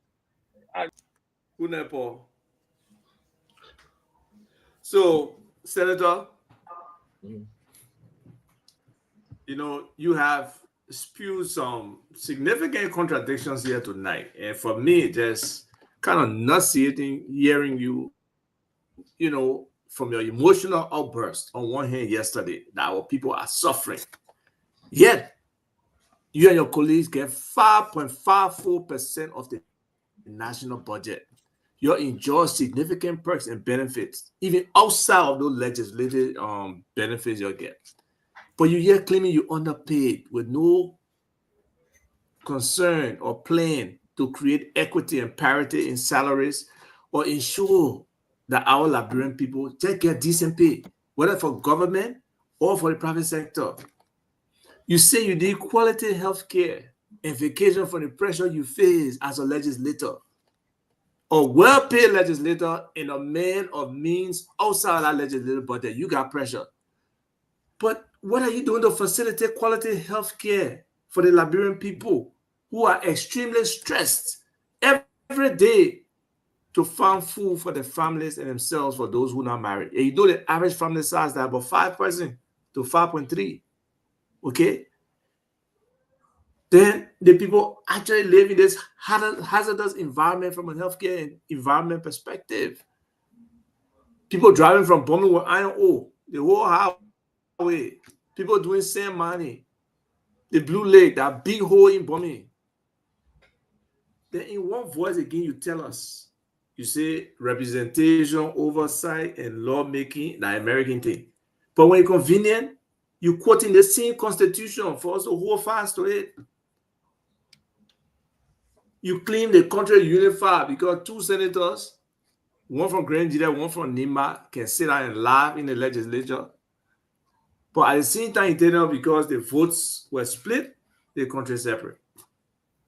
You're a farmer. You understand the challenges. $65 for one bag of what they call it in fertilizer. But yet and still, people then want to suppress the market price of where rubber should be because they want to be the only exporter. But where's your advocacy for these people? What can you do in your role as senator, seeing all these disparities and inequalities, that you can be consistent and advocate for the people of this country? So again, I think you're contradicting me or yourself. I don't know which one. But when I talk about the relationship, professional relationship with Senator Zoe Penner and Senator Prince Johnson, it's not in the context that because of that means the country is unified. No. I'm telling you that there is work in progress, that we can build on this. I'm not telling you because I said they sit together, it means that they're okay. No, but it means that there is hope if we build on it. That's the point I'm trying to make with you. You talk about the disparity. There are more people that sleep in the streets of America than almost any other place in the world. There's disparity everywhere. Okay? I'm saying and many of them are by choice, oh. Many of them are by choice. Not Just so, so you know, not so. many of them Not are by so. choice. Not Almost so, all of them. not so. Almost all of them. Not And so. that's Not so. not a Not useful so. comparison. Many of them That is not are a by useful choice. comparison. Well, American position is you do on me and That there. is absolute poppycock. Okay, so guys, again, Honorable Snow, please continue with your answer, and Alva stay asking his question. All right. So Alva said many of them, Dr. Brooklyn said not all of them. So it means I'm right that people there sleeping in the street. Plenty. So the percentage, you can work on your percentage. That one inside the percentage. The point I'm trying to make, there's disparity everywhere. Alva, you ran as senator 2 times in Liberia. Can you tell us tonight on this show that have you won in Monserrato or River says you would have put your salary in escrow or you would have reduced your salary? Or did you use that as a campaign? Yes. Did you campaign on that premise to your people that when I win the election, definitely yes. my salary? Definitely yes. Definitely yes. Definitely. Maybe that's why I didn't vote for. Maybe that's why I didn't vote for. Give Abba the chance. He just answer you, and someone actually texted and say yes, he ran on that. So that's a plus. Why should a lawmaker? And I will just answer Abba's question though, Honorable Snow. If you come into this business, I'm not going to take care of them. And they can believe y'all, and about the suffering. I got problems. Stand on. I mean, stand on. Tell Abba, there's hardship everywhere in the world. Don't use that rationalization of hardship. Abba, give me a chance. Give me a chance. Abba, give the Senator Chandler his answer, please. Yeah. Chief, this country, like any other country, has its own challenges. And you cannot limit Liberia's challenges to the salary of legislators. You cannot. No, you cannot. You cannot. You know, there are so many things that we can talk about on the national platform. But if we limit such a major platform, look, if this platform, if you are monetizing this airway, you know how much money Standard Wellspring would have been making if they were CNN or BBC? So we're taking such a major platform to discuss salary of legislature that all right, tomorrow morning I'm going to vote on the floor to cut my salary. Will that make you guys? Are you guys okay with that? Can we move to? You see, and that's the problem right there. Yeah? That's the problem. Abba, you're coming with your second question. We really got to go. We have 6 other individuals that have not asked a question. Okay, let me ask my second question. My second question. Please. Okay. Look, you're an entrepreneur. You're doing business. The essence of investment is to make profit. You want return on your investment. The risk in a country determines the investment appetite, the stomach that people have for investment, right? Whether it's domestic or international. Our judicial system is shaky. Contracts are hardly honored and they're not upheld in the courts. We have a culture where investors are extorted or they are asked to pay bribes or to give a percentage of the companies to government officials or people in authority. How can you expect American investors to come into this country, our country, to help create jobs? Whereas when people they can be begging you too much, when they have the foreign corrupt practices act breathing down their necks, what have you done to facilitate an investor-friendly climate and more Liberians getting into the private sector?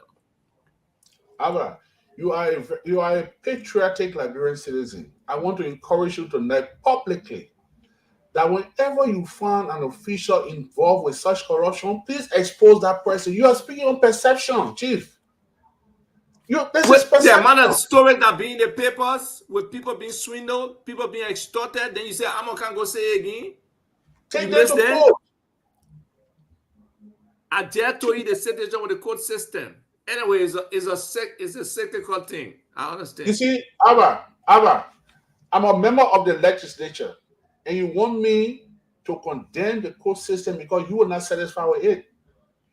I'm extremely satisfied with the court system. I believe in the rule of law. I believe in the Liberian court system.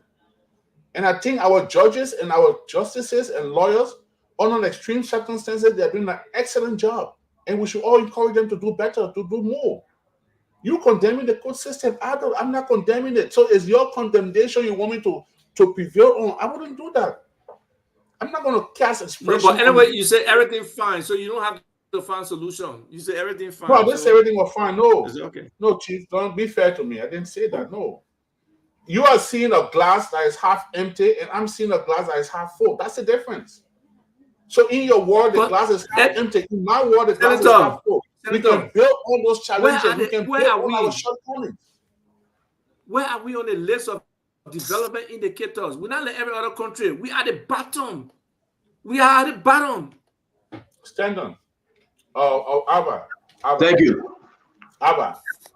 That is why That is why on November 14th of 2023, the Liberian people went to the ballot box and made a change. That is just what you just said is true. That's why you change. That's why we say let's change the government so we can go back up. So let's get the government chance to carry us up. Thank you. I like that. Get a government chance. I like that. Thank you. Let me say that I'm going to ask my one question and get off, and I'll be back because I've really got to go take care of grandbaby. But Honorable Snow, my question, I will be back, and do I will run with this thing. I do believe someone can put a hand up and say, I'm running 2029. I will not take a dime of my salary. Open an escrow account. Every money the government fee I'm entitled to, every benefit, it goes into that account for the benefit of the county or the district. Don't you think it can happen? Should we all vote for people that will just come and grab salary and benefit? Don't you think it's about time that the salary may be used for the people's interest and we get ourselves involved in other businesses? Here in America, lawmakers, they are lawyers. They are doctors. They engage in other businesses. The fact that my salary, I need more, adding more, you think it's a good message, Honorable Snow? Why the people, the civil servant themselves, going home with $100? Look, most recently, what happened? We say they have 40 people. The government said we got to let you go. 40,000. 40,000. I want you to speak to that, Honorable Snow. You know, I mean, is it time to allow 40,000 people to go? Number one. My last question on this. Please also talk about the turning position. Where are we? Where are you on this turning thing? I'll be listening in the back, and Eduardo will take the rest of the show. Please. Eduardo is now objective, so I think Jimamo should do it because Eduardo is now objective. No, I'm here. I'm not leaving. I just because for someone like Jimamo who exposed her own government for corruption, she's been fair. So can you answer my question? I'm here. I'm here. I'm not leaving. She was objective to say that the Minister of Agriculture in the pocket objective. She was fair. So let her take over the show. She's objective. You see, you know I love you. Ask my uncle. You know I love you, right? You will not put in words in my mouth. Can you answer my question, please? No, Ronald is now objective. I'm here. I'm here. All right. This is all right. I'm here, but please answer my question. I will go in the back and maybe we'll give. I'm here. Not there. Then let Jimamo take all the show. Stand on. I'm 7,000 after 12 o'clock. I agree to be here. I can stay at 2 o'clock in the morning, but if you're not there in person, let Jimamo take over. But you all gotta go home. Senator, can you answer my question? I'm here, Senator. I'm here. Can you please answer my question? Thank you. So, the issue on the salary issue, right? You said 2029, something like that. Stanton, I believe in the doctrine of equal work, equal pay. I believe in that.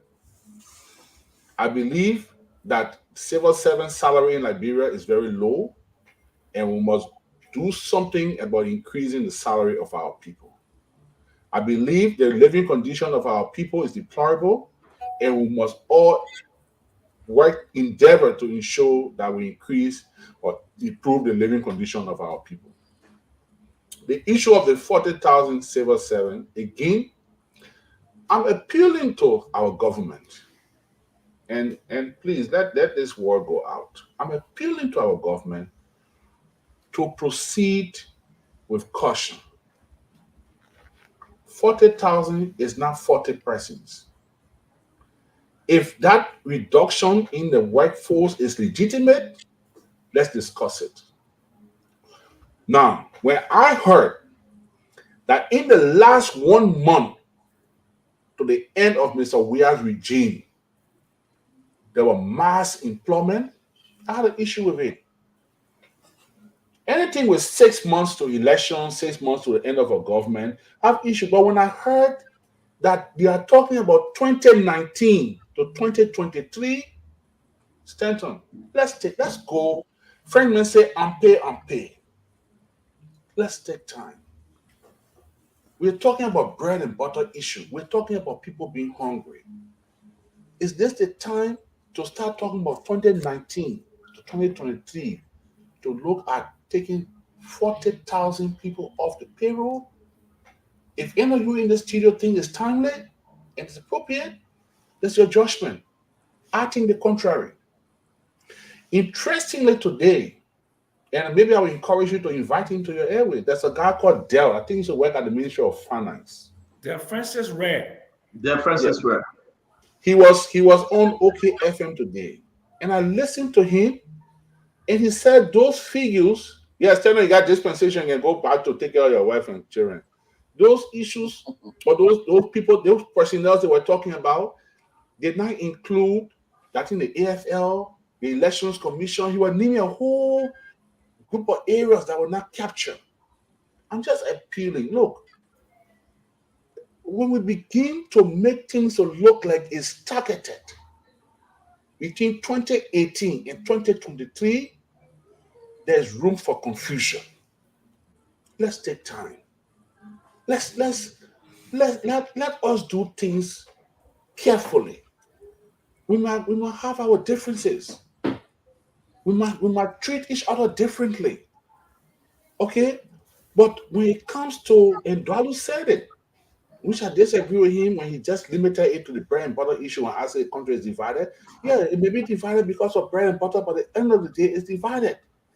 When you come to an issue like that and say you are going into the payroll, but your focus period is between the periods of 2019. George Weah took over, he won the election in 2018, but don't forget he took power in January of 2018. So if you say your target period is 2019 to 2023, the message you are sending out there is that those people that were employed during the regime of the CDC-led government are your targets. Any way you turn it, that's the message you're sending out there. So let's take time. This country is our chicken egg. Let's proceed with caution. And don't forget, one of the reasons why Mr. Becker won this election, there were people from the very CDC that are branded today that decided that they will vote for Joseph Becker. There were people that said, with disgruntled sedition, with this, with that went on the other side. There were civil servants that voted against the Weah-led government. So when we begin to see perceived or be seen as targeting a group of people in a particular frame or time frame, let's think about it. For me, I don't think it sounds good. If the premise is wrong, fine, then it's good that it's wrong. But if the premise in which we are debating on is the right premise, let's reconsider it. Let's think about it. I'm saying here, in closing on this matter, if there were employments done, mass employment, after November 14, or even after the first round, or even 6 months to the end of the regime, and you just go employ 40,000 people, no, we all should condemn it. But if you're talking about a period of 2019 to 2023 and you think it's safe, it's right, let's rethink about it. The issue on the attorney position. Look, all the attorney positions in question, or almost all, were created under the regime of Madam Ellen Johnson Sirleaf, with President Becker, now President Becker, as president of the Liberian Senate. Almost all of them. Today, if we feel we do not need attorney positions, change the law. The legislature, outside those ones that are in the Constitution, the General Auditing Commission, the Elections Commission, Governance Commission, all of those commissions, all of those other things, let the executive proffer a bill, or let the legislature proffer a bill. And as a senator, we are already in discussion to start working on this. Let's cancel all the tenure positions. Let's take that as an agenda and cancel all the training positions. Then Those are already in training will benefit because laws are not retroactive. So they will benefit. They could end based on the Supreme Court ruling, which we're all waiting for. They will end the training position. You see, like the maritime. Eugene Nangbe was Commissioner of Maritime. We took away the tenure position or tenure thing for maritime. So Eugene Nangbe, if he had not resigned, he would have ended his term under this tenure, but the next person that would have been appointed won't enjoy tenure.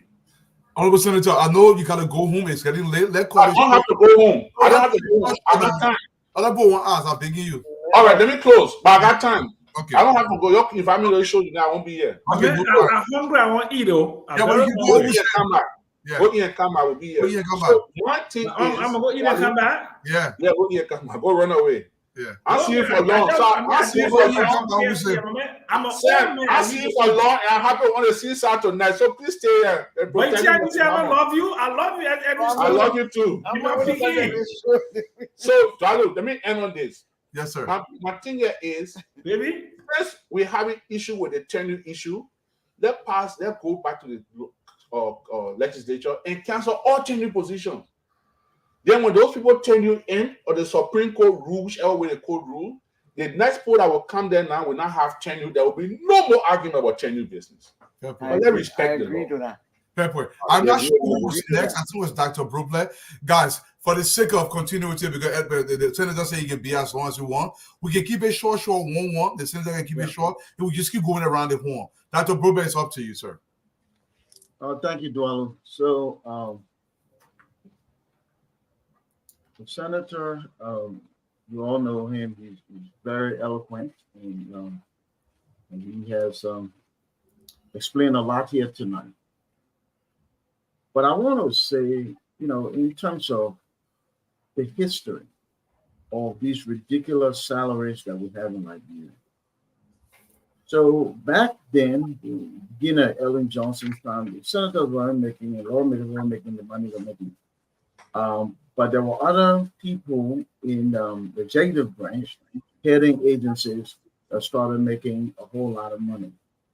And I was a little disappointed because when the government got pressed with that, the president came and defended those very high salaries. And then we started to see the shift because the lawmakers passed the budget. So the lawmakers figured, okay, we have constituents, we were elected, and these people were appointed, maritime, all these places, to make these ridiculous salaries, then so can we. And so that started. So in fairness, there's a little history there, because way back before the war, lawmakers made less money, and honestly, they did more. But let me say this. That said, though, Senator, when you say that you would like to get a 79% pay raise, you're underpaid. Honestly, I think that is insensitive. And I think that the little businessman who's struggling, the young boy in Bombing, is looking and thinking the senator can't be serious, because the senator makes more than almost everybody in the country. And yes, I believe you when you say it's stressful. I work with people, so I know it's stressful. I have people from every morning when I get up from Boystown Junction to get to Cornertown. And every day I deal with people. Every day there's people trying to get stuff and needing stuff. So I believe in it's stressful. But I think the bigger challenge, it is stressful because we have not enabled people. And so by our actions, yes, they need tuition, they need this and that. We're not helping them to help themselves. So the chieftaincy thing is causing us to continue on the same path. All my people will come to me and I will help them. If we help the people to help themselves, then they will be coming to the senator every day. Many, many years ago, I was in the airport in Accra. And then I saw this thing on the stand, with this thing about student loan. And I said, oh, student loan. So I called one of my Ghanaian friends. I said, when did you start giving student loan in Ghana? He said, we've been doing that. Government gives student loans so people go to school. If we start to enable our people so that we're not raising this generation of beggars and raising a generation of workers, then you, Honorable Senator, and others will not be as stressed because you're being able to people. That's why I believe that there needs to be a shift so that when we reduce all these ridiculous salaries and shift the money to the microeconomy where most of our people live, you have less beggars and you have less stress on you. So let me ask this question, because leadership is not about explaining the problem, it's about solving them. What will you do, Honorable Senator, to help reduce corruption and job creation, starting with your county and throughout the country when it comes to reducing corruption? What will you do? You know the problem well, particularly we're living in it. What will you do to reduce corruption? What would you propose and for job creation? You know, in 1980, the late President Doe put some Liberians on the pole and shot them in the public space on grounds that they were corrupt. History has it that after checking in some of the bank accounts of those people, some of those people, they had no monies in their account. They had no money and they were killed. Where am I going? Corruption do exist. I believe corruption do exist. But when we tackle corruption based on perception or style of life and without hard facts or evidence, it makes it difficult to fight corruption. Like Mami can say most of the time, corruption can fight back. Fight back. But when you have all of your ducks in check and you go for it, you will succeed. But if it's based on perception, say, oh, that man, my man, everybody know, man. You know, like that Brenton, do I say here one time tonight, 2 or 3 times? Everybody know it already. Everybody know it already. It's not an indictment. It's perception. So, again, what we could do is to establish the fast-track code for corruption in Liberia. Create a separate code. Don't just do the regular criminal code C. Do a fast-track code for corruption, and then do whistleblower. When you were seeing one LTA on Manashali, problem? That's the problem. When you see, when you the one at LTA on Manashali? No, that's my brother. Oh, your brother. Okay. So if we, because I know your brother made more money than the senators, so I just wondered, man. So if we did, that is not correct. That is not correct. What was his salary? Go ahead. What was his salary? No, go ahead. What was his salary? Go ahead, Senator. No. What was his salary? I don't know his salary. He didn't. Well, how is he not correct? Because I know he didn't make more. Go ahead. Anyway, let's tackle corruption. Let's do a fast track code on corruption, and let's give incentive to whistleblower. The issue of whistleblower came about under the 2 Madam Salif and President Weah, and whistleblower got punished. Let's revisit the law for whistleblower and strengthen those laws, and then create a fast track code on corruption. As regards job creation, Chief, today there have been accused of 14 million that have publicly challenged the government to investigate, and if I'm part of anything like that, they should persecute me.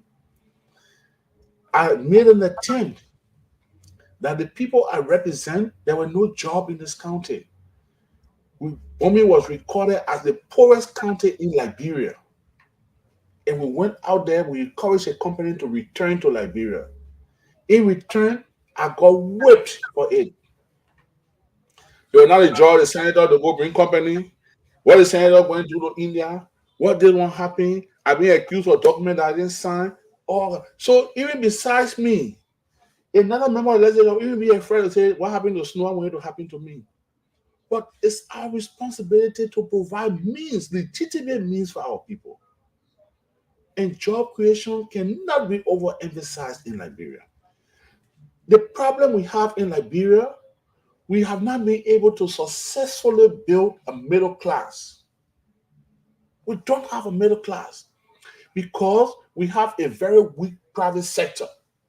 Middle class creation is based on private sector.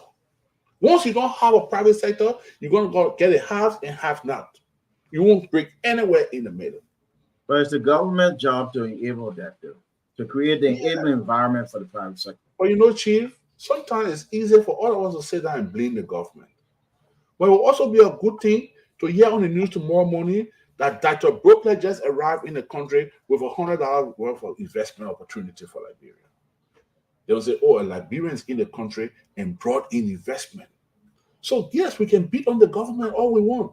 But as a private citizen, you can also do that. You can also created, Senator, I have a non-profit in the Baptist Seminary community. I created jobs, and I'm serving students in that community in a reinforcement enrichment program for free. That's the only one in Monrovia right now that offers that kind of program with computers and snacks and all for free. So I've been doing that for a long time, enabling people. I'm just telling you that it's the government job to create an enabling environment, public goods policy to create an enabling environment for the private sector where most jobs are to be created. That's all. But I'm not denying that. I'm just encouraging you that you could do the same. Spoon FM is not owned by government. Spoon FM is the most vibrant media platform in that I can challenge anyone to prove me wrong. It's the most vibrant media platform today in America between the hours of 8 to 12 midnight. I don't know how much Standard Waterspoon gets from government Liberia subsidies. Nothing. The network got nothing. So I'm just saying to you that you are doing it, others will do it. I remember there was a time when Sam Jackson invested in a Total gas station. One time he was doing ice listening or something. Of course, it broke down because the business thing was not fair. It was not fair to him or disadvantage. That's not what we heard. It broke down because of the. That's not what we heard. So you want to say because a woman business, it broke down because of the woman business. No problem. I invested in the I know how to do the business with you guys. I know it's profitable. I know. Sam make the girl that he get an 11-year-old baby for now. He make the girl manager and they get broke the business down. Yeah, right. You're such a liar. Mama, let me ask a question. Senator, who's saying this? No, my time. No, this is Fadiga. Well. Now Fadiga, right? You don't believe in age business, eh? No age business, yeah. The politics, yeah. I see. I'm in the lion's den. Yes. Senator Snow, I've been listening. I ask everyone the same question when they come on the show. I beg you, Fadiga. Senator Snow, you in Liberia, you know Fadiga very well. Why up to now you guys have not advocated for him to get a job, Senator Snow? And that's your government too now. There you go again with the whole job in it. Senator, I'm fine. I don't need job. Stand on. Yeah. I don't have the network. I don't have the network, nor the contact, and I have not been able to recommend one super in this government. So you know a qualified man like Fadiga, I won't be able to help him. One super I've not been afforded or caught an opportunity to recommend. I'm seeing on the blue side, so you know it's difficult. Fadiga, go ahead, my brother. I've listened to you. Some of the things you say I agree with, some I do not agree with. You keep mentioning that the country is divided along green and blue lines. And you want this country to unite, and you just mentioned about the 40,000 employees. I don't know what are those employees are divided across political lines. The last 6 years, you saw the country being divided. There were people forced to be under the sycamore tree.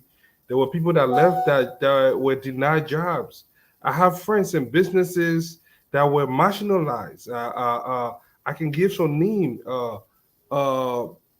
Current commerce minister used to come in this town, and no sedition or nobody from the government. I won't say sedition because I would just be making a blanket statement. Nobody from the government were allowed to to do business with certain individuals because they were either affiliated with the Unity Party or something. There were one of my favorite hotel, not hotel, but restaurant I used to go to. All those places, even the marriage shop that we all go to. There are a lot of people. Which one is your favorite hotel? Which one? Which hotel? Which hotel? Which hotel is your favorite hotel? No, Which I'm not hotel? going to say. I'm not going to say for security reasons. Yellow Motel. Yellow Motel. At least, no, it's hotel. It's not area. I don't do motels. And then at least I don't have to be bothered with the CCTV thing. But honestly, and when I saw that, I knew that something was not right. Things have changed, and now you are preaching unity, and people should be let bygone be bygone. Why didn't you say anything when the whole country was just being one-sided and ran like a court? I didn't hear you say anything. How do you think it was fair then? And would it be fair if this new government decided to take similar approach? That would be my first question. So, Chief, I'll give you one instance, and I could name others. For example, when the government deprived Patrick Owner from operating his radio station, I publicly condemn it. It was wrong, and I publicly condemn it. So, again, like I said to Angie Mama a while ago, but it still didn't stop it though. That still did not stop them from Yeah. You asked me why I didn't comment, so I'm just telling you that I did, even though it didn't change anything. But he went to court and he got his day in court, so his station was open. So I have been vocal both ways. I'm not one of those that do battle cry.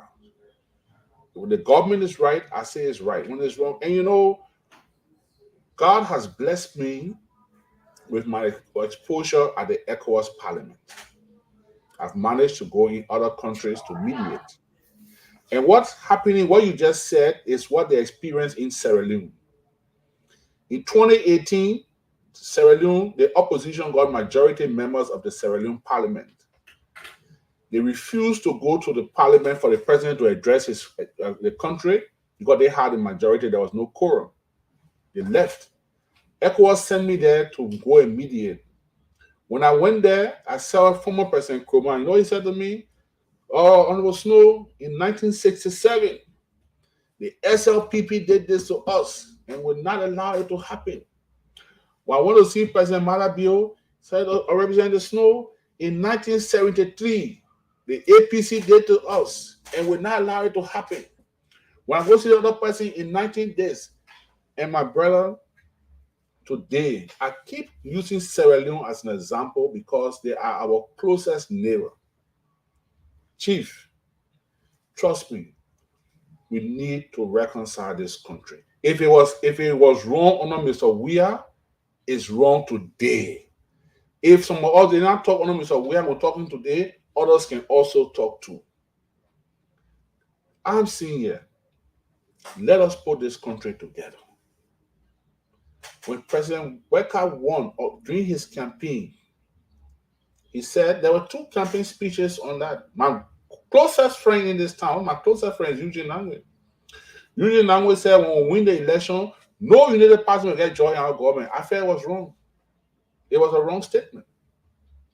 When President Weah campaigned, he said when I win the election, there will be no green or blue. There will be one Liberia. I felt it was right, but let it be practiced. Let that statement be manifested. So I'm just saying to you, sometimes we say things, but the issue of implementation is what matters. So I hear people saying all the time, like you just asked Hassan. People say, oh, why are happening, Joe? We are trying to do this. So it happening now, do that. That's why we make it wrong. Let us start comparing. It didn't happen there. Can we start now? I'm not a victim. I got a job. I work in the legislature. I'm a senator. I got my business going. I got my farm operating, making profit for me. I'm at the ECOWAS Parliament. So I'm not at the tail end to say because I'm there, that's why I'm crying. No, I'm crying or I'm making this passionate appeal because this is the time when this Let me tell you something about President Boyka. President Boyka is the first indigenous educated Liberian to be president of Liberia. First indigenous educated Liberian. How about Joe? Yeah. You know, obvious. No, yeah, but Joe got a master's degree. Joe Boyka is more educated than Zawia. That's not Joe secret. got a master's degree on But Joe got a master's degree, and you know. All right, more experience. I'm not going to go there. Okay, so the standard, whether it's perceived or it's reality, the standard in which Liberians and the international community set the Boyka administration, whether it's perception or it's reality, is higher than what they set for the CDC-led government. So much is expected. And because much is expected, we must endeavor to ensure that this country is unified. President Boyka is an ambassador. He's a Baptist deacon. He's a renowned state person. And I repeat, he's the first indigenous, the most educated indigenous Liberian person to be president. And he comes with a vast governmental experience. So his greater responsibility rests on his shoulder to unite this country. So let's stop saying, oh, Jawia did it, so we're happening now, so you're right. Oh, Edin did it, so it's happening now. When it's wrong, it's wrong. Which brings me to my second question. I will deviate a little. Senator Snow, in the last 6 years, the issue of drugs. I'm passionate about this because my brother worked as the deputy director for operation for DEA. I'm a therapist, and I've ran a couple of drug treatment facilities in the U.S. So I know a lot about drugs and how it's taken. I see you putting out tonight. No, I just a different thing. No, but I just want to tell you what I've observed so far. I've been doing a little documentary on the drug pandemic in Liberia. It's more serious than we are talking about. You'll be surprised that I think I said it yesterday. The Zogos approached me and they like, oh man, Chief Fadiga, we need to have a meeting with you. And I endorsed them and we set up a meeting to talk to them. These young men want to leave the streets. I've gone beyond. I've followed some of the DEA activity in the ghettos just to see what is going on there. And there's a disturbing trend. And I don't mean to be political about this because I really don't care about this whole CDC thing. One of the disturbing trends that I've seen so far in most of the ghettos, I CDC emblems and memorabilia and photos of the former president in all the ghettos that I have visited. I don't know whether it's coincidence. I don't know whether it means anything. But I do know one thing, that the drugs activity in Liberia exacerbated in the last 6 years to the point that 100 million went away and 100 million worth of drugs came to the country and people ran away. What, as a lawmaker, what do you think needs to be done about this drug issue in Liberia, or what are you willing to do? Because it is a serious, almost every family in this country. In fact, they are taking their children to Ghana. A lot of these people don't know what's going on with drugs because they just think that I'm in my little corner, it's not affecting me. But I know almost 1 in 10 family that is affected, or that will tell you, say, oh, my man, my sister died from this thing. My brother died from this thing, my friend. I've seen some of my childhood friends. When I asked about them, they say, oh, you know that guy is done. I saw one of my childhood friends, I couldn't even recognize him anymore. That has serious every community. How did you guys allow that to happen? How is it that you guys didn't see it in the last 6 years? And what do you plan? In the last 1 year? Huh? In what year? In the last 1 year? In the last 6 years, it seemed like the problem exacerbated. I will not say that it started under the administration, but it seemed like Liberia was a narco state. So, Chief, you see what I mean?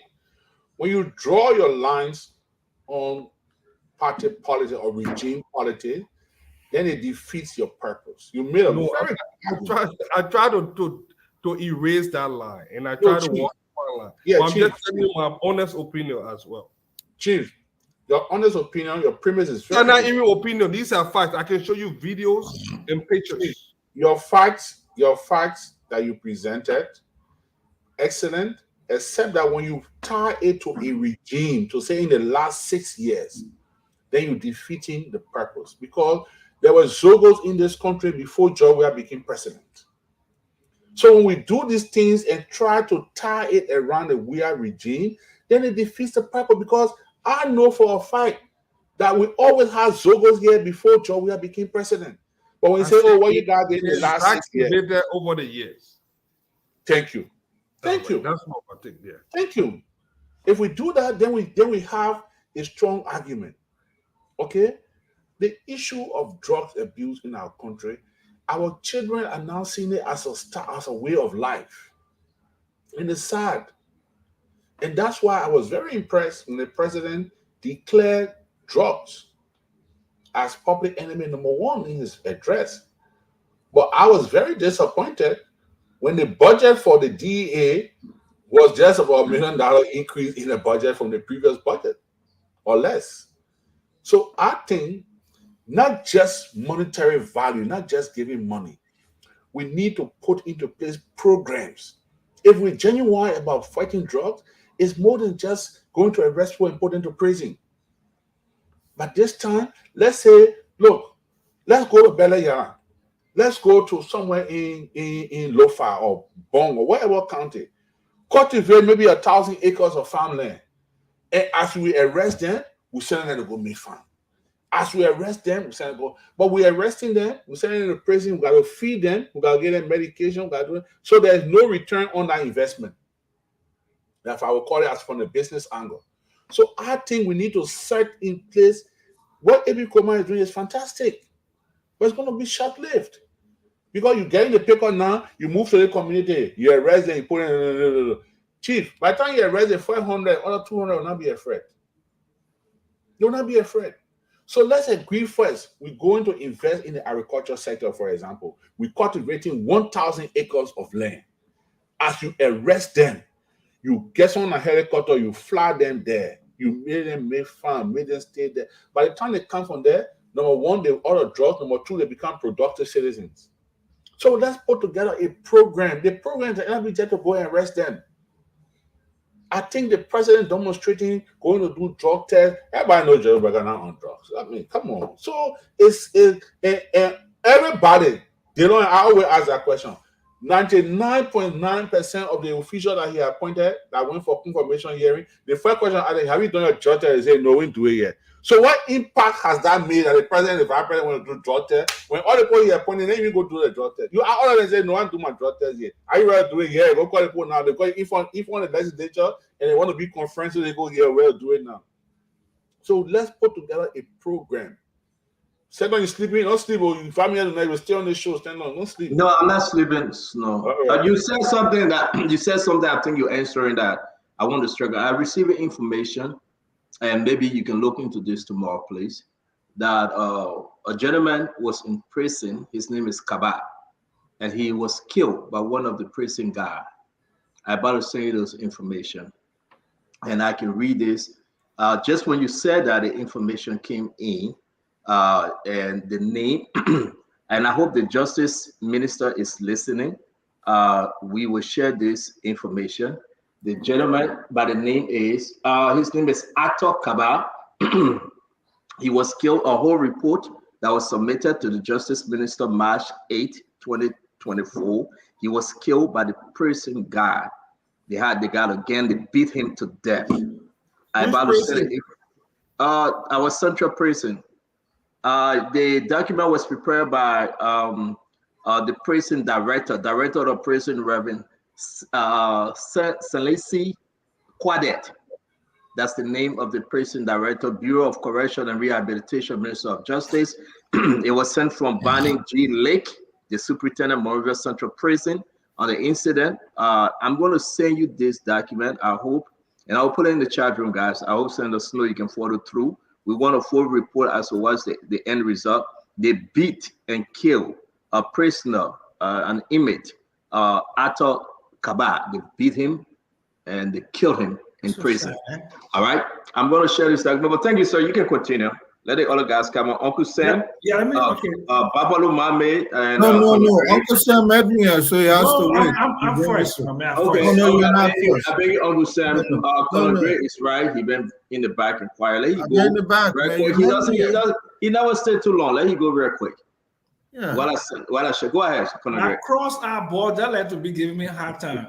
My brother, any way you want to call it, that's it. When I talked about Liberians being coming out here since the 1800 or probably early 1900, we used to come to the airport. They even gave us visa. 1917, Professor Pleniyonogbe Wallow, P.G. Wallow, graduated from Harvard in 1917 with physics. Around that same time, his colleague, Ditwe Wallow, graduated from Harvard as well, graduate school. So that's how long we've been coming out here. But people bastardized our identity, sold them, as Mami said, to terrorists. Until we can address that issue, we'll always be in jeopardy with the West. But let me ask you this, my brother. Yesterday I listened to a touching revelation that your parents, and I know you're native of Mano River as well. I know you were born there, as based on what you said and also what I've heard about you. And we share, community before on Johnson Street. My brother, between you and myself, nobody could have secured the interests of those people at Mano River, where your parents worked and are still languishing for their pension. Others died waiting for that pension. You made your way into the house. I want you to explain to me, what have you done regarding pension? Because the last time we had argument about pension, the legislature, including yourself, were advocating for pension for themselves. And this has been a help yourself a legislature. Nothing they've done but to benefit themselves. So go back and tell me, what have you done with that situation, sir? A lot. The matter of fact, I've been working with people from BF Goodrich, from LMC and NIOC, and even from Madam Saliv administration. I've had meetings with the lawyers. We've written the Ministry of Finance. They've made commitments to pay. They have not paid. Into the WEA government, we did the same thing. Countless meetings and commitments. We didn't get it through. The last conversation was, let's see if we can get some companies into those areas. So from now, unfortunately, the Western Cluster thing is not as promising as we anticipated, as we envisaged. We hope that we can get some concession areas that we can sit with the government so that those royalties or whatever they should be paying to government, we can consider the payment. My father died waiting for his second. My mother is still alive in her late 80s. And if my mother can even achieve that or receive that before she's called by the law, she will be a happy person. And there are thousands of our parents in the same situation. So the issue of serving a pension for our people is extremely important. And that is why we all now need to invest more in the Social Security. Because if we were to have Social Security in place or can regularize our Social Security status, some of those things wouldn't happen to our people. So again, there's an age Oprah, like you rightly said, these things come way back. Yes, today we're advancing technology. We can now share our ideas. We can go on social media. We can do research, But these are old age problems that we need to collectively look at. You see, if we spend, look, Colonel Gray, I believe strongly. If you send me a document or a proposal as a lawmaker, Senator Snow, I have this concern. Can you get the drafting office to look at this and have a legislator or sponsor this bill in the legislature, and let's see how we can work on it? And you are a responsible Liberian citizen like everybody else.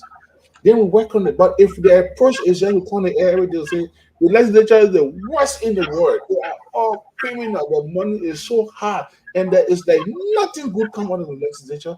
Then the legislators they brace themselves to those insults or criticisms or anything. But we can partner. You can actually partner with your legislator to make sure that things are done. Look, I can come on this show and tell you, for example, let's say Sam Jackson. I can tell you, I can name one or two senators that you can talk to tomorrow morning. Sam Jackson will never attack or representatives because he has relationship with them. I know my man who all in the legislature he got a relationship with. You can talk them till tomorrow morning. There are people in the legislature he will never criticize. So the point I'm trying to make is that we all have our individual or collective relationship with members of the legislature. Let us use that in a more positive way to do things in the legislature. Nobody has been more critical of me than that Stanton Witherspoon sitting out there. Stanton has beat on me, he has attacked me, he has done, but he has never called me, I didn't take his call. Never. Even in our worst disagreement, he called me. If I'm busy, I will send him a text and say I'm busy. From there, I will call him back.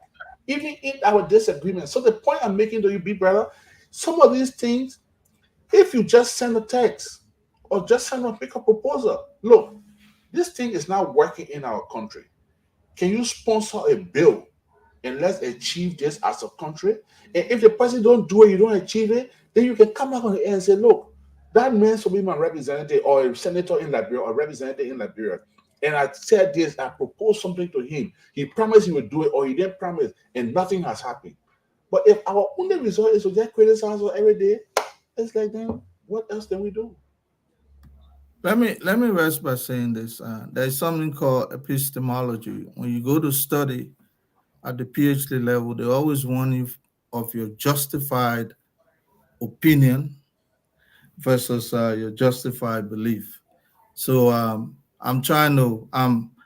conflicted between the two, whether you're pushing your justified belief here or your justified opinion. But let me go back and ask you this simple question. Do you think it's about time we build our own oil refinery since you have a route to that level? Definitely. So before our civil crisis, we had a small refinery in Liberia. And we still do, Senator, we still do. We have one, Conex. Conex have a very small, a mini refinery.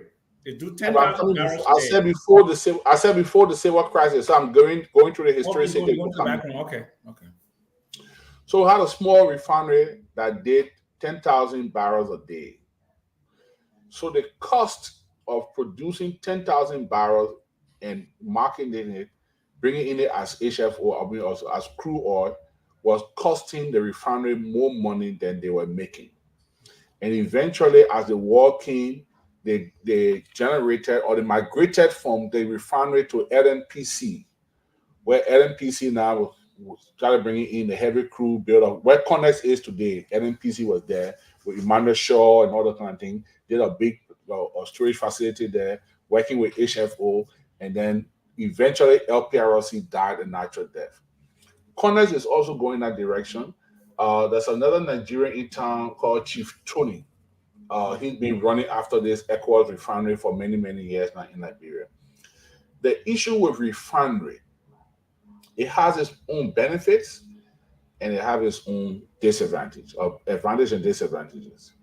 So when you're doing the refinery, if your sole purpose is only to refine a crude for the use of PMS, premium motor spirit, what we call gasoline, or AGO, automotive gas, or what we call fuel oil, or HFO, the heavy fuel, or jet fuel, A1, and you just limiting it to that, you will run out of loss. If you're doing a refinery where you're going to do more downstream, so you're going to do the asphalt for the pavement of your roads, you're going to go into other downstream, then your profit margin is higher than if you just do the regular thing and then use all of the wastage and just throw it away. So the establishment or the building of a refinery is more than just producing gasoline, fuel, jet fuel, or downgraded, it's called kerosene, or the heavy fuel oil for LDC. So it's capital intensive. Today, Cote d'Ivoire has a refinery. Cote d'Ivoire refinery has operated for many years now. Cotonou in Benin has a very big storage facility. So they bring in huge consignment from Europe that store it there, and then do a distribution network in the region. And the cost is now, if you get a refinery now, if you invest into a refinery and you don't have a locked down supply of your crude, and you just get a feasibility and say, let me do a refinery, and you don't have a country that will commit to you and say, okay, for the next 10 years, we're going to give you crude oil at this discount, and you invest in a refinery, you could be running at a loss. So doing a refinery is more than just the capital investment in building a refinery. You have to have a network spread over at least 10 years for your supply, like Cote d'Ivoire.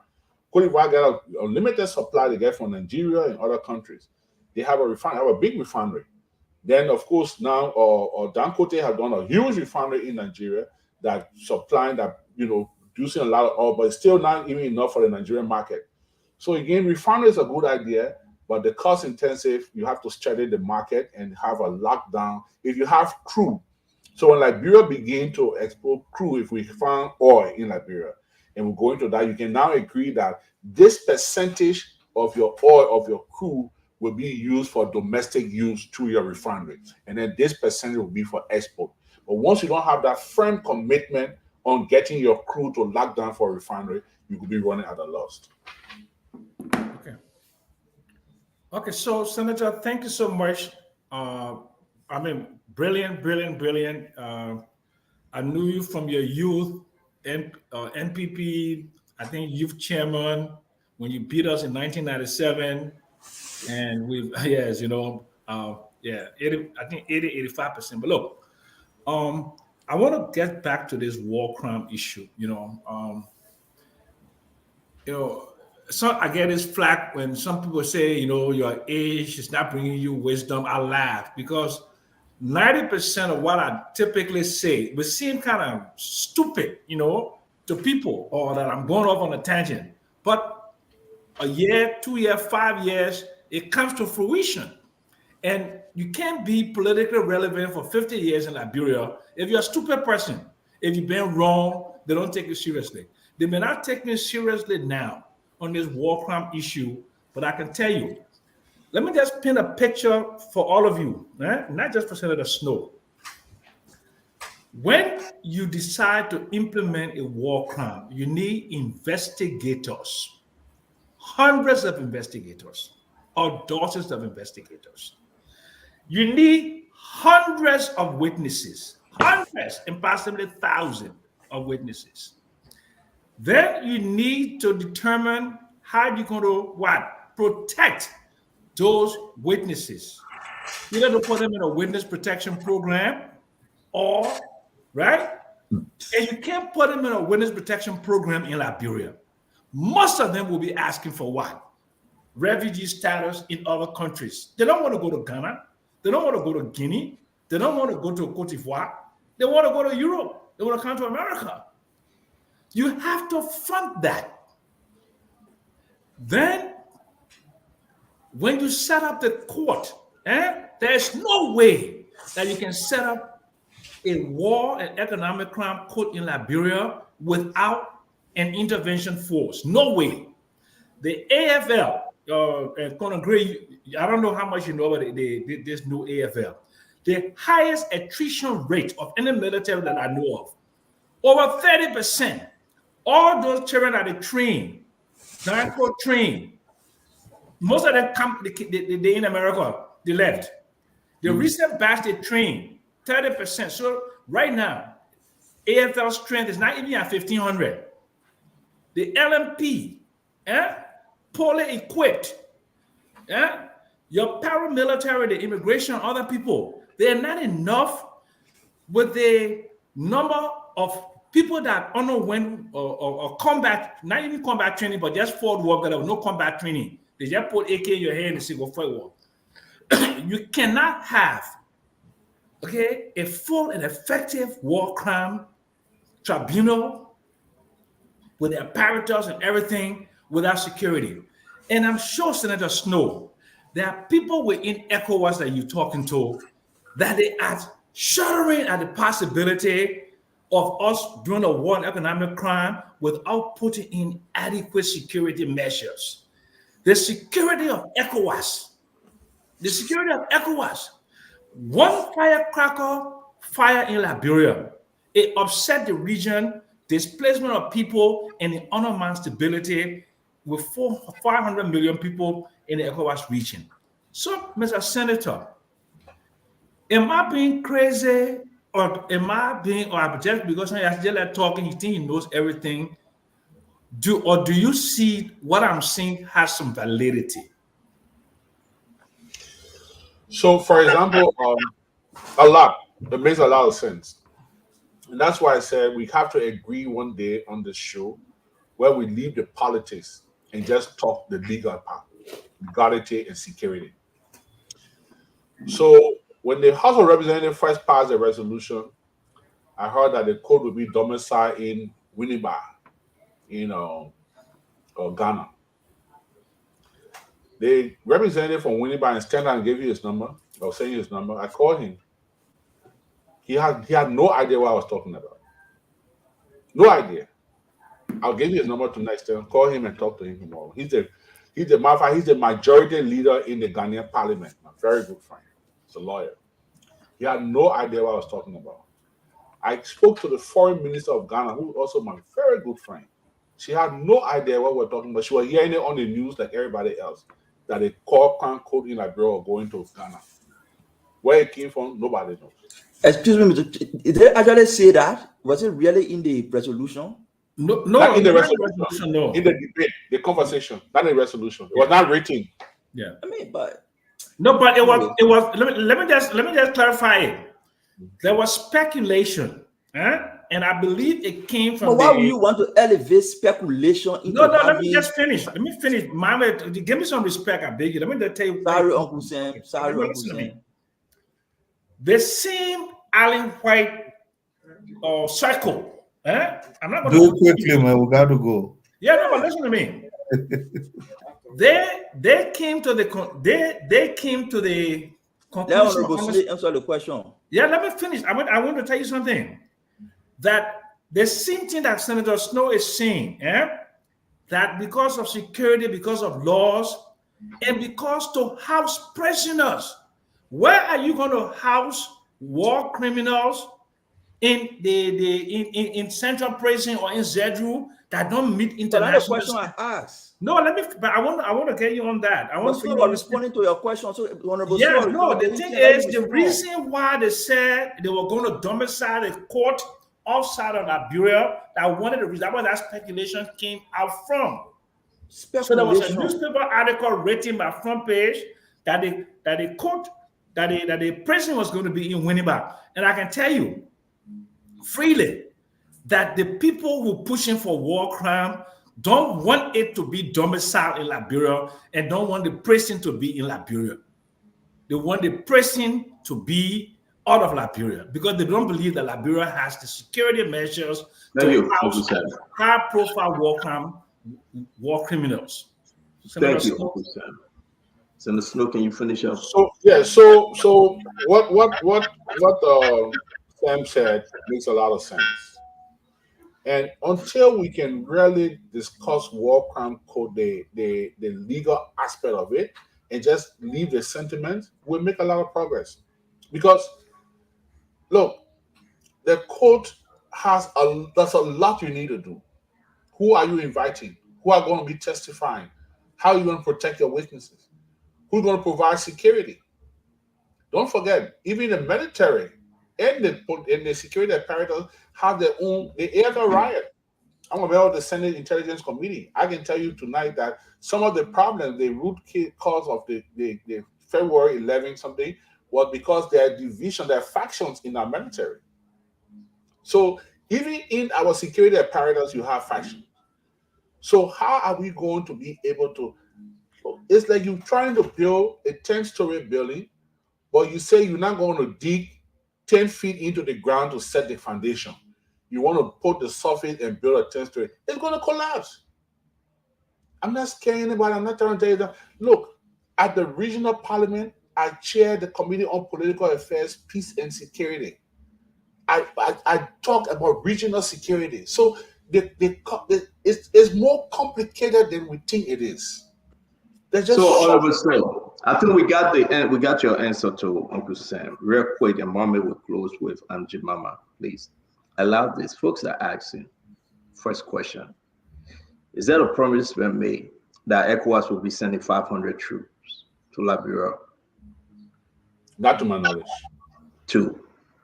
Someone just said, and I just missed that to figure out who the person that wrote this in our live feed concerning Ghana, Bujumbura camp.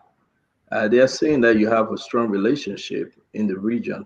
What's your story with Bujumbura camp? Where are we? Our people display a lot of issues happening. Can you just talk to us? What have you done, or what have Liberia done? To resolve some of this thing, bring our people back home, help those that want to stay there. I mean, what's the real issue here? Send us know. The Bujumbura camp issue is very sentimental, and if you don't train well, it's a very difficult issue. So in 1990, we had our civil crisis.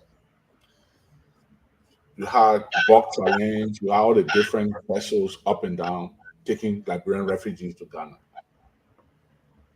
The Ghanaian government now wanting Liberian refugees lingering through the streets of Accra and other mini cities got a land outside Accra in Bujumbura and made that place available for Liberian refugees and built housing units, makeshift units and all of that. A lot of those Liberians left and went to America, got repatriated. Some of them returned home, some of them traveled. And that camp was under the auspices of UNHCR. After several years and after the crisis, UNHCR shut down the camp. So it no longer had a refugee status. It became a land,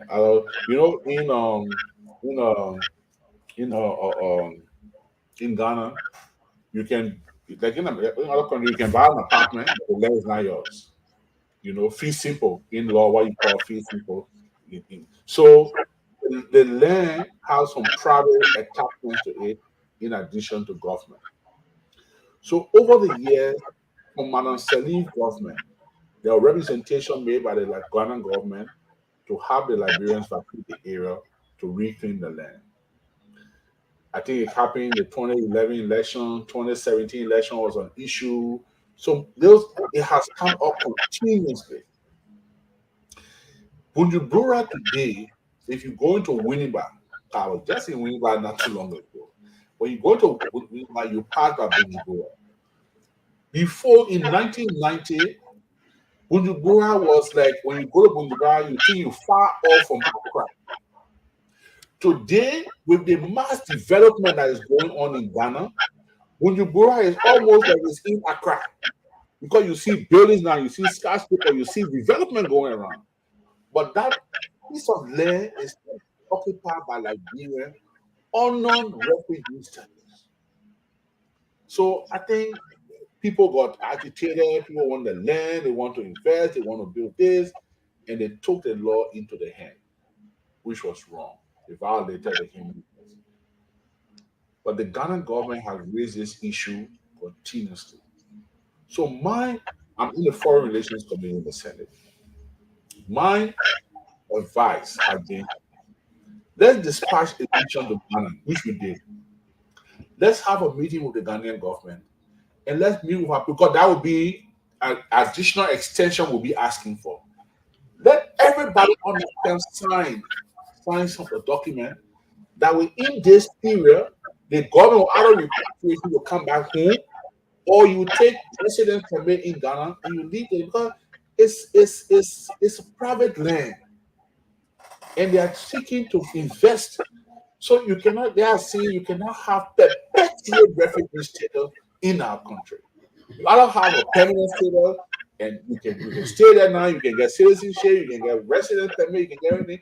So let the government on humanitarian ground sign a document with the Ghana government and say, okay, give us the final of, let's say, 6 months or 1 year, and we repatriate our people, or we ask them to leave your premises. And after this period, there will be no additional grace. But there have been several grace periods regarding the issue. So the humanitarian side of it, the political side is sometimes all play the legal side of it. But there have been countless extensions on the Bujumbura land. So let me bring in. Well, thank you, Honorable Snow. Again, I want to say thanks to Peabody that went over there, provide some humanitarian work, helping the folks. And yes, indeed, I saw some of the folks I spoke to, Jeremiah, who on this issue, and I think he had promised to intervene through other means. I have Leo Napoleon. He raised the question on our live feed. So he's on my phone. Let me just bring on Leo. The senator listened to you. You are live. Thank you so much, Stanton, and thank you, Senator Snow, for even allowing to address the question. I'm very informed about the Bujumbura situation. The question is not about leaving the camp. That's really not the question anymore. When the UN got involved and decided to finally find a way for Liberians to leave the camp, they did two things. Those who wanted to stay, like you rightly said, they provided an excessive money to the Ghana Refugee Board to help rehabilitate them to get Ghanaian permanent residents to be legal in Ghana. Those who wanted to leave were going to be given a financial package to go back home. This money was provided to the Ghana Refugee Board. The Ghana Refugee Board used half of the money, which never reached to the camp. People were registering, giving ID cards that they were supposed to stay, those who wanted to stay. The money never reached. The second piece, they gave them a residence permit that says they are not allowed to work in Ghana for any profit or any gain. So those who choose to stay in Ghana then refuse to leave the camp because they will not be allowed to work in Ghana for profit or for gain. Those who wanted to come back to Liberia, Stanton, they are still waiting for travel documents. I was on Bujumbura 2 weeks ago when the demolition was going on. I've been going there every single year. I've met with the Ghana Refugee Board. I've met with ministers in the Ghanaian government and the parliament. The problem is they themselves, Liberians who want to desperately leave Ghana, do not even have travel documents. The embassy promised them to issue travel documents. They don't have it. They are not able to leave Bujumbura. Now, there are people in Bujumbura who just want to stay. Those people are a whole different case. But the Liberian government has not gotten involved at any level. None of our leaders has engaged the Ghanaian government. I know this because 2 weeks ago I met with leaders from the Ghanaian government. They've been trying to get the Liberian government attention till to this date. No one has engaged them to even say, let's figure out how do we find a solution. So for me, it's not about leaving Bujumbura. Leo, let me hold you there. I don't want you to leave. I want to know the senator to address this, but real quick. We got video and pictures that the delegation from the Jose Yima Bwakakian went there though. So if you say no one, what one you are saying, because I know folks are part of that delegation, Leo. That is true. So what I'm saying when I say having engaged, the two questions is around one, can we provide travel documents for Liberians who desperately want to leave the camp to come back home? Number two, those who accepted to stay that have been issued residence permit that say they cannot work for any gain in Ghana or get a job in Ghana to work without permanent residence. I have a copy. I will send it to you. So we can establish that. So let's just establish that folks have gone from this government and they met folks on the camp and the Ghanaian government, correct? That is accurate. I saw the pictures, but when I was there, I'm just saying at the governmental level. That's true. I saw the delegation from the Liberian government. I went to Bujumbura. All right, so Snow, on his last two questions, and thank you very much, Leo. If you get a concern, you can call back then. Honorable Snow, can you address those things, please? Yeah, so I'm happy he cleared the air because I'm aware of the Liberian government delegation visiting Bujumbura, and their arrangements now to make sure that travel documents are processed and to have them repatriated. I know that we've had issues with Ghana, and most people that link with Ghana will tell you they make it extremely difficult for foreigners to have job opportunities in Ghana, and that has not worked well for our people. Some of them want permanent residence. Some of them, it's been very complicated. So the best option available now for our people is to get the travel documents and they want to come home to return. So will you be speaking to Sarah Beslow, the auntie on this? We're in touch with her. We've had meetings with her. She keeps us, and she's been very supportive. She keeps the I know Senate. she has been supportive through different channel. We get the information that you guys are working on those things. Yeah, she so sends us regular communication. She keeps us posted on a lot of things. I think we have a very good relationship with her. Andrew Mama, please. Then when Mama come back, he can wrap this thing up. Yeah, Mr. Senator. You tired? All your friend women and boys stay. How many Nelson in the studio, right? You must be everybody tired. I know. Yeah, after 9. Yeah, he's supposed to do a show. Andrew Mama, go ahead, please. Senator, I want to say thank you for coming. I got 2 last questions for you. I want to ask you whether you are aware of the Sam Darby situation in Kitman, where the Kidmantinians have been laid off. Almost 3,000 persons have been laid off since the Mano company took over, and nothing has been done. All the technical people, they laid them off, and not only that, but they have the operating 40% of the oil palm that has been planted there, and 60% is just there. And they lay off the locals. How do they expect people to survive? And the Mano company, they came in, all the things that the first group of people used to do, they're not doing it for the citizens. So the people are crying. The chiefs, the workers that used to work there before, they all are saying, well, Ava came back? Huh? Oh, Ava. So if they are saying to us that if they cannot hire the children in the lay other than up and brought foreigners into work, majority of the people that are foreigners, just kept few of them that are working there. So as a senator, I'm putting the case before you. How the chiefs are saying they want their land back. First of all, they signed some document. The first original document has President Ellen Johnson Sirleaf signature on it. Okay, and the Justice Minister. I saw those documents. But the second document that was prepared for the Mano company, they don't have the president's signature. I'm talking about President Weah. They don't have the Justice Minister signature on that.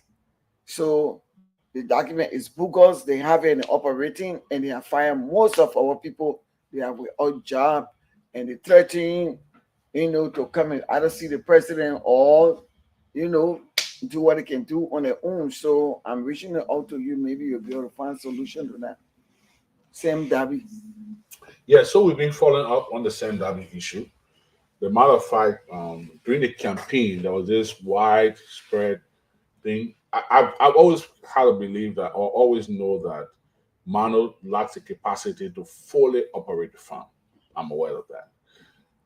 During the campaign, there was this speculation that once President Wecker wins the election, he was going to bring Sam Darby back and everything was going to be okay. Yeah, they want to come back. Okay. Yes. Now there's another rumor too that some private citizens have been having meetings and inciting the people to demonstrate so that the farm can be turned over to them, some Liberian private business people. There are different information been going. So we have meetings, we schedule meetings there, and we discuss with the caucus. Fortunately, we'll have the Western Region Legislative Caucus now. We'll discuss it, and maybe we'll meet with your friend, the Minister of Agriculture, to see how best, if you have any information, send it part of the agriculture sector to see how we can. He's not my friend. Okay, your minister. He's against the people. He's not my friend. All right, your rescuer minister. So, Senator, I'll be looking forward to you, Senator Snow, to actually take the same Darby or something. I'm interested. Yeah. Okay, my last question to you is, President Weah said 6 years ago that Liberians will not be spectators in their own country.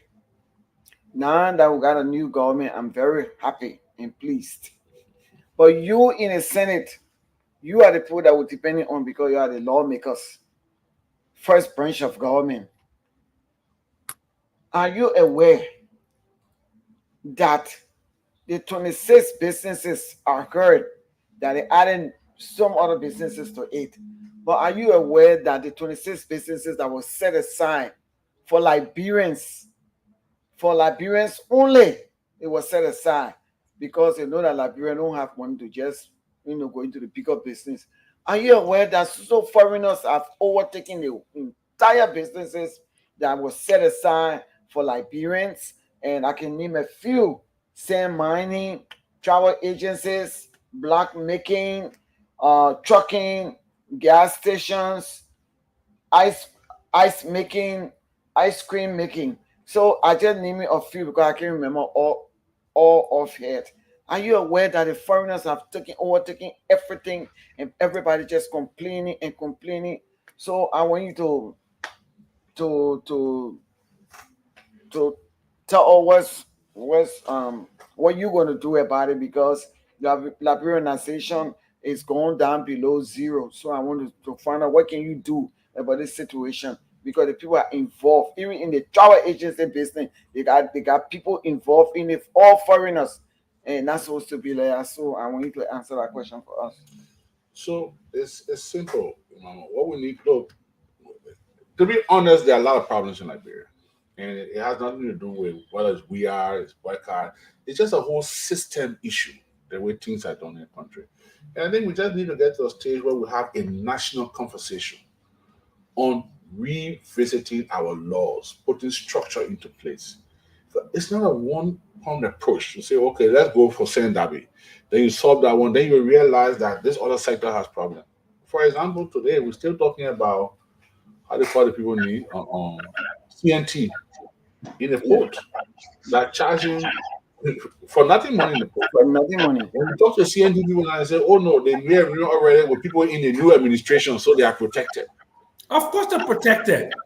So yeah, all the noise we gotta go, but I have to interrupt you. All the noise they made was CTN. All the noise they made was CTN. Why they can't just? I'm asking your UP people. All the noise you made was CTN. Why you can't just cut them off? No, you see the senator is saying that it's not about UP, it's not about UP. So guys,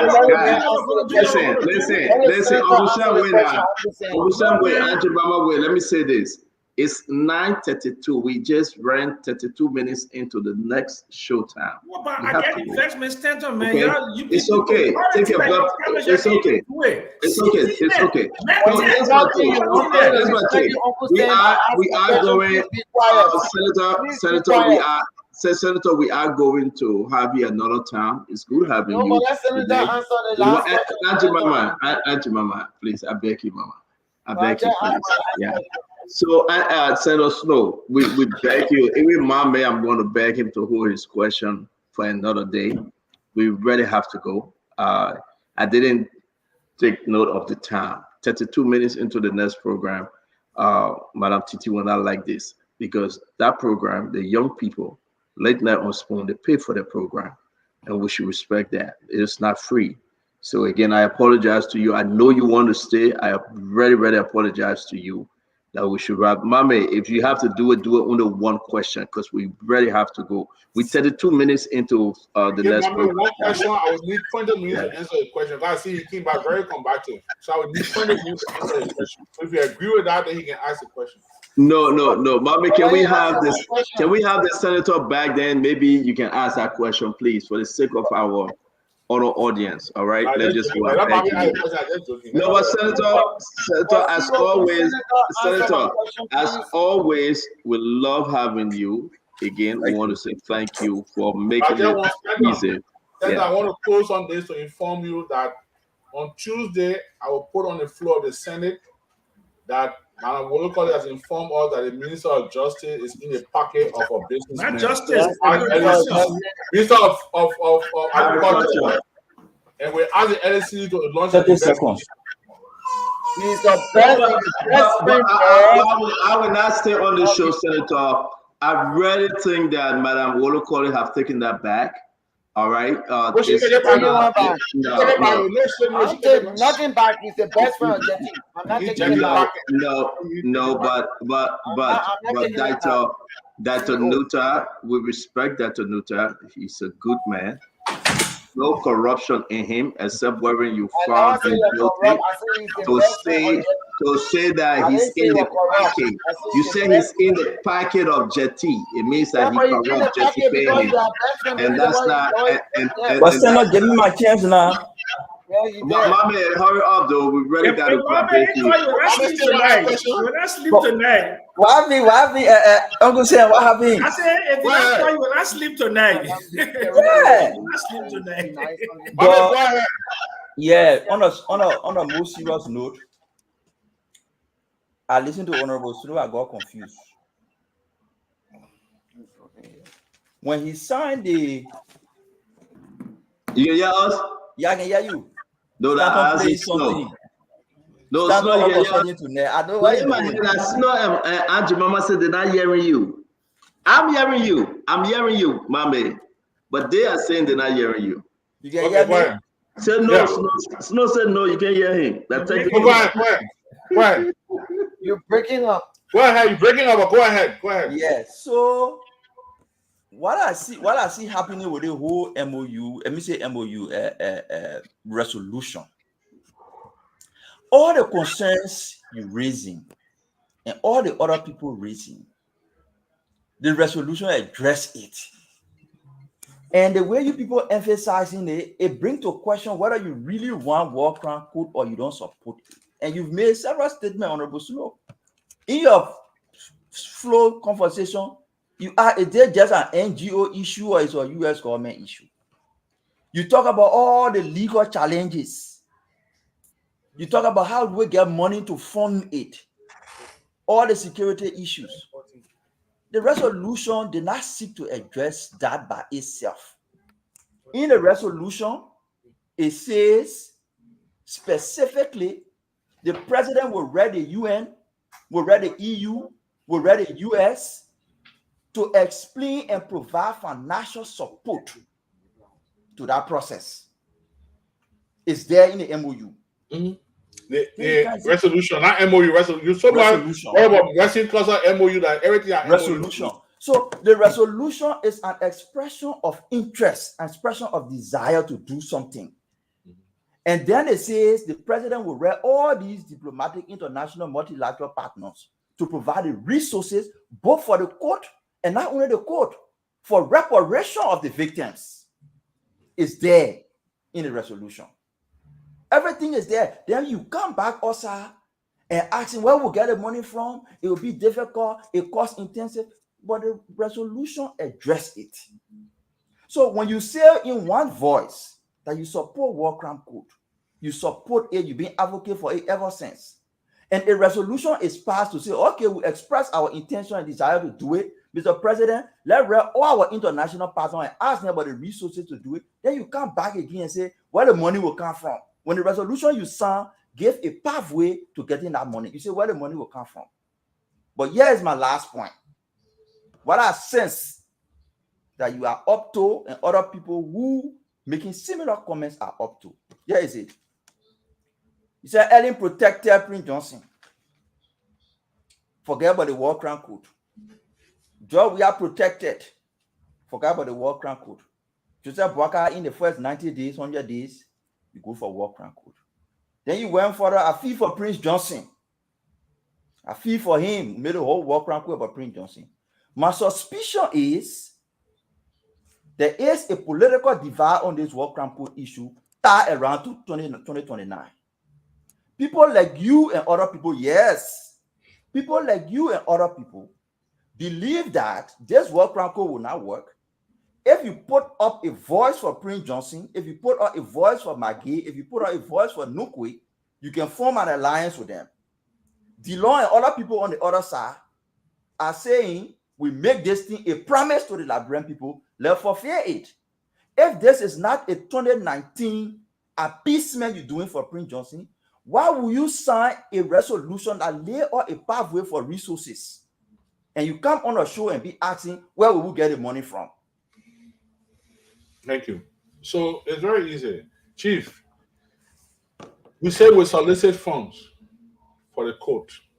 The matter of fact, I think we already started looking for money for the court. So we say we'll look for money. There is no endowment fund. There is no money sitting down somewhere waiting that we know about for this court. So I still say, even though we say we as the UN, we as the EU, the Americans, we still don't have an announcement or any commitment to say there's a money we'll find. So being pessimistic doesn't mean that you don't want it to happen. You are only looking at the hard facts. If I sit on here today and say, oh yeah, everything is fine, we've signed a resolution, we've expressed our interest, so there'll be a war crime code, and 2 years down the road, there's no war crime code. He said, Snow King in the studio, as a lawmaker, he told us, say, yes, there will be code. There already will be, all because signed a resolution. He said, Snow line. I want the code. But not because you want it, so you're not being critical of some of the things that you want to happen. I'm only being objective here, Chief. I'm not biting and blowing, no. So I'm just being fair to say how we're going to raise the money. And I'm just being fair to say, even though we say we're going to put it in the lap of the UN, if it's and my man, take this for me today, write it down, take your pen and paper and write it down. If the establishment of the code becomes an act of the legislature, you have bottlenecks. The constitution says legislature can only open court in Liberia. You can't open court anywhere else in the world. Only in Liberia, Ghana jurisdiction. But the resolution, the resolution you signed today say the court should be established in Liberia. That's what the resolution says. So Chief, I can read it out to you. Chief, I signed the resolution. I signed. It's on Liberia soil. Chief, let me show you the resolution. It right in my phone. I gotta look for it anywhere. I got it already. You got it, but I signed it. Chief, you got it. I signed it. So you myself, who know it better? I tell you why I signed. You got the resolution right here? You got the resolution? No, but let dispel that myth, Senator. Yeah. Not because somebody sounds something mean it, even read it or they understand it. Let dispel that myth. I because want to be the part that number say of the senators, will be on the Liberia representatives soil. sound stuff they even know. An international court can be established on Liberia anywhere within the region. We got to go. When Mr. Sam Jackson raised the issue on security and protection of witnesses, he was talking about it being domiciled in Liberia. So we're talking about two-pronged approaches here. If it's done outside Liberia, what are the limitations? If it's done in Liberia, what are we going to do? We discuss both. But it's not Thank you, Honorable Snow.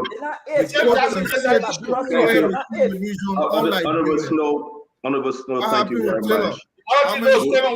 One minute. The other one you talk about 2029 is not true. It's not true. Chief, I've been in politics for a long time. I've built alliances. So talking for Magay and this and that and Okwe, we've got nothing to do with. Let me tell you something tonight. 2029, Prince Johnson will run to be president. If he around, he will run. Once he's not on the ballot to be senator, he will run to be president.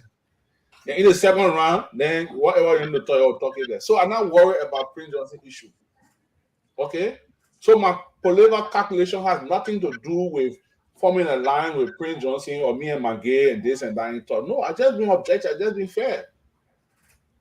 I've just been fair. About Toba raised an issue here. He said he didn't go to the border.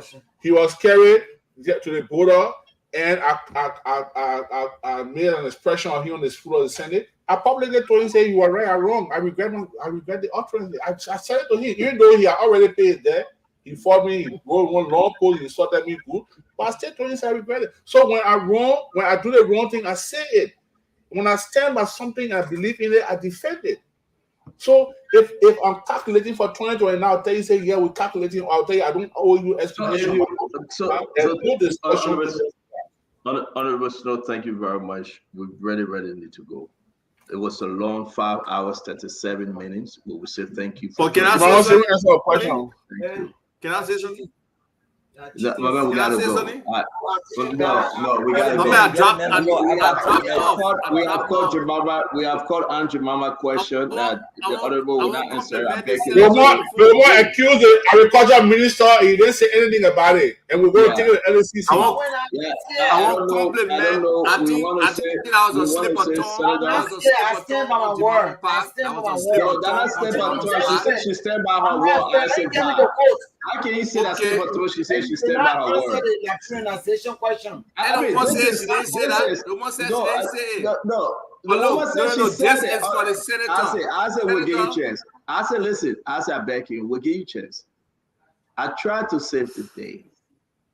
And I said, Aunt Jemima didn't say it. She corrected me and said she stand by her word. She said it. You're doing the same thing that I did. And she corrected you and said she said it. For whatever reason she believed that the Nuta is in the packing of Jetty, that is to be continued. But I don't believe it. But I don't believe it, seriously. I'll call it good doctor. Dr. Nuta is a decent. I beg you, let me say this because Senator Snow is running with this. Dr. Nuta is not in the pocket of anyone. He is not in the front pocket or back pocket or side pocket of anyone. Aunt Jemima, let me just say this. I beg you, Aunt Jemima, please. I will correct this issue on the show because, Honorable Snow, I know Dr. Nuta. We worked together through the election time. All right? He's a respectful old man. I call him old because he can be my father. But there is no way. I have heard a lot of good things about him, and I do not think the reason why he went to that program, because the president was scheduled to go to that program. Spoon journalists, everybody, they were there waiting. The president thought it was that he had other engagement. And he couldn't go, and he sent that to Nuta and other government officials. That doesn't mean that Nuta is in the packet of Jetty. And I think I will say this on the show. Please know that will be a political talk you're going to run with, but that's not true. He is not in the packet of Jetty. That's not true. But being the packet of Jetty means what? What does it mean? All right, so we got to go. My point. Let me you want to do your closing for us to go because I really don't want to take you up like that. Please do your closing. I beg you. No, but let me say something stand up before you. No, my member, you can go come by and stay do this thing. We got to go back. No. Senator, you know we're rotating here today, so we're giving other people opportunity. We got to go, man. We're either picking time already. Senator, I just want to say, I saw the love in your eyes tonight, and you try. But re-imaging and rebranding, that's something that will happen in one day. You know, the repercussion of that statement, I think you made in on the floor of the Senate will take some time for it to dissolve and for it to go away. I don't intend for it to dissolve. I stand by that statement. I don't intend for it to dissolve. Well, I think you do your closing. No, I'm trying to re-image and make the no, please do your closing, please. We gotta go. So in closing, I stand by every word I said on the floor of the Senate. I don't retract one word. I stand by everything I said. I mean everything I said. In closing, I want to thank the Spoon Network for according me this big platform to make my case. I want to thank all of the panelists. I think it was a good show. It was, normally you say the hot seat. Yeah, it was a hot seat, but I think it was cordial, and that was very important for me. Thanks to all of you for the great exchanges we had. As regards the last question with Aunt Jemima on Liberian businesses, I would prefer we have a conversation after here, maybe tomorrow or so over lunch, and then we can jot some of those things down so I can flag it on the floor of the legislature. But I think it's a very important point that she's making, and I think we need to pay attention to it as Liberians. So again, Stan, I really want to thank you. I want to thank all of the panelists for cordiality. I think it was a good exchange. My regards to your mother, Edwin. Thank you, Honorable. Thank you for answering. All right, Tim, I'll tell her that. I'll tell my mom. The matter of fact, she just sent me a text. She's still go find a man for my retirement my money. brother-in-law used to work with her over there. Vincent Campos Gonzalez in Emmanuel. I just asked her about Vincent. Vincent, my sister Julia. All right, sir. Thank you very much for the platform. I appreciate it. Oh man, I beg you, don't carry all my name on the floor. She didn't say that or not that. Do that, please. See. What you say?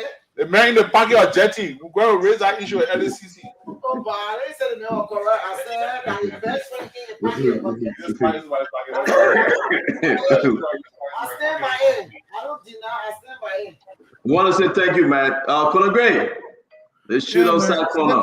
Senator, I'm moved, man, by that statement that Jetty will come to threaten us with lawsuits. No, Jetty is not threatening us. Jetty is no. Let me correct this though. Jetty is not threatening us. Jetty is threatening Madam Jemima Wodokori because he feel that if you want to come and visit my plant, my businesses, you're welcome to come, but you cannot make those outlandish statements saying that I am this, I am that. And listen to what she said.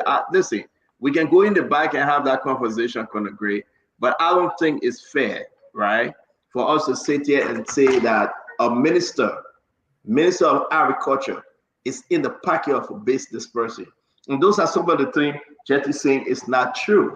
And I'm trying in the back, we have spoken to Andrew Mama before. Make the case.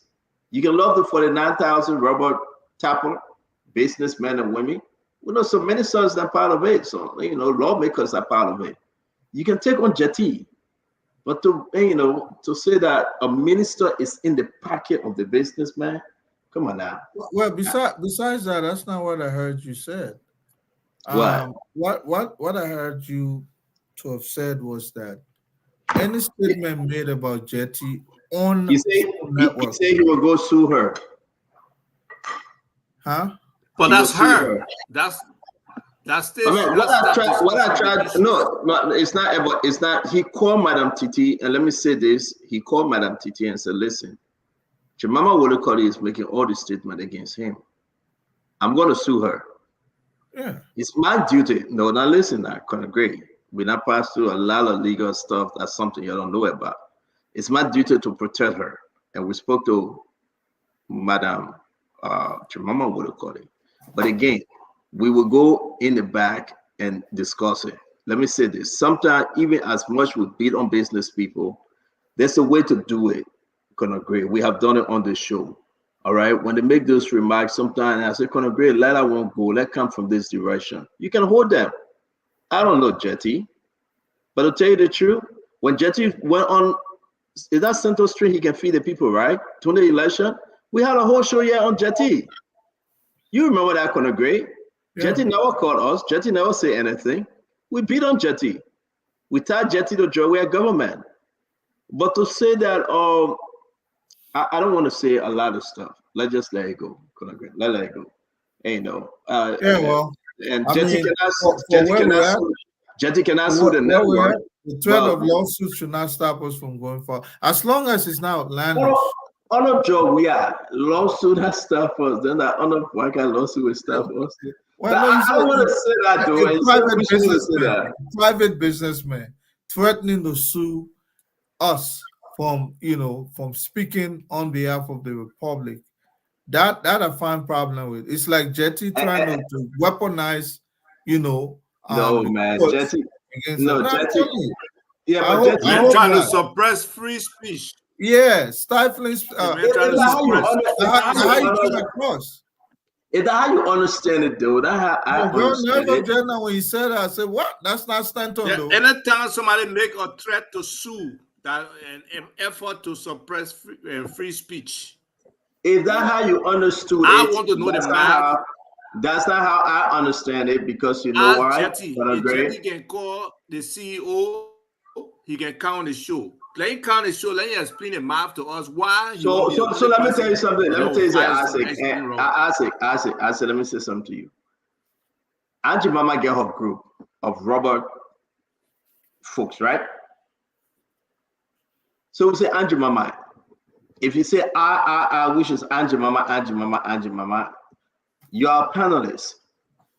You're not doing business. You do not have a rubber business. The people you're fighting for, bring that on Spoon Talk. Malatiti said the same thing to Jetty. Jetty, the group, your business people, let them come on Spoon Talk. Let Liberian people hear the argument. I don't want to say this, but that's exactly what Madam Titi is working on now. So because you said it, I'm going to bring it up. Angie Mama got her group. I think she served as consultant to that group. Okay?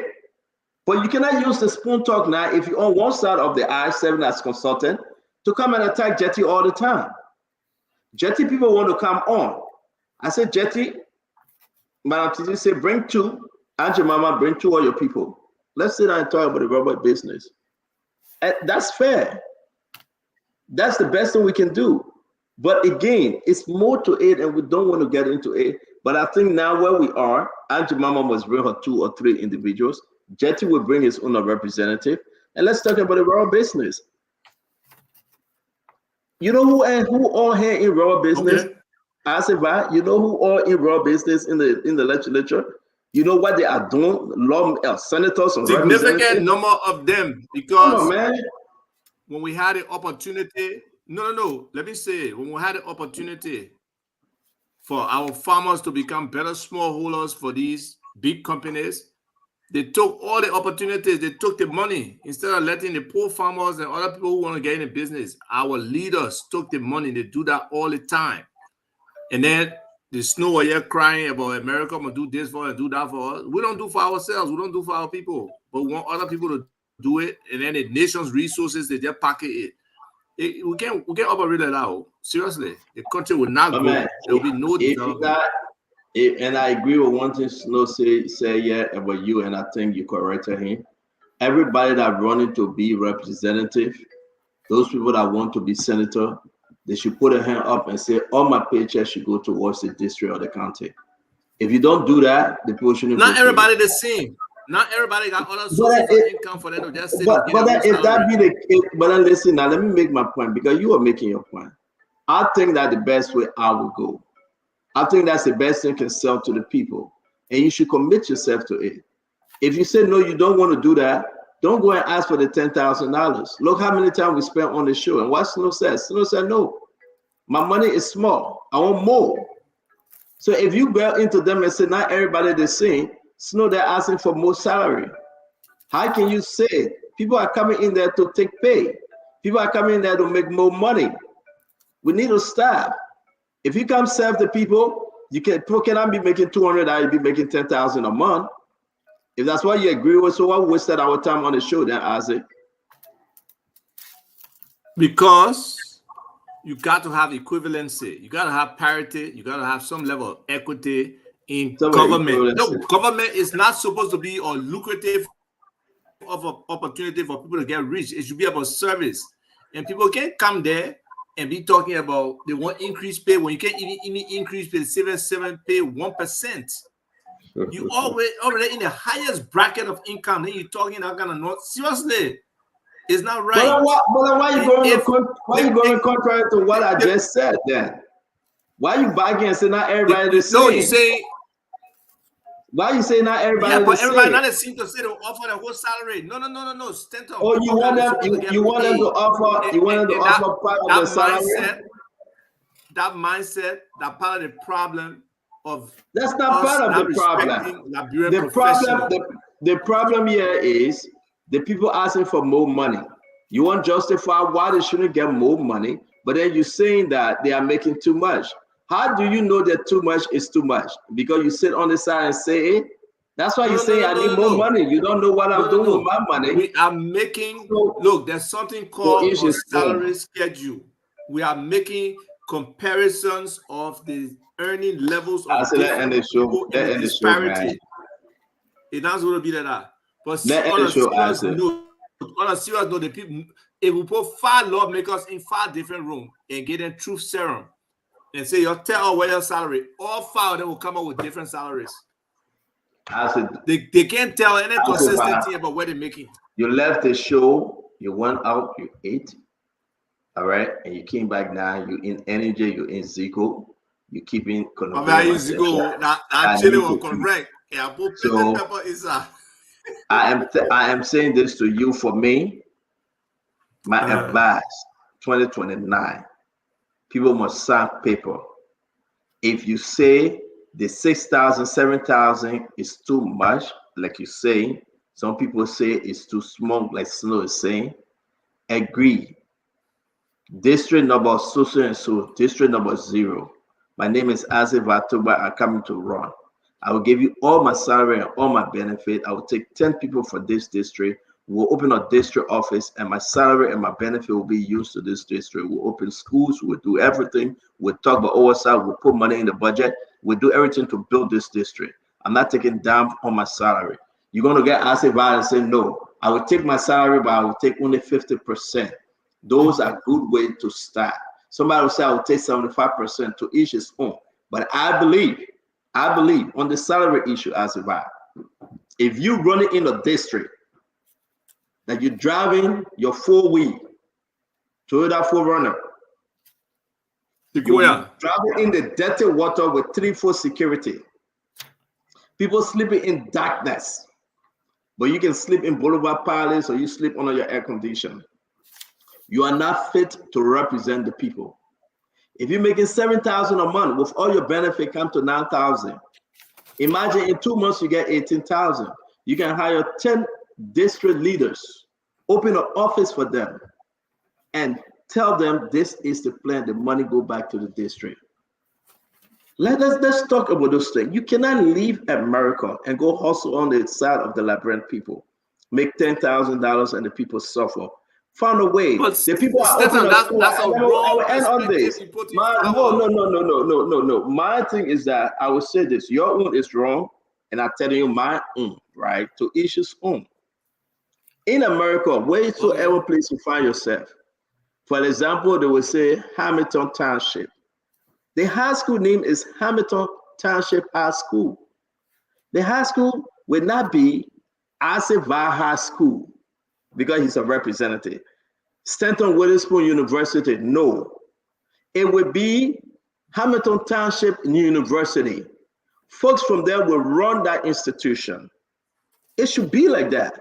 How many representatives running their own school in the country? And yet it's significant number of them. Do we have district number 1 middle school? Montserrat County district number 1 middle school. Do we have district number 1 clinic? Do we have district number 1 resource center where students can go do after school program? Do we have those places in the country? No. But everybody, how much those people working with? They're working with 10, 20,000 others. It's time to say, sign a paper. If you have a lawmaker like Ronnie and say he will take pay, don't vote for him. If a lawmaker cannot give back portion of his salary, like you saying it's too much and I'm saying it's too much, I give 100% of salary back. I tell the Liberian people, take 100% back. Give me 10 members of this district, 10. Open up district office. Take care of people's scholarship. Do the charity program with that money. You can get 20,000, 40,000. You can build a district institution. Name it after the district. People from the district attend our school. Elementary, middle, high, and high school. You can do that. Why are we here crying so much? It can be done. It can be done. They met best school in the district, but the school that they met need to for the high school, to for the university. And that's why it's not sustainable. That's why it's not sustainable. If he leaves that position 1-2 years, it's gone. That school not exist. You're gonna take it. If you give it to the people and say you got a body vest on? No, man, come on, Jack. If you give it to the people and say this is district number 1, my name is Colonel Remy Gray. District number 1, River says this is district number 1 school. You find 3 buses and say this is district number 1 buses collecting students carrying the order to district number 1. You get your people working in that district, and the people will make money. Let's say you're making $7,000. Take 10 people, pay them. They will do a decent work. How many communities in the district? And that's why I admire somebody like Leo. That's why I admire Leo Johnson. Because Leo has spent years trying to build a Liberian Learning Center. And he named a Liberian Learning Center. He didn't buy his own land. He put it on the Pinsville city land. Let the ownership be it's not for him. He said it for the people. Municipality. He said it for the people. It's not for him. He did the right thing. Yes. He said, I will yes, follow enough the for land him. and- So and- that kind of sacrifice, that kind of voluntary desire Brother, to I will satisfy say other people, this to to help you. people, that and not let run it come to you promise is impressive. I build school for the Liberian people, but it ain't my name.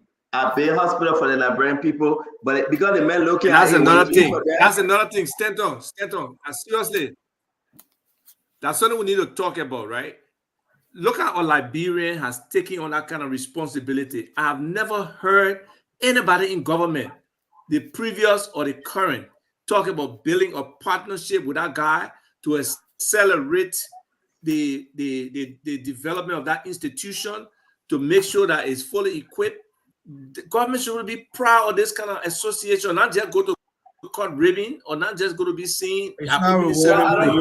They should partner with somebody like Leo or other Liberians. I don't know more about Leo. I don't know more about Leo program. Can Leo come on and talk about the program? Leo, I just brought Leo here. He asked Edwin Snow his question. Leo won't come on, he will call. He know what to do. He's not stranger of the network. Okay. Leo was panelist here before you, and he left. So he know how to get in our chat room. So, but my thing is that at the end of the day, I'll tell you what though. If anybody want to run and you want my support, you got to sign certain MOU can agree that you get 50% back. What are you trying to say? Of your salary to the people. Some of the young people who ain't got no Really? savings, ain't got no money, they can't run. That's what you trying to say. Those people can't afford to get a whole salary. That's it. Then you get 50% back. Let be an agreement that is we'll do an agreement. You get 50% back. No, but you know, let me say this. Albert, you know how many communities in the district? Some district get 8 communities. Some district get 25, some of them 35. Yes, 30, yeah, I agree. Albert, hold on now. Some district get 15, 12 community, right? You can tap into those communities. People say drinking dirty water. When you can bring, forget LEC now, what member are they trying to try? But if you go in those districts and say you do a 2-2 hand pump, right? Water treatment, you take it there. Trust me, you come and you lobby, people will help you help that district. People think that this thing is hard. Let me say this, my last thing you're coming. You turn your salary around for the benefit of the people. Nelson, when's your show? Stand up, I gotta tell you, thank you. You just reminded me, I reached out to one young lady. She did a video, and I gotta send it to you for you to watch it. If you see that video, you understand the challenge that Mo Ali has at water and sewer. That whole infrastructure is basically destroyed all around the country, all around, especially the Monrovia, Bourgeois Island, all those areas. It's not a small challenge. The people building the buzzing point, no, nothing, nobody can, no guardians as to where you're going to build, where you're going to dig. The LEC, the Liberia water, nothing, all the everything is bad. So if you go in a district, don't ask and say the government will do it for you. Don't fight the government. You can go in there, you can make law, you can fight and bring something to the people. But everybody running with this thing that I would take my paycheck, I would take my brand new car, I would build my house. It's about them. No, it should be about the people. Go and serve your people. Find a district. It really should be. Serve the community. Get the money back. Tell the people what you intend to do. Soccer team in that district, high school, middle school, elementary school, daycare, after school program, build it up in that district. St. Joseph came here, 25 some more yellow buses he came back. You think he paid for it? St. Joseph lobbied for those buses. It was some of us contribution to St. Joseph, to tell you the truth. Don't you think St. Joseph was to say for Monserrato? Every school boys and girls as a vibe that going to school first thing in the morning from 5:30 in the morning to 8:30, they ride on our buses free, and let's get some incentive from the government because he's the senator of Monserrato. If you get 25 school buses, children are walking going to school, no bus for them. But St. Joseph say we'll pay something cheap and get money and we'll do this one. No, let me say this to you. Find a district. Look at the district, Jimmy Jolocon. Look at Project High Institutional Estate. All the school children there, they will be walking to school there. The school bell rings, it's time to go home. The children going to school, they can't reach. Then school over. No transportation. And people say it's a it's sad okay situation with our for them lawmakers. to go and do X, Y, and Z. Brothers and sisters, I would say this. There should be a new day in Liberia. You should be able to empower the young men and women. You should create a program that the district can serve herself. And if you're making $10,000 as a lawmaker, give it back to that district. Bring people in, lobby it around for buses. Don't depend on the LTA. Imagine in the morning, you can run that school bus from 5:30 to 8:30. Everybody in school. Let the bus go hustle. By anybody with uniform free. Yeah, you gotta get uniform. You gotta get your school badge. Take them from Steven Tower Estate Junction, Chicken Soup Factory Junction, just from the junction, drop them off. They will make it to go to school. But you go sit down over there and say, no, that my boss will make some money. That blah.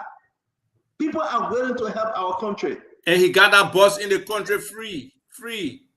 What do you call it? Tax waiver, tax exempt, or they get them through containers. They get stuff in the country. Look, seriously, man, we really need to. Look, Edwin Snow talking about a new Liberia based on war crimes code. No, a new Liberia should come from our thinking and a coordination of people with shared minds trying to drive some kind of agenda where they can get similar people in position. That's it. It's not going to happen because if a lawmaker can't get money for war crime code. No. We pray to see 2029. If anybody say they need my support, the Congress say you will have an agreement to sign. You cannot be helped and you make all that money and you run away and don't serve the people. The Liberian people need to benefit. The children going to school, they need to eat after school. They need to get an after school research. They need to get an after school program, computer program. They need to be physically fit, go to after school activities. And when they go home, there's something for they just went table and go to bed and get ready for the next day. Because teachers, two different set of teachers. The afternoon teacher will come to teach the student how to do their homework. They're not going home.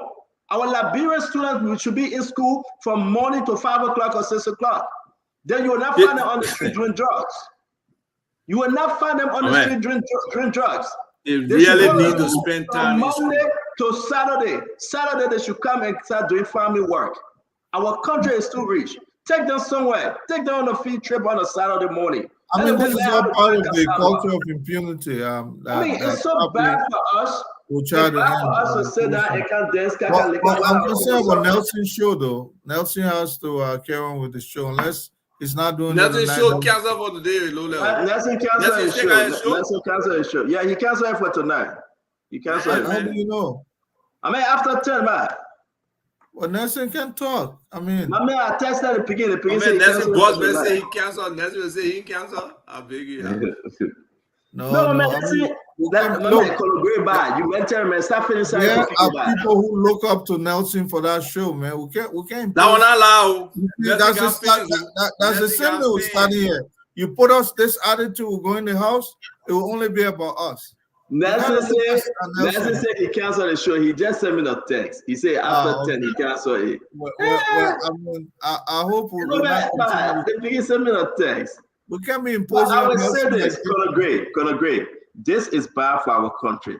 Have you seen the children? You went to Liberia recently. The children can be walking to school and school over. They ring the school bell and say time to go home. And many can go late. Many can go to school. Imagine rainy season. Imagine rainy season. Yeah, you get whipped before you even get to school. Oh, your uniform dirty. That's why go to school, nothing to eat. The next attraction is the ghetto right by. You don't have to walk that far. You just go there and go chill. You know? Yeah. You see, I think if you put the kids on the bus, they will not have that distraction. My brother. If you know that you get money, don't run to be a lawmaker. You get poor people that go and hustle in the place that say they fighting for the people. Poor, hungry people, some of them. You know what the other guy was trying to put the kid on the bike? Yeah. You'll beat him again? They go hustle. And that's bad. It's just not good. How many buses you need in a district? You can come here and buy a kid or be buses there. So school that, I've said the truth. So school that just get a packet, they won't donate it to people. They just get them. Yeah. The school buses, nothing wrong with them. They just their packet. They won't give it away free. No, our problem is maintenance, though. I agree. So you can But maintain okay. Seriously now, you won't tell me say we can find 6 or 7 mechanics and bring them over here, let them work on those buses and get solid training on the repair, and then they go back and be the trainers for other people, and we get some of those buses. We can. But unfortunately, none of that. If you say you got free buses here, some of the government officials will say they won't come inspect the buses, like they know the technical skills to assess a bus. They will just won't come make trip and not actually get the benefit for people. They did that with the entire Walter Reed clinic. On Walter Reed Medical Library. The people wanted to give it to Liberia free, based on arrangements that people like George from and others were making. But where our people won't do, they won't inspect, they don't even pay for the container. Same way, a hospital in Hawaii going out of business, willing to get the equipment. Librarians say they gotta send somebody to Hawaii to go inspect. Like they got the technical knowledge to inspect. In the army back in the days, we used to have motor pool. All the government vehicle will service them there. I wonder how GSA managing with her fleet of cars. Go ask Mary, bro. And she asked for your number and she called you, go ask her. Brother, let me say this. It's important. Oh, Mary bro, have your number? Yeah, I gave her number to Mary bro. She asked me. Is Mary bro stay at GSA? No, she's not. No, she's not. LEC. Oh, okay. No, she's not. She stayed in contract with LEC. We try to chase her from there.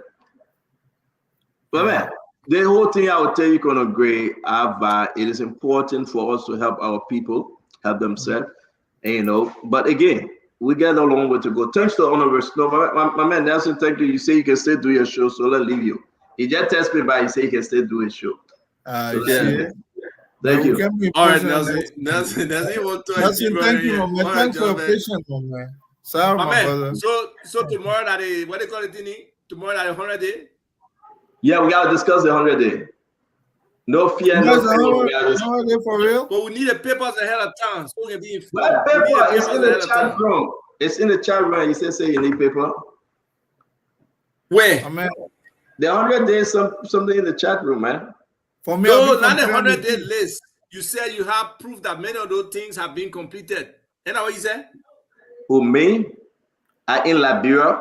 Me? Oh, I thought you said it. I thought what you said. You better not misquote me here. Don't do that. No, what I said, I believe that Stephen Johnson will put that thing together and send it to us. No, I was asking you a question. You say 45%. Then I asked you, how do you know? 45%. I said based on the high level objectives. I don't have nothing. I don't have nothing on 100 days, brother. Let's go. Let the begin do his show. Nelson, do your show. Okay. Yeah. We'll discuss it. Thank you. Yeah. Oh, Nelson, man. Have a good night. Take care, John, man. All right. Okay, Colonel Gray. And well, folks, we want to say thanks for being here tonight with us. It's been a great time on the Spoon Talk. Of course, this is where you get authentic news about the happenings in the country. And I want to say thanks to all of you for following tonight. Many thanks to our followers on YouTube, Spoon Talk Live, on Facebook, Spoon TV, Fabric TV, and Super TV. Thanks to the folks across Radio Lane who have been following on several frequencies across the country. Thanks to Gibi FM 90.9 for always relaying the program. Thanks to Trust FM in Bomi County. Thanks to Trend Radio in Grand Crew County. We appreciate all of you for being here tonight. The invitation is yours to join us tomorrow. Another great edition of the show comes up. Until then, have a good night. My name is Nelson Collet. Liberia is all we have. Let's remember to keep the peace. Until then, have a good night. And bye-bye for now.